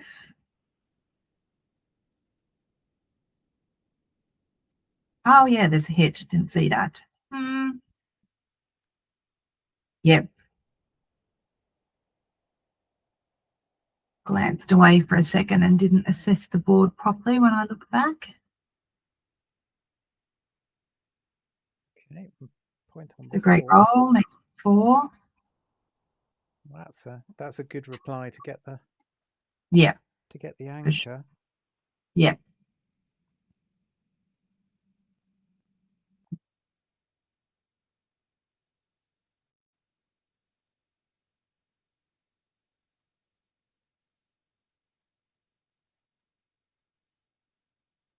Six one makes the bar. Very nice.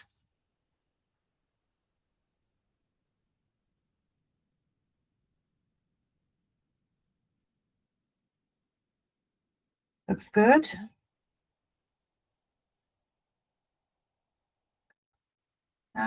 So I'm just probably running from the 22 at this point.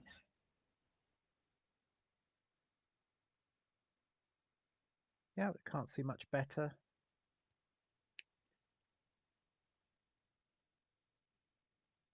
You've still got the safety of the 20-point anchor to fall back on.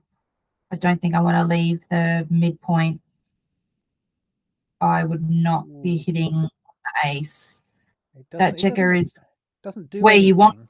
Yeah. Yeah, that's where you want it. It's primed, so leave it there. Okay, what was the play? The play was to run. This was the second best.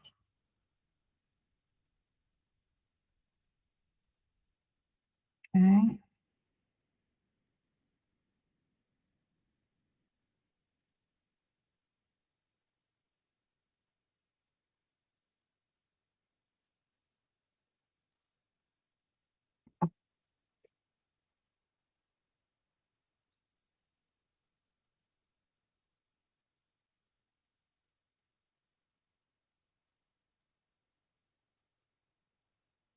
Okay, what's she played anything yet? No.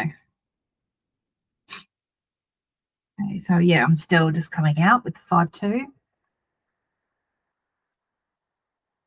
It's even more, I think, even better to come out with a 5-2 now, because if she wants to hit you, she's got to break the 11 or the mid.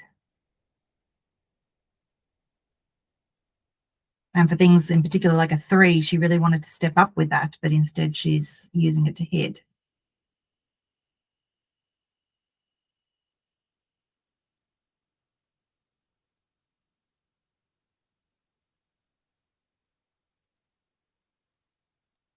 And actually, yeah, just running from the back was the better play there rather than hitting, which I thought might be the case.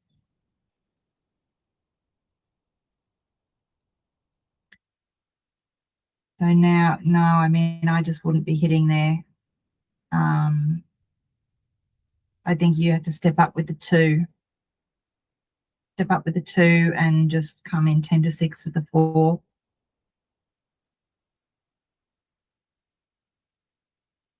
You are just leaving yourself wide open here, and you're still stranded at the back. This can't be the right play. No.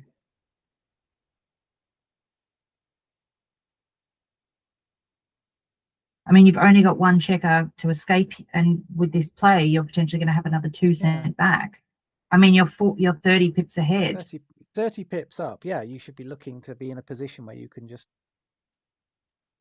take the She's chance. worried about getting pointed on if she steps up, but that's the wrong idea. You've got to escape. If you're pointed on, well, even if you're not on that point, it's the 3 points Okay, being here made we go. That's hitting 1. Oh. Stepping up was definitely the play. 24-22, 10-6 by it's 150. Blunder was her move, which was the second play.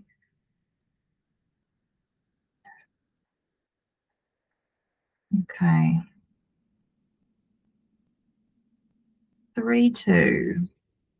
I would slot the 9 and play to the 13.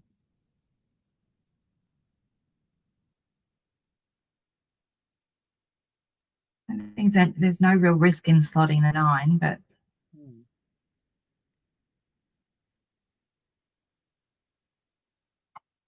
okay. Looks good. Oh, it's a hitter, but it's volatile, and that misses everything. Or does it hit on the ace? Blank. I think you might well. I think you've got to hit on the ace, otherwise you are going to get hit in return. It was wrong. 11-7 was correct, but I think I would have hit there as well. Do we not want to cover with the 3-2? No, okay. 5-1, hit and cover. Yeah. Hit on the 2 and then cover. Why are you not covering the ace? Okay, pop one into the outfield. That makes it very difficult to bring the other 3 round. Oh, okay. If you can roll 9s like that. Yeah. Okay. It's generally very no, it's generally pretty well known that if you put a single checker on the ace, particularly if you hit on the ace, you don't want it sitting there. You either want it to be hit or you want to make the ace point. So Becca definitely should have made the ace with that 5-1. And now what with the 6? You either mash up that nice prime. Yeah, I didn't like that. When you're playing a priming game, you don't want to break the prime. I know the other option wasn't pretty, but and this suddenly. And she played that very quickly. She could have hit with the 5 and covered the 4, and I think I would have done that with Becca having 2 blocks in board.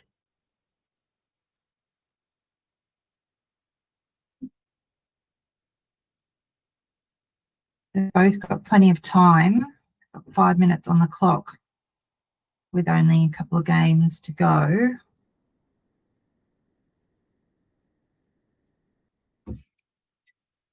But this is an interesting position now, where June's got to try and get home, and Becca's got a little bit of time to stay back there and cause a nuisance. 5-2, I think, just both play from the 7. Do you know, I'm wondering about bringing a man into the outfield to make it hard to break the 9 point. At the moment, June's I think probably they're going to have to run anyway soon, so you'd rather not be hit. Okay, now a 4 into the outfield isn't a direct shot.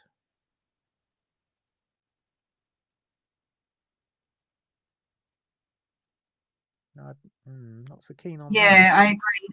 4 into the outfield and cover with the 6. Yeah, you're right. That looks like the one. Okay. Okay, and then that one now gets around. One of them gets across safely. That's a nice roll. So 11s are hitters. That is not an 11. 7-2, 6-4. That is a great roll. Okay. And she can stay. So 5-1, 4-2. Yep. Okay. That plays safely to the 1. Yep. Okay, that's a forced run. But there are what a great roll. Okay, and 8-6. 8-6 is better there. Okay. Okay, bye-bye gammons. So we're going to be at 6-all DMP.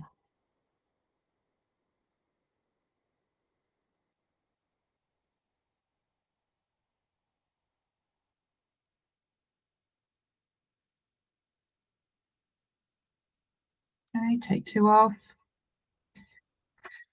Okay, so that's pretty much a formality, I think. Just with 7 checkers left.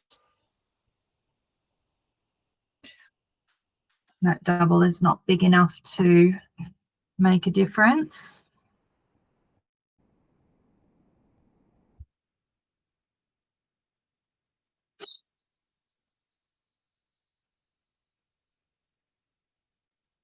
Okay, so DMP we are.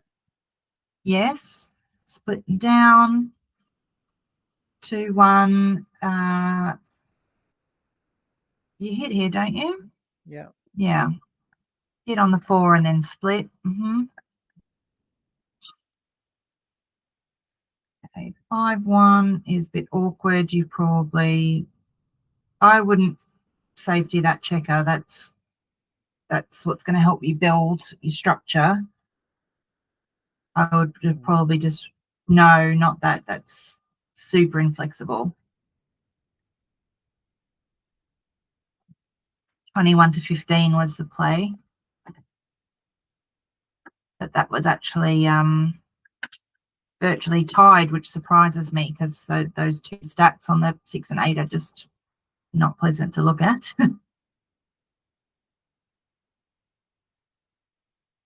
6-4's a hitter. So you could hit either of the outfield ones. Yes. This one feels right. I don't know, but 21, sorry, 14. Oh, the numbers have turned round. Hitting. Yeah. 11 puts a man in the right place to start building. It does, and I'm thinking about it from the other perspective is you're taking away his builder by hitting on the 14. True. So yeah, there's both aspects to it. It's funny that we had the exact same thought, but from the opposite perspective. I think that's one to give a high level XG analysis to. Yeah. And again, they were virtually, they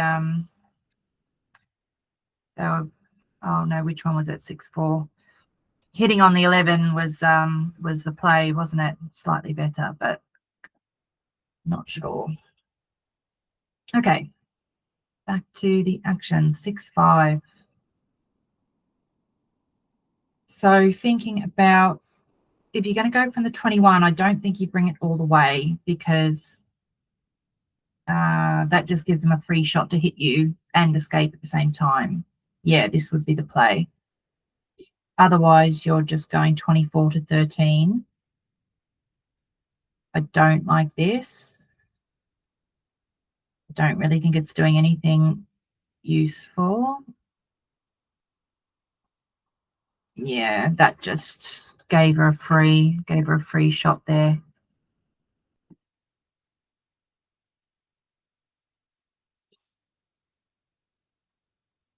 Okay, 6-5 is awkward. I think you just and play down from the midpoint and hope that you missed. I don't know. I'm wondering here about 6-1 as a sort of kick that man off the ace point and hope he comes on much higher in the board, so that then you've got a place to dump your bad numbers. Yeah. You are miles ahead in the race, so you don't really want to get hit. But that strategy worked.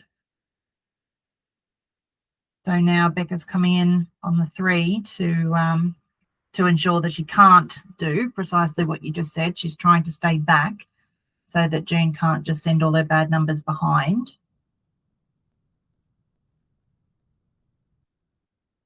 So, and it's so tricky, you know, at these call lines, but you've just got to remember that gammons don't matter. If you get gammon, doesn't matter. It's exactly the same. You know, your opponent's going to win the match, whether it's just a single game or a gammon. So you've got to think about, what are my best chances for winning? And it looked like that was the correct play. Or coming in on the 22 certainly was the correct play. It was quite a sizable mistake to come in on the 20. Okay, but now that things are getting blitzy, you might have to make the 20. Oh, yeah. No, I like that play.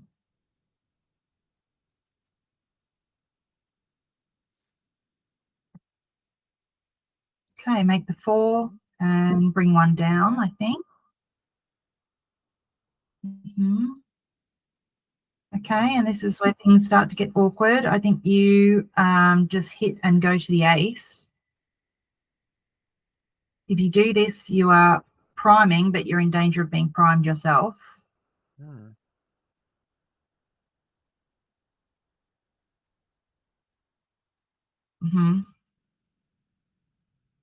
Okay, so avoided trap number 1. Oh, Reese Hodges is watching. Hey, Reese. How's it going? I think there was also a BMAB being streamed today. Is there a German BMAB going on or something like that? There is something. I'm not quite sure what it is. But I can't believe that people would choose something like that over us. But anyway, fine. We don't care. Okay, making a 3 look solid.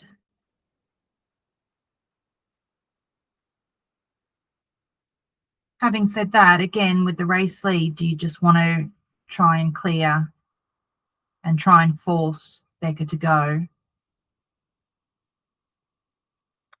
I feel like that 3 point might well be useful on the next roll. Yeah, making the 3 was correct. It's 0.03 better than clearing the 9. So Becca's ready for a shot, but she doesn't get it this time. 6-5 is perfect. Oh, now we've got this thing again. Do we want to? do you make the anchor, or do you hope for a double shot next time? Come on, Julia, you tell me. What are we doing? I think in this situation, there's enough aiming at both those 2 points. Yeah. I think I would anchor in this one. But yeah, at this scoreline, even, obviously gammons did matter in the previous iteration of this position, whereas they don't matter this time around. But there are a huge amount of pointing numbers if you don't anchor any 1, 3, 4 or 2, 4, 5 combination. And all the little point. doubles like that. All the little doubles, and also pick and pass numbers. Oh, that's painful. Yeah, that is very painful. 4, 1, fine. I would have been tempted to go 7 to 6, 5 to 1, but I don't think it really matters. 3, 1, you clear from the 5. Making the anchor a couple of moves ago was not, according to the bot at this level, was not wrong by very much. I think 0.03. Okay. So, I mean, obviously the double 4 was just lights out, but okay. So Becca wants to keep dancing here. Oh, 4, 1's a great roll. Okay, and 3, 1. It's getting dark for Becca. Okay, and it's looking extremely unlikely at this point now. She needs to dance with at least 1, which she has. Okay, and the shot and the close out. You might as well close out. You can't get another one back. No. Oh, this game has twists and turns. Why does this happen so often? It's actually outrageous. Right, 2, 1. I'm not sure I'd have played 6-4.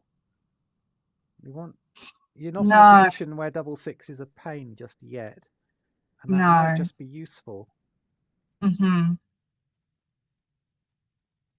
Okay, well, We'll see. 6, 2. So now double 6 is awkward. So that was probably a 6 to 4. Should have been the play there, probably. 2, 3. It's fine. Okay, 3 and 4 off. Got to rip them off. Okay. 2, 1. So just thinking now about whether to take a checker off, but I think I'm just going from the 6 here. I think as you don't have to break. Yeah. Don't do it just yet. No. Okay, so 6-3 is unfortunate because you'd like to rip 2 off, but you can't really, I think, here. You just go 6 to 3.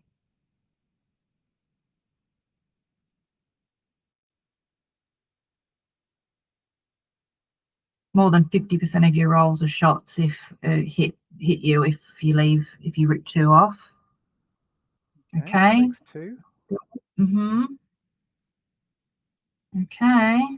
2, 1 is perfect. Take another one off. No, that's right. Just take it off. Yeah.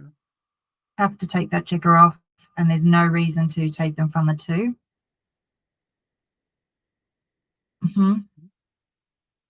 Okay. 5, 2. And this is starting to look interesting. 5, 2. Yep. Okay. Double 6. Oh my goodness. Okay. Well done, Becca. What an amazing comeback. What a comeback. Yes. And I think Becca will probably be quite pleased about the supposed break between rounds 4 and 5, because she's certainly going to need a little bit of a break now with that match going for an hour and a half. Yes, indeed. So I think potentially, just to reiterate for anyone who's joined the stream, I think potentially anyone who, the final round is due to be at 4 p.m, which is in just over half an hour. I think some of the pairs might start a little earlier if they're both ready to go. But I assume the final streamed match will keep for 4 p.m, Julia. Yep. Yep. The streamed match will start at 4, and if the others are starting early, it won't affect us. Great. And they'll Okay. be duty bound to watch us on the stream once they've finished. Absolutely. I'm sure after that, I mean, if we put, you've just put the score in. So England is 11 and Scotland is 9. First to 13 points wins. So of the final 5 matches, Scotland will need to win 4. 4 out of 5 to win. So it's definitely go time. It's definitely doable. Yeah, absolutely. And just shows how critical that that final hit from Becca was, because otherwise we'd be looking at an even match and very different final round. Absolutely. Right. All right, stick around, everyone. We'll see you in half an hour. Yep, we will see you soon at 4 o'clock for the final round. Stay tuned. Bye.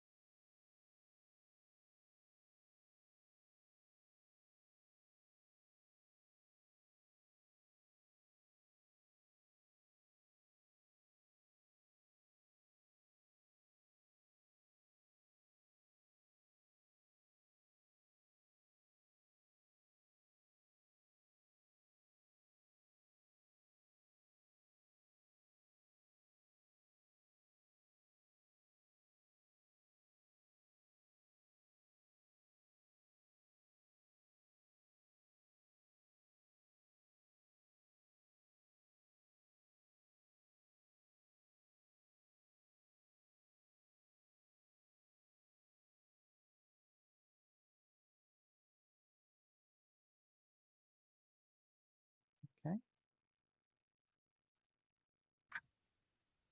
Right, we're live, and I'm just about to set up the board. I'll leave it to you. Yeah, welcome back, everyone. So we've got our final strange match of the afternoon, which is Cecilia Rogers versus Mandy Dobby. And as I was saying before, it's super close. So we've had 4 rounds of 5 matches so far, so 20 points worth of games. And it's England 11, Scotland 9.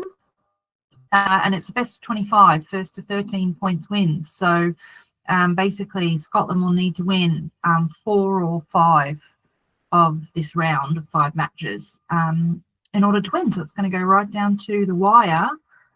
And we've had some awesome matches on the stream today. The last match looked like it was all done and dusted for Becca Bell until she got a very late shot and managed to run away with the win. So plenty of excitement happening on the stream. And I'm just going to pop into the match, and shall I tell them to go ahead, Julia? Yeah, we are ready. They're up on the screen now. So Okay. say 2 to win for England, 4 for Scotland. Correct. Okay, 3-2. The normal opening is down with the 2, split with the 3.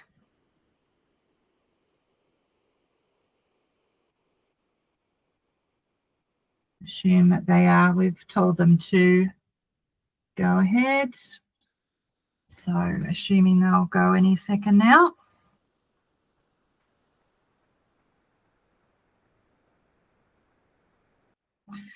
And I know you've had it on the feed that's been cycling around between matches, Julia. But for anyone who's not aware, we've got the GNU Cup next weekend, which is Saturday and Sunday, and that is basically going to be a repeat of the Women's World Team Championships final that was in Stockholm this year. It's the US versus the UK.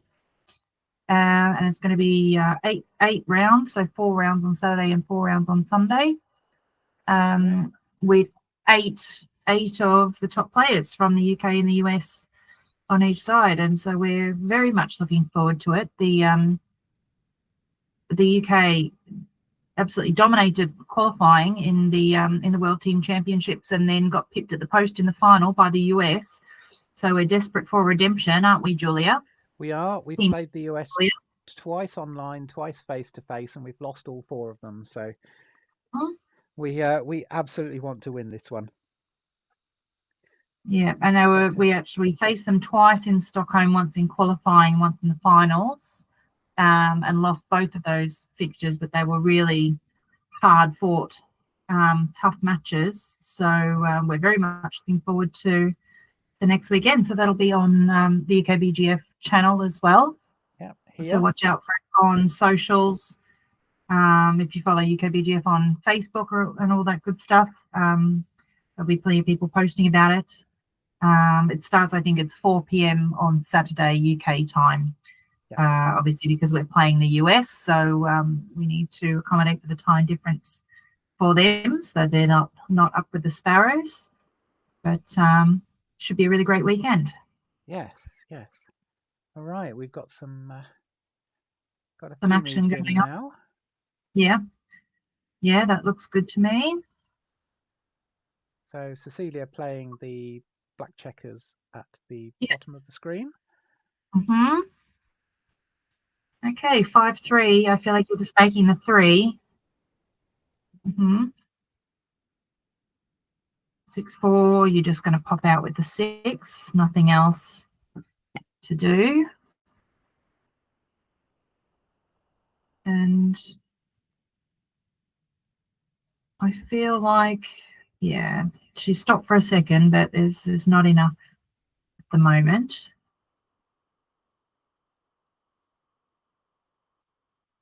6-5, I would be tempted to jump out with both.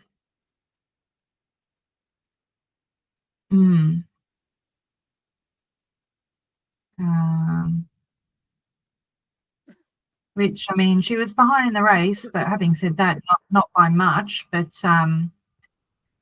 going from the midpoint just left the back checkers stranded as the other option. So I think that was the best role, the best play. It's one of those situations where you might be behind in the race, but it's not going to become a race for a long time, given those two stuck back on Nancy's ace point. And Cecilia's looking at hitting and non-hitting plays here, but I think you must hit. Yep. 2-5 probably. Well, do you come out or do you hit here? There's a ton of shots if you come out. 1s, 2s, and 6s. Yep. That wasn't coming out with the right play. Okay. So 5-2 doesn't do much of anything.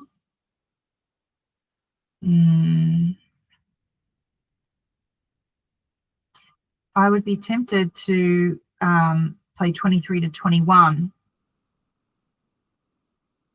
With the, like, come in on the 20 and then come up to the 21, because, you know, yes, she can point on you there, but 1s and 3s are duplicated, and then you're seeing daylight both back checkers. Yeah, that was the right play. Bar to 20 and 23, 21.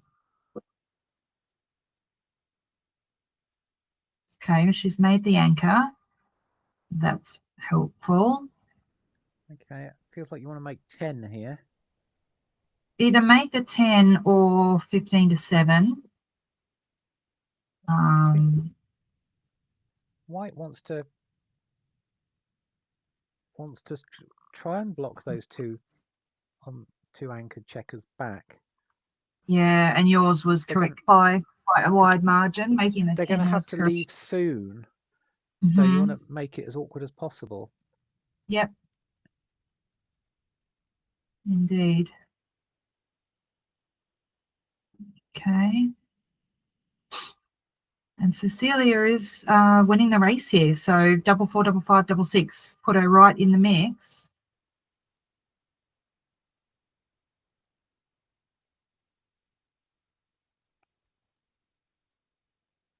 Just having a look at the position, but it's definitely too early. 6-3, I think, just plays into the 6. Don't need to leave a fly shot yet. Okay, 6-5. I think, yes, run with 1 looks good. Yeah, well, this is where you're missing that outfield point. The 10. There's very little risk in running. You might as well go while you can. Well, you've got a nice. Yeah, well, she's only got a 3-point board. As we said, she's miles ahead in the race. So it looks like a good opportunity. And so again, she's got options here. Does she? I don't think she can hit. I think she's got to make the 10 and try and block Cecilia from being able to run and then point on her. The other option is this one, which leaves 5-5 and 6-4. And again, making the 10 was correct by a decent margin. Everything else was a blunder.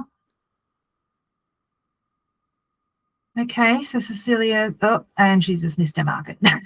She was looking at doubling. Missed by a long way now. Yes, this is now way too good. Yes. 7-2, no reason to leave the joker 6-1. And gammons are definitely on the table here if she can close out.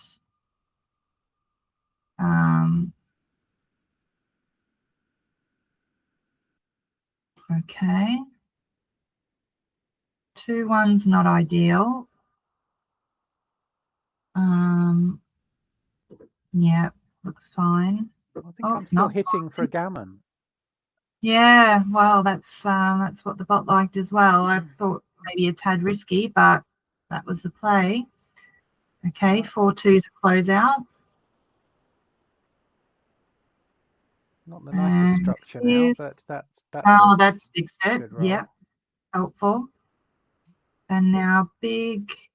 Oh, so that's again made it very awkward.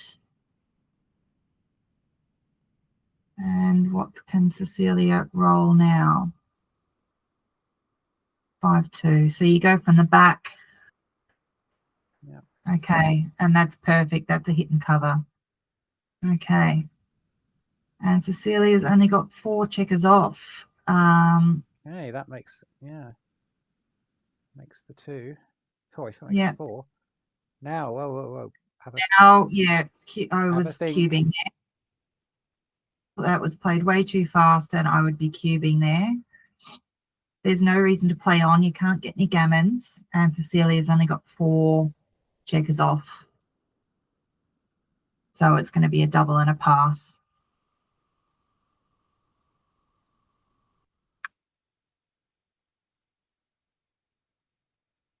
Okay, so you just run to the... No, why would you do that? You don't need to volunteer a shot there. You've got to be very careful doing this when Cecilia's still got a 4-point board.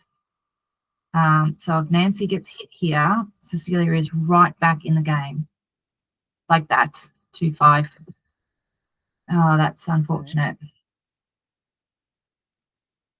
Okay, 18-13. Okay. I think bring one of them round, the one on the 20. Yep. No, you need double. Oh, no, that's Absolutely not. There's don't no want to volunteer direct correct. shots, and you don't want to only have a single shot if Cecilia rolls something small and comes into range. Yeah. You got to leave them back in an awkward kind of position. I mean, that's not bad, and clearly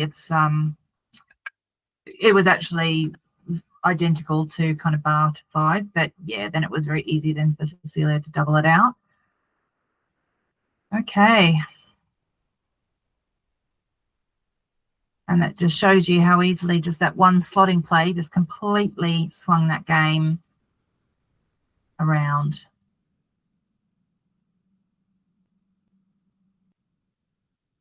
Okay. Looks like a good play. So Nancy's priming, so Cecilia's moving up to make sure that she doesn't get primed. Oh, the bot didn't like it. It liked a combination of both, which was the other play that she looked at, 6-4 and 24-22.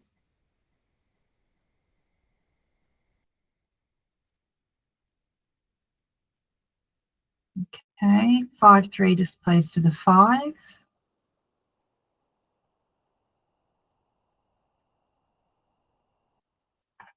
Nothing else for it.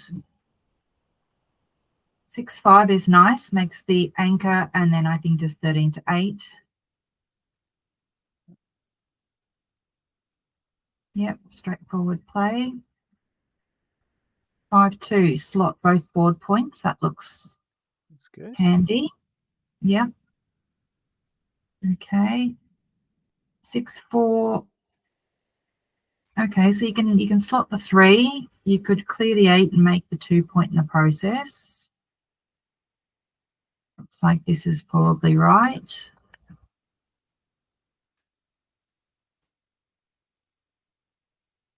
Two, 1 makes the 4.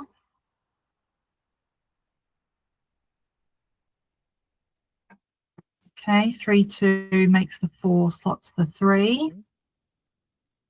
Yeah. We're getting to other of those positions where everything's stripped and yep, someone's going to break shortly. And you want it to be your opponent breaking first. Yes, indeed. And everyone hoping and praying for those big doubles. So now I think you break the 8 and, yep, make your board strong. 3-1, I probably would have broken the 7 there. Yep, which was correct. You could have made the 4-point in the process. I'm not sure about this. You can You can make, the two. Yeah. You can make the two. You know, it's the same amount of shots, I imagine, and you're keeping the security of your anchor. I would definitely, yeah, I think that was 13-2 was definitely the right play. Oh no, I think that might be a misclick. I missed it. What was that? 3. Oh, she played the 3 on this side of the board, missing, not hitting. That's huge, playing the double hit there. So wait, with the 3-2, she double hit. Yeah. And you don't think she meant to double hit? Oh no, I think that what she'd looked at before she didn't mean to do. And Heroes, as it does, sort of puts the pieces across, then moves them back and moves them again. Whoa, that's a rapid little exchange, and suddenly, yeah, keep as many points as you can.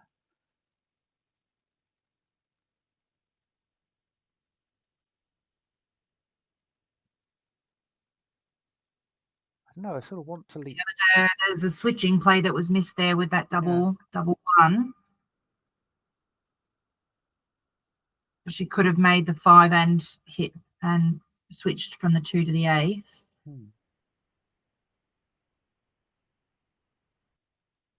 Ooh, and far too good. This is too good, yeah. Way too good, yeah. That was 300. Yes, yeah, indeed. 300, too good. Yeah.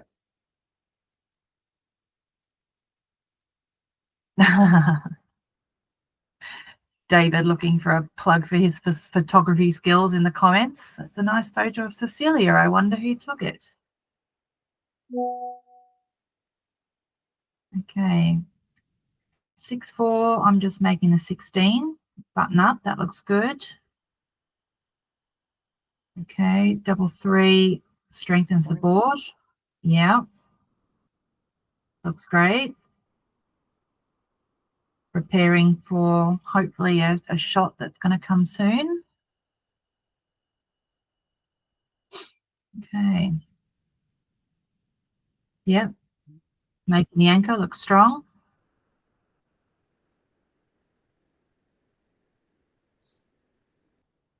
With, you know, again, the race is virtually even. Stepping up to the 20 was the play there. I would have probably made the anchor as well.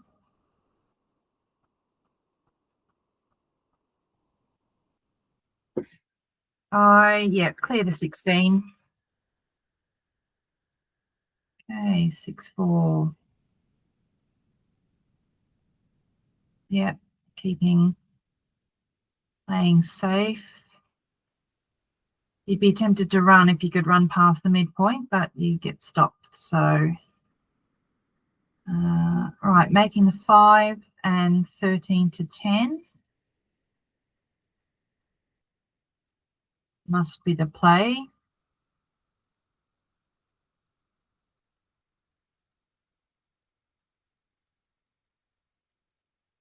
Just thinking about bringing all 4 down, maybe, which I see the merits of.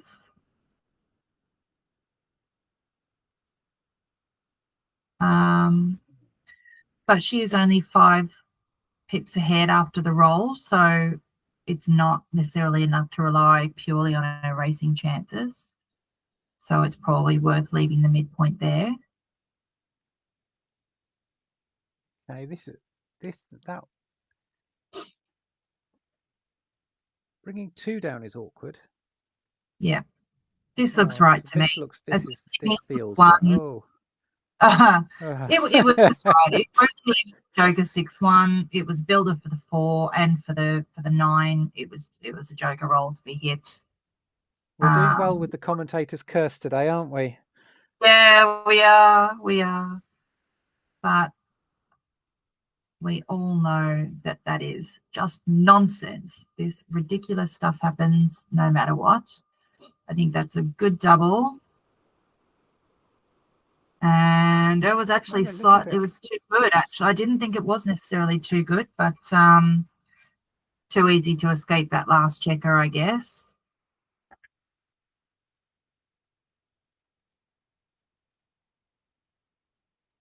Okay, 6-5 just runs around the corner and is hit in return. 2-1's nice. That's another hit.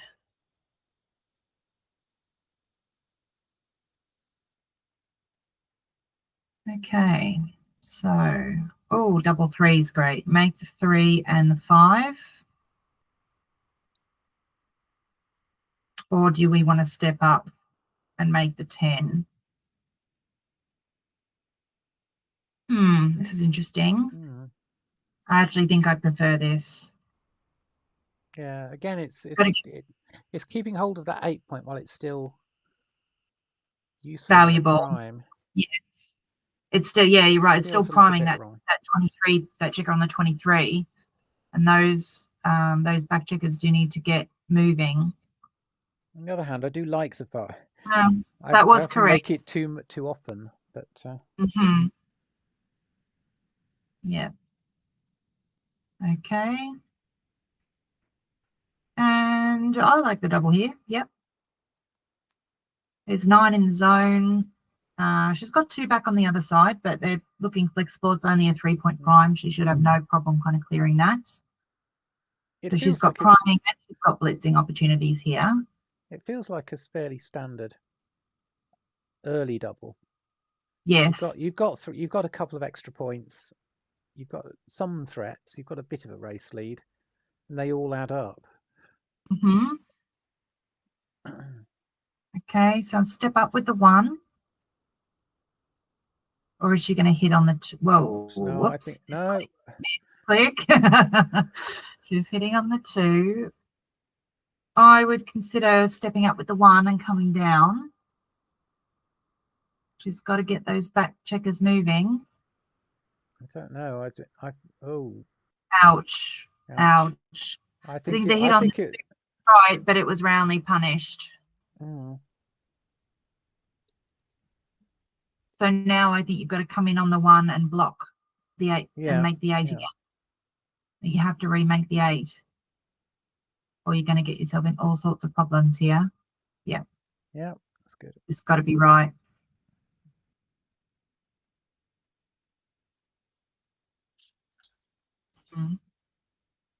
Okay, 3-2. You're just going to the 8 point.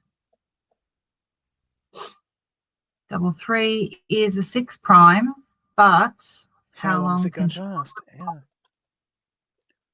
But there's no other safe play, so she can't step up because then the other iterations all leave shots. So 3s and 4s. Okay, 4-2. Step up with both. And then hope and pray. I'm hitting on the 5, I think. Where's the 4 after that? 8-4 maybe? 8-4, I think.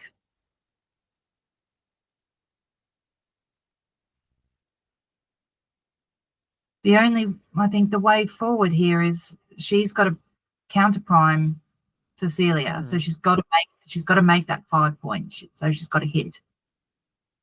If she can prime Cecilia and force Cecilia to break, I think that's her only options. Maybe 13-9 is right, because if Cecilia comes back on with a 6, it's disastrous either way. Whether you're there or not, you've got to try and force a breaking number somehow. Yep. That's far too passive, and just allows Cecilia to escape. And then probably 10-4 with the last one, and just give herself a bit more time.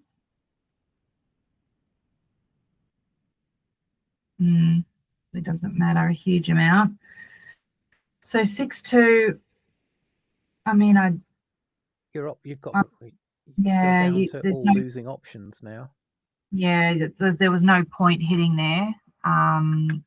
Yeah, the non-hitting play was far superior, because to hit on the 2 you just can't contain. Okay, so Cecilia's off and running.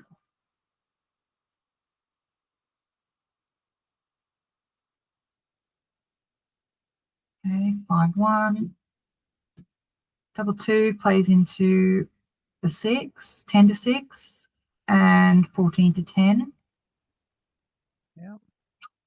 Too early to think about breaking that prime yet. Flop the 5, that's good. I'm going to keep that prime as long as you can until you start Yeah. forcing White's board to break up. Yep, exactly. Okay, 5-2 she can play. I think just 10-5, 6-4. This is fine too. Double 5s are awkward though. Okay, double 4 crunches. Yep, that it does.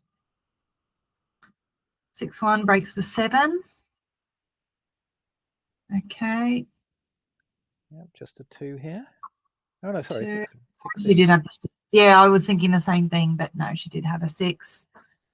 Okay, and Nancy's hoping she doesn't roll 5. Okay. 6-3 is a shot lever. So she's got to bring one in. And she hits. That's his hit. Oh, wow. And that solves that. Okay. So now I think you've got to stay. There's some bad rolls here. Okay. I mean, she still had a 4-point board. She could have stayed for the 6-4, but getting off the gammon.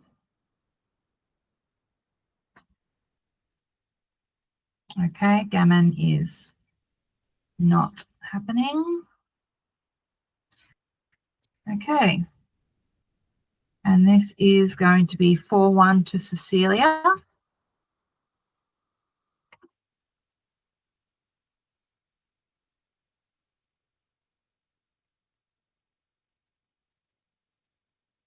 And on to the next. Okay, 5-4.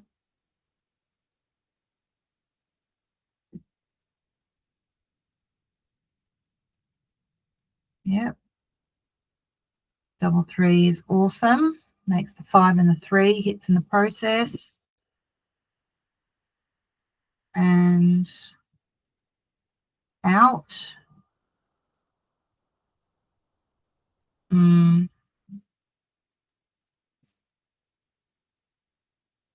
Just in and out, I think. Yeah. But I think what she's thinking is that, is Nancy going to double me after this? And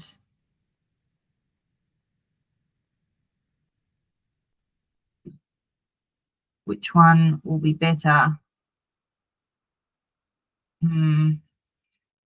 With the score, I think Nancy should really be, looking at doubling here. Probably in the near future. Or not now. Anchor made. So I think that might have been a miss cube there, potentially. Do you think? Yeah, I think the blitzing structure. It's not now, but while there was that. It's not now, yeah. Ooh. Okay. 2. Back on 3-4. Okay, bring one down and one in. And again, yes, there's a cube. Okay. And race-wise, it's not a take, but probably with the contact. So I think 3 down and 2 in. Oh, no, sorry, I'm looking on the wrong side. No, that was a good double 4. take. 6-4. Makes the 2 point, I think. I probably just would have made the 2, but.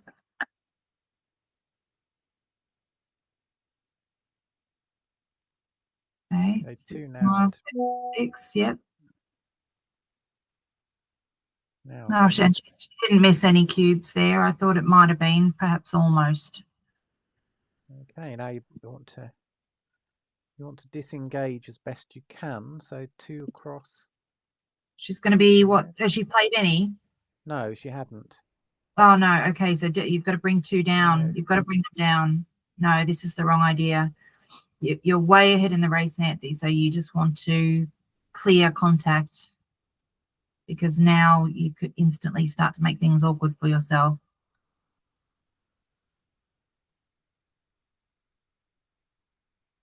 Okay.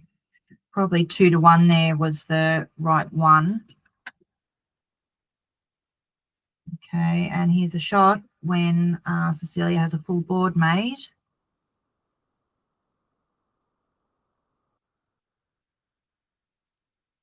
Okay, can't hit it for now, but I don't want to be running. No, I'm just going to go 6 to 1. 6 to 1. Yeah, that's got to be right. Okay, so 4-1 just plays in, and they're still at a standoff. Okay, 6-2's forced, and 6-3 is protection. Yep, so that closes the board. Still some awkwardness. 3-3 is great. 6 to 3.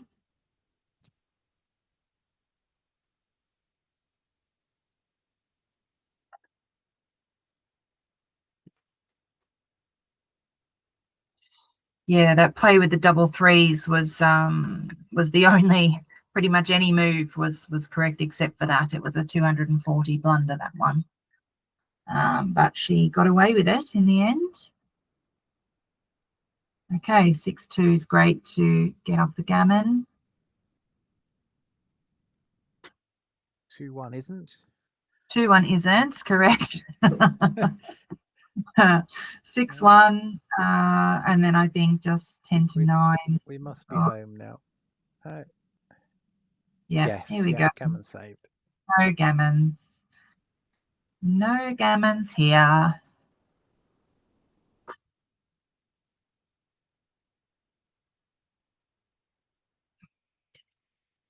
Okay, so 4-3. 4 away, 3 away. So let's see. Certainly, I know Cecilia is going to be savvy to this score. I wonder if Nancy will be as well. She's got to be super aggressive here with the cube. Well, not as aggressive as 4 away, 2 away, but certainly aggressive. Okay. 5-3 and split, yes.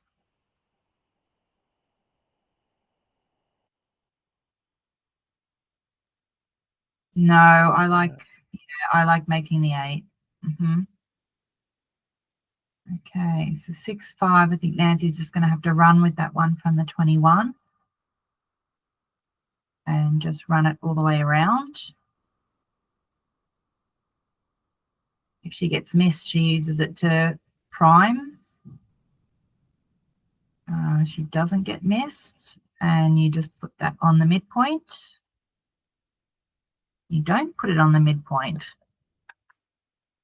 Oh, you play 13 to 11. Okay, fair enough. Okay, and even though this is a score where Cecilia should be a bit more shy with the cube, this is not looking appealing at all for Nancy.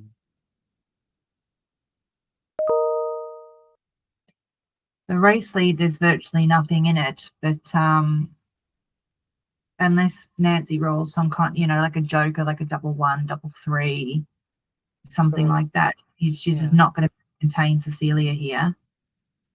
And the 3 or 2 is what she's hoping for, to extricate those 2 back checkers as well from behind the ball. Exactly. Yep. So the good double and a big pass. Good for both players.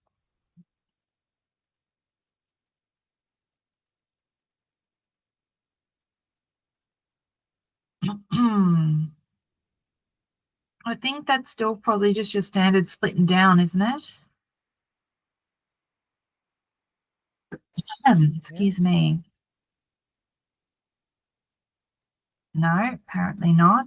Hitting on the 2 was correct. Was her first instinct. That was a hitter. Nancy didn't see, I think. That could have hit on the 16.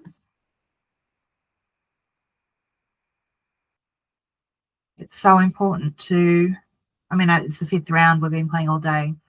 You know, the players are tired, but it's important to really take a second to look at, you know, sometimes when you can see, oh, I can make the 5 point, you just do it immediately without looking at the whole board. And it's so important with every roll that you look at both sides of the board and consider what's going on. I got so much from listening to Kent Goulding's commentary last weekend for the McGreal Cup. Anyone who's not watched should go and have a listen. And one of the pieces of advice that he was giving is that you shouldn't ever be making a play until you can tell me what your second best candidate play is, and what the pros and cons are for both. You should have at least 2 candidate plays and then have a reason why you're deciding the best one, which I thought was really, really great advice. Should slow you down and stop you from playing so quickly. It's very easy if you've had several moves where you've got a particular objective, make a particular point, or get out and you're like, behind a yes, try. I can do it. Yes, you leap on that number that gives you what you want, but you don't then check around to see if there's better things you can do with it. Yes. And I think this is the root of why it's easier to get low PRs with bad dice. Yes. Yeah. Okay. And it's 4 away, 2 away. So again, this is a score where really Cecilia is not going to be doubling at all unless she gets into a super strong racing position with no contact. And Nancy's looking for any excuse to cube, but you know, she's certainly not in a cubing position right now. She ideally wants to come in and make a high anchor. That's not going to do it, but I think I'm going to make the 4 and then play 13 to 9. Yeah, I would have made the 4, which was correct. This is the second best play, but blunder.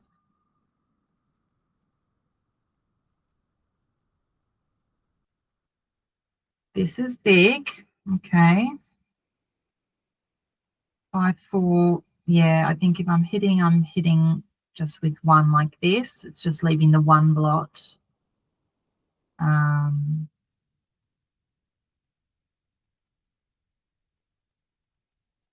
Nancy is stopping to think, but she doesn't have anything to be able to double this position. 6, 4 is not ideal, but you're just going to run. Duplicates 2s to enter and hit. Okay, that's a really great roll. And probably 13 to 10.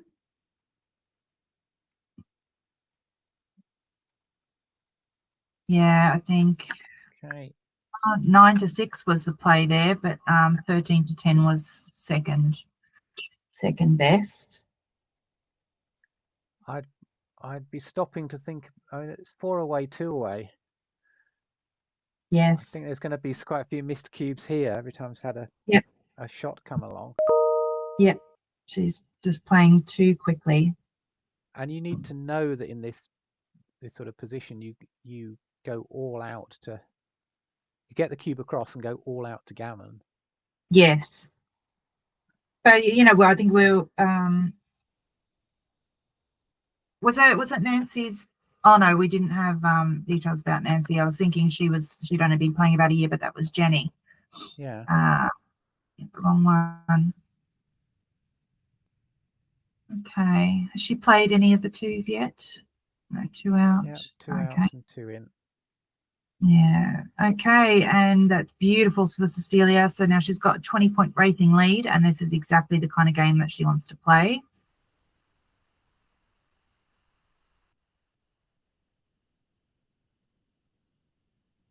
Okay. 2-1. You just play one in.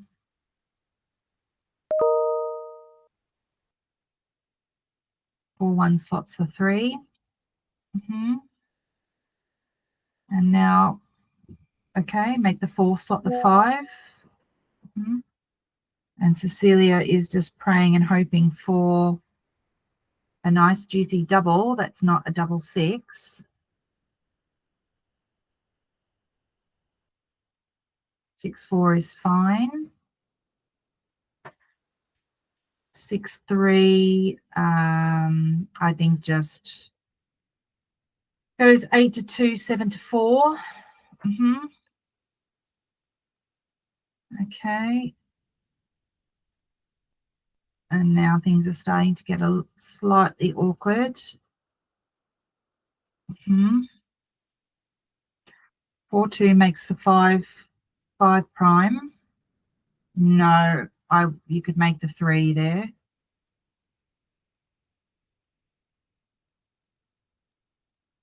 Okay.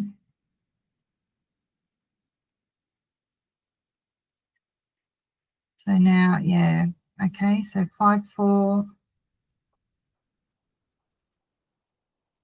She's considering whether or not to run and leave the shot, considering that Cecilia's got 2 blocks in board, but I still don't think, I think you can just sit back and wait and hope that Cecilia now rolls a 6,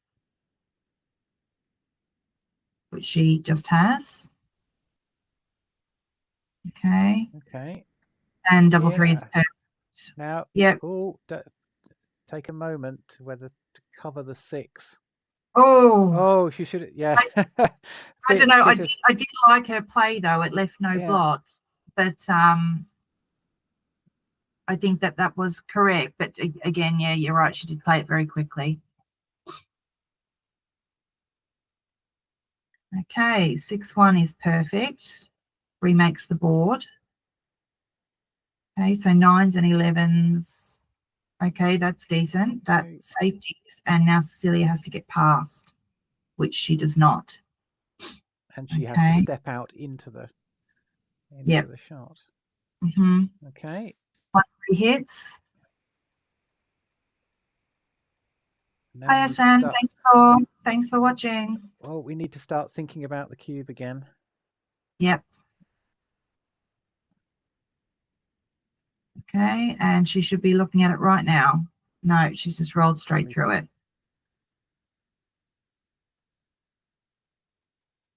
Okay. And I mean, there's still awkward numbers here.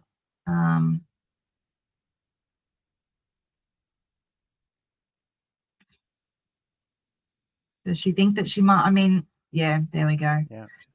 Sometimes you've got players who kind of overestimate their gammon chances, but realistically, the gammons there were just, you know, she only had 1 outside, so. Yeah.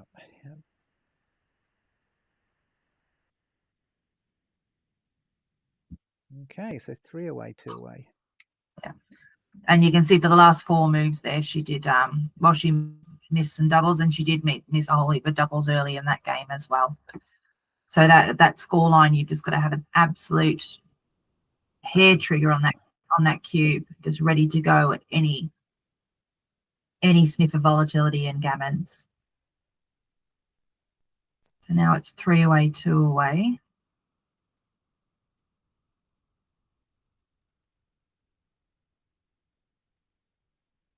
Okay. 5-4. That is big. Is it correct? No, it's not far off. Okay, hitting 1 on the ace point was correct, and then 13-9, but that was close. Okay. 3-1. So I would be hitting on the 3 point there. No? Yes, bar 24, 6-3 was the play.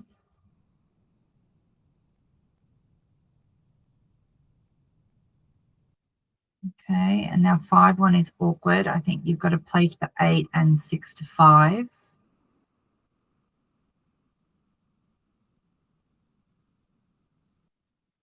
But you can't leave that 20-point anchor. I don't think. You've got to play to the 8 and then slot the point that you want to make, which is the 5-point. Yeah. Okay, 4-5 is great. And 16 to 11, perhaps. Oh yes, double hit. Yeah, hadn't looked that far. No, I like the double hit. I think that's probably right.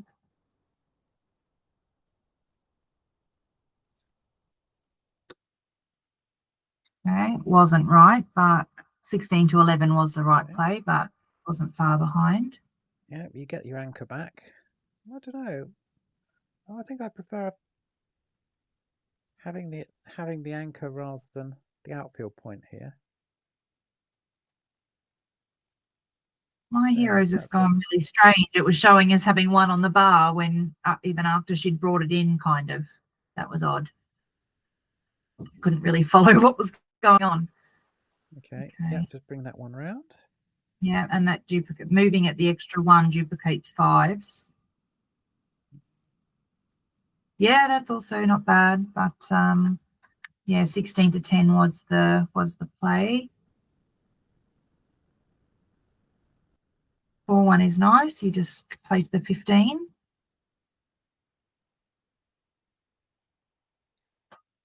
Well, I think slot the 5 if you're going to do that. Start getting the board ready quickly.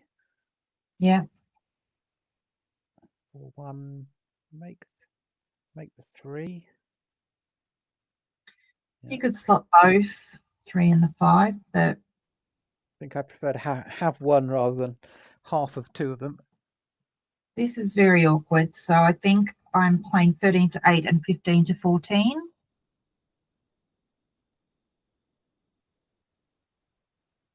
Oh, thank you, Brenda. You're absolutely welcome. It's been a wonderful day.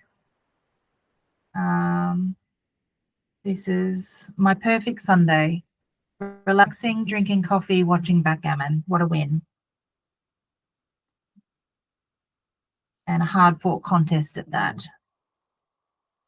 Nothing else one could ask for. Okay. Have we got any of the other results in? Oh, we've got 3 results in.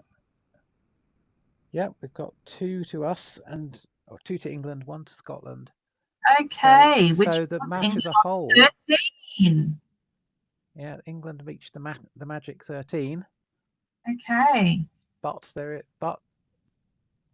still 2 to play, so it could be a significant win. It could be right on the edge. Wow! Congratulations, England, and but also huge congratulations to Scotland, who put up a heck of a fight today for sure. Been a really great matchup. Okay, 8 to 5, 13 to 10.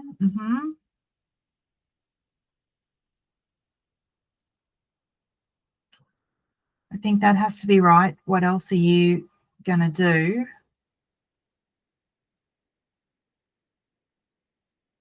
You can't play from the 15. You can't play from the 6. So that looks right to me. Okay, double 1. You're just putting them both 15 to 13. Much more flexible than having the 2 strip points. Okay, well, now make that's 5. Magic. So you can make the 5. That's beautiful. Okay, and now, no, oh, that's awful. Was that a missed double? I think it probably was. I would have certainly stopped to think, and now I think, oh gosh, yeah, that looks ugly, but probably, yeah, that was right. I would have considered 3 to 1 and 24 to 22. That was a mistake, not a blunder, but wasn't correct. Okay. I think it's just got to be 13 to 8. And look, I mean, if you get hit and you come in on the 23, you're not in the worst position. Hmm. You know, you're not, it's only a 3-point prime, and then you might be able to cause a little bit of havoc for Cecilia trying to come home. That's really handy for Cecilia. Just play in, okay. 7, yes, make the 8-point, nice. Okay, now you've got, this one needs to bounce around into the outfield. Absolutely, 22 to 11. That's a great roll. Gives you a bit of outfield coverage, puts that spare to some use. Double 3 is also great. So even though you're leaving a blot, I think you're just playing 13 to 7 twice. And priming your opponent. Are there any If you other? don't, 13 to 10 3 times and 5-2. 5-2 is the ugly part of that. it is, and you're not leaving yourself many options with the structure, I think, that you're left with after the other plays. I think that might have been a miss cube as well. Oh no, Yeah, hit both of them. yeah, could have Take hit them twice. both. Yep. Ah. Yep. Slow down, Nancy. Slow down a little. So double 2 has got to be a switch.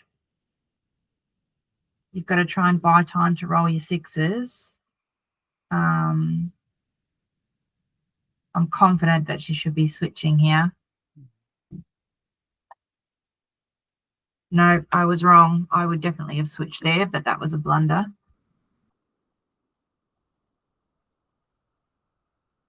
Okay, 4-1. Do you hit on the 1? Yeah. So I think she's just playing too passively.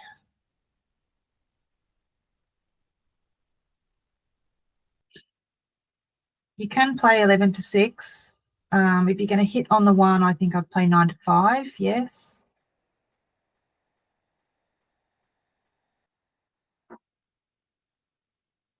Okay, 3-2 goes 11 to 6.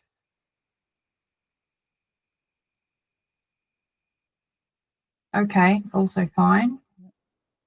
Actually doesn't leave any fly shots on top of the 1, so that looks fine. There we go. That old chestnut. At least she'd moved at that time before I said it. Cover. Okay, 6-1. Yep. Okay. 5-1. I would have been tempted to leave that back. Okay, now you have to go. Yeah, she could have left it out of range by playing 6-1, 2-1. That's what I was looking at, and that was the best play. Okay, it's a 1-6 from there. Otherwise, I think it's a...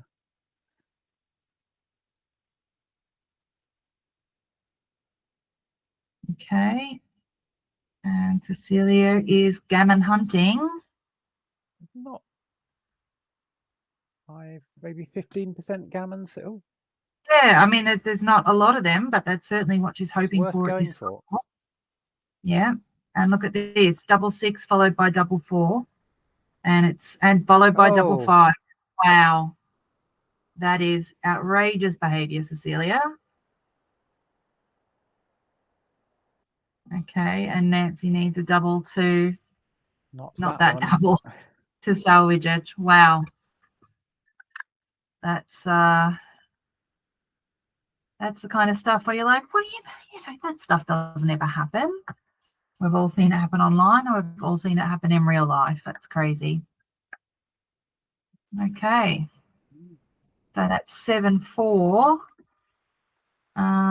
Oh, you've just put it in, and we've got one match left, which is Becca and Karen. Which is at DMP. So okay, let's jump hop in. into this. So Karen's at the bottom. Yep. Change the pictures quickly.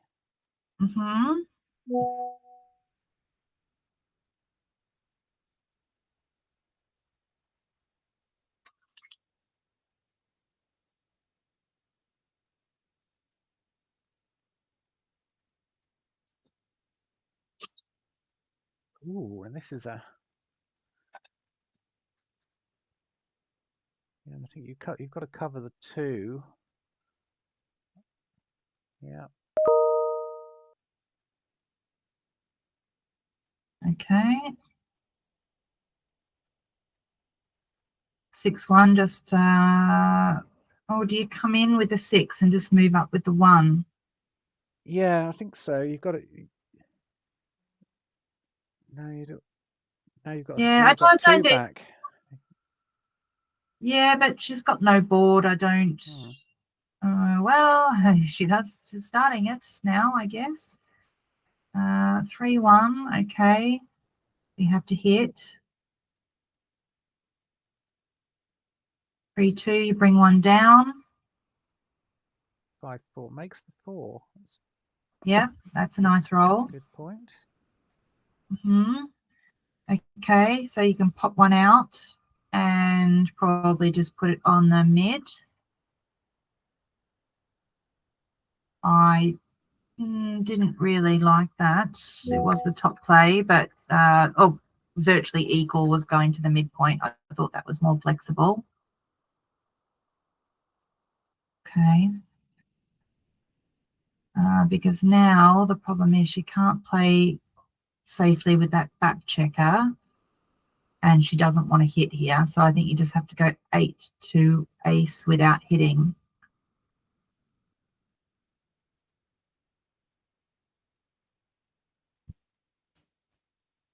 Or 6-1, 16 to 14. But then that also gives you shots from that checker on the 22. Yeah, I think hitting there is just too. I wouldn't have hit there, but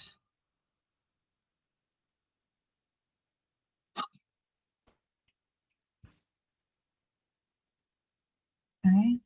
3. That was 4-1 was certainly a handy follow-up. 4 is beautiful, so point on the 4 and then remake the 8. Yep. Good. 6-3 is virtually forced. She's got to come out. Now there's 3 is perfect. Just make the 7.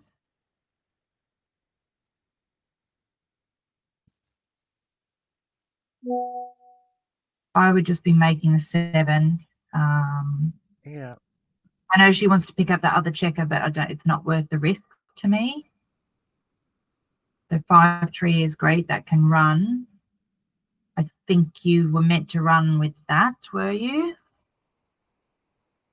Running was slightly behind. I think I would have run with that original 5-3, but that's okay.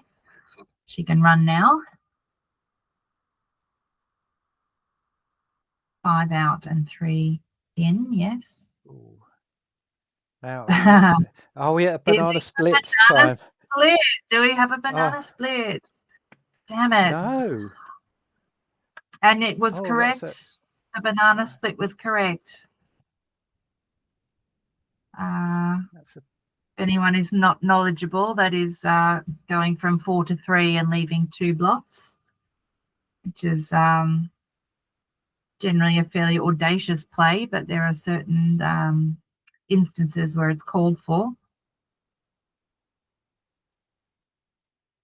Okay, 5-2 is a great shot, and again, do you banana split here? Split. It's DMP. You can have a go. I think you should. Yeah, you should, because then 2s and 4s remake the board. 6s hit. Oh no, it's just too passive. Yeah. But the banana split, I don't think I've ever actually found the opportunity to do one in myself in real life, you know. But they're so cool when you find them. Okay. 3-2. Now one of them has to get. You have to run here once. Leave the other one behind for possible 6-2. Well, there's quite a few things if you run like that. You were right. You were right. you, But you can't contain. If you do get a shot, you can't contain it now. no, but at least Okay, she could have maybe maybe I'm caught right. up in the race. But Yeah. like, yeah, 4. Okay. Okay, so 6-3 clears safely. So barring any Big doubles. big, I mean, look, Becca's only got 1 off. Yeah. Make that 5 off. That's clawed back much of that. So 1, 2, 3 off, and yep. What is it with doubles in the bear off, you guys? They have literally between them just thrown 5 doubles in a row. 5 out of 6 rolls or something. Ridiculous. Okay. And Becca has won the final match. So huge congratulations to everyone. So what was that scoreline? That was 7-6. Okay, so the final score is England 15 and Scotland 10. But certainly very very toughly contested. There are also 3 players today who won 4 out of their 5 matches. So that was Cecilia and Becca for England and June for Scotland. So well done to those guys. Yeah. What else, Julia? Yeah, I think it's been a great day. It's a lot of difficult matches to watch. Certainly lots of interesting positions for us to talk about. Yeah, and a very good win for England. So we get to keep the vase, which is currently sitting at It's currently sitting at Becca's house, and as she's won at least from the first 4 rounds, won the PR contest, maybe it should stay there. I will crunch I'll crunch the final round's worth of files, so we can compare them afterwards. But yeah, Cool. it's been a great day. I hope everyone out there has enjoyed watching.